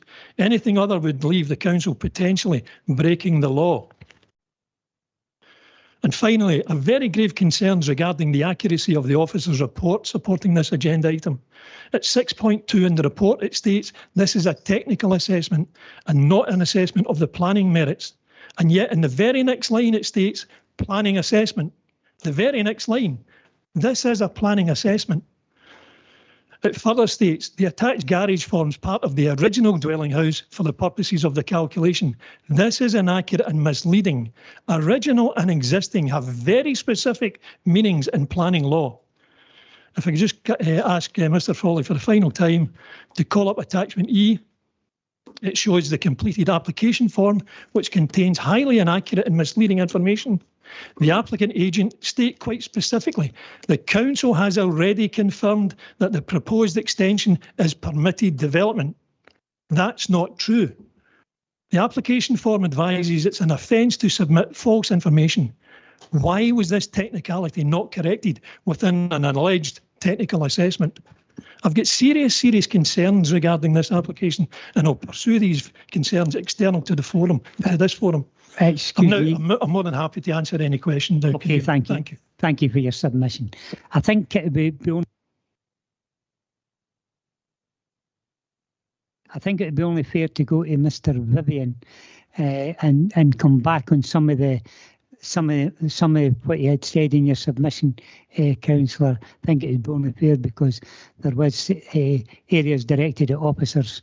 And Brent, would you like to come back and maybe question or answer anything that was in the submission by Councillor McCabe? Yeah, I can talk to some of those points. Councillor McCabe was questioning the concept around fronting a road. There's no dubiety around the fact that the extension is forward of the principal elevation. The principal elevation of the house now faces west, and that's okay under permitted development if the extension forward of the principal elevation does not front a road. I think what Councillor McCabe may have been referring to when he talked about a road being to the front of the principal elevation, I think what he was talking about was the original driveway, which went around to the location of the garage when the garage was facing west. The garage was flipped, so it was facing east. So I think what he was referring to was perhaps the location of the driveway as it originally was. It's really important to just understand what the concepts of fronting a road means, and also what the definition of a road means. Fronting in this context means facing onto a road, and is determined by a number of factors, including the angle of the house to the road, the distance between the house and the road, and the size of any intervening land. Beyond 30 metres, it's increasingly unlikely that an elevation fronts a road. And if there is intervening land between the curtilage of the house and the road, it could no longer be argued to front a road. Now, in terms of the definition of a road, this is defined in section 151 of the Roads Scotland Act 1984. A road is any way over which there is a public right of passage, including its verges. So it's not therefore confined only to public adopted roads, but it has to be a means of access over which there is a public right of passage. So again, if I go back to the drawings, which are at the back of your agenda, the nearest public road is quite some distance to the west and south. It's the yellow indicated B818, which is shown on the inset drawing at the back of your agenda. So from our perspective, there's no issue in assessing this matter that the forward extension fronts onto a road. So we're quite happy on that front.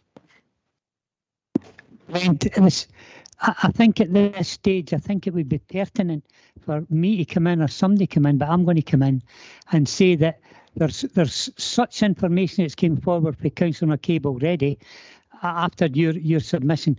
I think it would benefit everybody if we went out in site here and had a look at this, and the issues that have been brought forward are already being brought forward and were brought forward in the light of day, so that members are going to be fully aware. That's my interpretation. Is anybody else agree?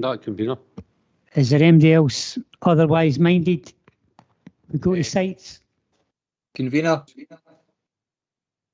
Hold on a second. Can I come in first? Thanks. Just trying to sort of understand it's my planning application. It's a lawful development. Have sort of the process of that, would the applicant still need to get a building warrant and everything agreed by the council? So I'm just wondering if they've already had a building warrant agreed by the council, they've maybe complied with all the steps. So I don't know if you can maybe speak about. I mean, if we've gave them a building warrant, can we then turn around and say after the fact, well, we shouldn't have gave you a building warrant because it's not lawful development? I just think. Mr. Henderson will come in at this stage. Thanks, Councillor Redmond. It's an interesting question, good question, and the two regimes sit separately to each other. So if building warrant was or wasn't granted, that's not that pertinent. Just to clarify the point, this isn't a planning application, it's an application for a certificate of lawful use of development. So it's subject, as I think Councillor McCabe's narrating and going through all these legislative requirements, it's subject of a technical assessment of how the development sits in terms of the piece of legislation I've got sitting in front of me at the moment, which is the Town and Country Planning General Permitted Development Order. So you need to go through the steps. So for instance, this is Class 1A that Councillor McCabe's speaking to there. You can take the first section here as being, on the face of it, something that actually doesn't need planning permission. So any enlargement of a development by way of a single-storey ground floor extension, including any alteration to the roof required for the purposes of the enlargement. So that could cover a lot of things. So what the legislation then goes on to do, as Councillor McCabe was running through, is saying, OK, if that's a principle when you don't need planning permission, are there any circumstances noted in the legislation that would actually say you do need to get planning permission? So almost you're looking at it in a negative basis. So as Councillor McCabe was saying, the first one is development is not permitted development if any part of the development would be forward of a wall forming part of a principal elevation or side elevation for that elevation fronts a road. That's one provision. Another one is any part of the development would be within 1 metre of the boundary of the curtilage of the house and would extend beyond the line of the wall farming part of the elevation of the nearest boundary by more than 3 metres in the case of a terraced house, or 4 metres in any other case. And so it goes. You've got to sort of look at the starting point principle and then see how this development sits in terms of an interpretation of what takes a development out of being permitted development. So it's quite a technical assessment, which is probably why you rarely see these sitting at planning committee. But planning committee is now considering this, and I think it needs to carefully run through these different categories to satisfy itself that all of the categories don't apply, or if one does apply, then we have to refuse the application for the certificate, in which case the applicant could appeal the matter to the Scottish ministers. Or if they were really confident in their position, they could say, well, I'm never going to apply for planning permission until someone can say to me that I wasn't compliant with permitted development. So there's a few routes it could take, but I think I understand where the convener's coming from and thinking maybe it's worth having a look at the property and just trying to do this kind of technical understanding in a way that's maybe got a bit more relevance in your minds. Yeah, I think what's there on the ground. Worthwhile. Obviously, we've seen a lot of different drawings as well, so it'd be good to see maybe the actual carrot. But I just thought I'd maybe ask a wee bit more, because it was quite confusing with the lawful development. I was thinking it seems quite risky if somebody says, well, I'm going to put a 2 metre extension onto my house because it's permitted development, and then they get a building warrant to pay for that. But then at some point, somebody can come and say, oh, well, that wasn't actually. So it's maybe quite risky doing things through permitted development then, for that sense, is it? It is why people apply for a certificate of, or the certificate that's being sought here. Because something could absolutely meet all of the criteria for being permitted development, and they're actually quite safe. But they sell their house, and some clever solicitor pitches up to say, did you need planning permission for that? And they're in a whole rigmarole of trying to explain why it didn't need planning permission. So very often developers will say, I'll just approach the council for certification that kind of puts whether or not this is permitted development beyond any doubt and is defensible to third parties in the future. Does that help at all? I think I maybe lost the thread of your original question, Councillor Redmond. Councillor Kerr, then Councillor Brown, Councillor. Just a couple of quick questions, probably for Brent. When it says the attached garage forms part of the original dwelling house for the purpose of this calculation, is that correct, or was that part of the change of use and for the extension application of the 2001 application? That's my first question. The garage was part of the change of use and extension, which was approved in 2001. So for the purposes of the calculation, the original dwelling house is what was approved and built in 2001, and that includes the attached garage, so that would be taken into account in the calculation of the original dwelling house. So the original dwelling house was built 2001 and the garage was included in it? That's correct. With the 2001 approval was based around a change of use of an outbuilding, and there were extensions to that, and that included the garage, which, as I say, we would take into account in the calculation. It forms part of the original house as approved in 2001. And my last question at the moment is, how many times can somebody get permitted development on a property?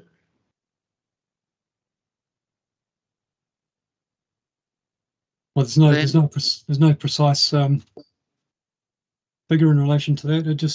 It depends how many times you might apply before it triggers any of the thresholds under the permitted development.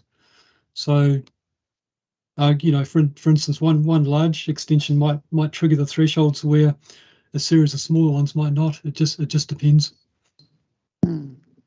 Well, why I asked the question, Brent, was if there's 2 or 3 permitted developments on a property, when does it then kick in that they need planning?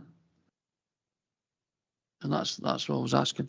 If there's extensions beyond the point where the original dwelling house was constructed and built, then those extensions would all count towards your allowance under permitted development. So yeah, so you are restricted in terms of how many times you can continue to extend your property.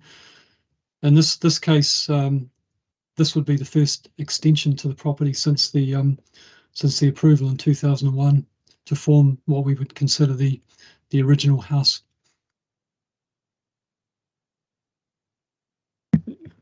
Okay. Thanks. The convener was allowing me to come in on that point, and I would agree with Mr. Vivian on the point that there isn't any specific number of times, but as Brent was saying, there are thresholds in terms of the requirements under the legislation. So, for instance, development is not permitted development if, as a result of the development, and that's the current development being looked at, the area of ground covered by the resulting dwelling house would be more than twice the area of ground covered by the original dwelling house. So you could do lots of small extensions on that would all sit within, you could do one year, one the next, and as long as it was still not more than double what the original house was, you would still be compliant. But then you might hit that time where your extension's actually taking you to a house that would then be more than double the size of the original house, in which case we would be saying, no, that's not permitted development. You need to put in a planning application. Does that make sense? Okay. Thanks, Councillor Kerr. Bowes and Councillor Nimmo. Thank you, Councillor Bowes. Sorry, convener, who's going first? Councillor Bowes and then yourself, Councillor Nimmo. Probably your contribution probably be better than mine, Alan, but we'll give this a go anyway. So I'm just trying to clear things up.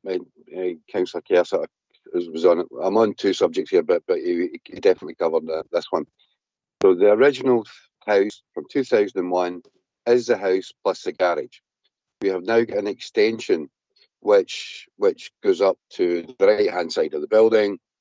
Part of that ground area of the new extension is the original garage. So therefore, the square meterage of the original house and the garage would be more than I think was indicated by Councillor McCabe, because he took the garage out of that and took that whole side as being 115 square metres. Whereas you would have the original house plus the garage, and so the extension would actually be less because you've still got the ground area of where the garage was, which is part of the original dwelling. So therefore, I would venture to suggest that Brent's right, as doesn't surprise me, is that it is not double, it's not over double the original house plus garage, which was the original building. The other thing is I've been to Garfield House in the past, and anybody that's driven there, go by take the council bus, because I think one of the councillors broke their axle the last time when they went up there, because that is not a public road going up there. And so I totally agree with Mr. Vivian that the public road is quite a significant distance away from there.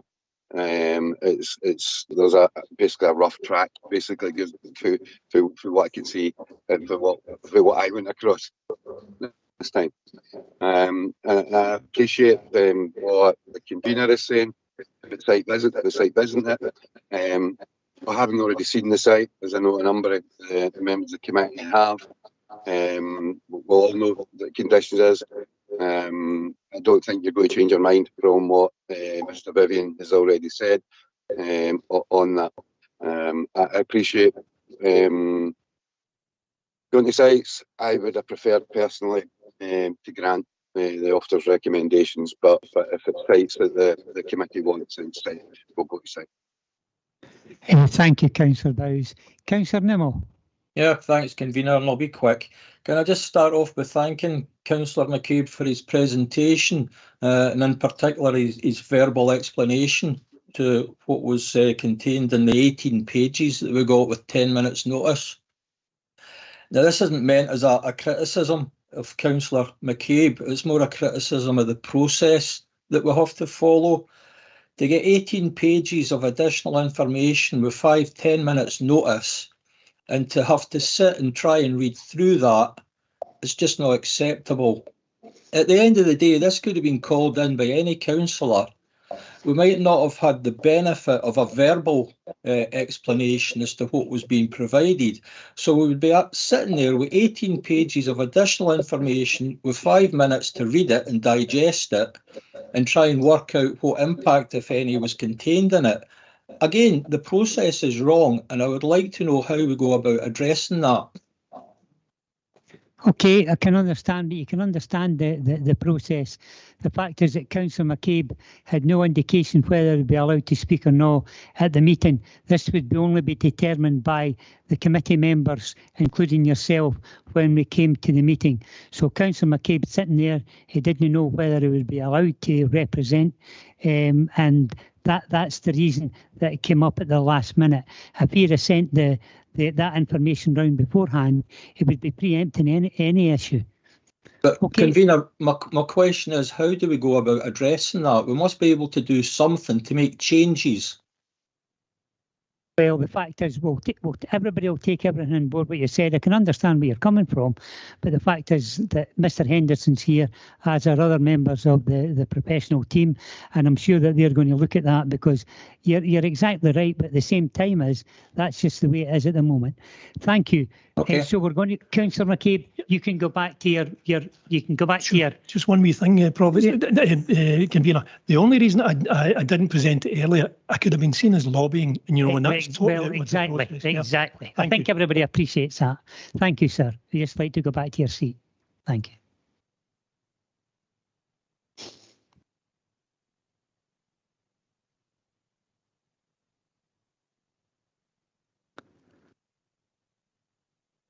Okay, we have a motion moved and seconded to take this one to sites. Is there anybody otherwise minded?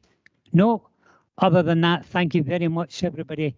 I think the sites, Mr. Frawley will tell you, it's Monday the 2nd of October, and you'll get information in relation to timings, etc. Other than that, everybody that's been on the planning committee, including members and officials, I'd like to thank you very much for your time and cooperation. Members are on the LRB, there'll be a 10-minute interval. Okay, thank you, everybody. Thanks, Convener.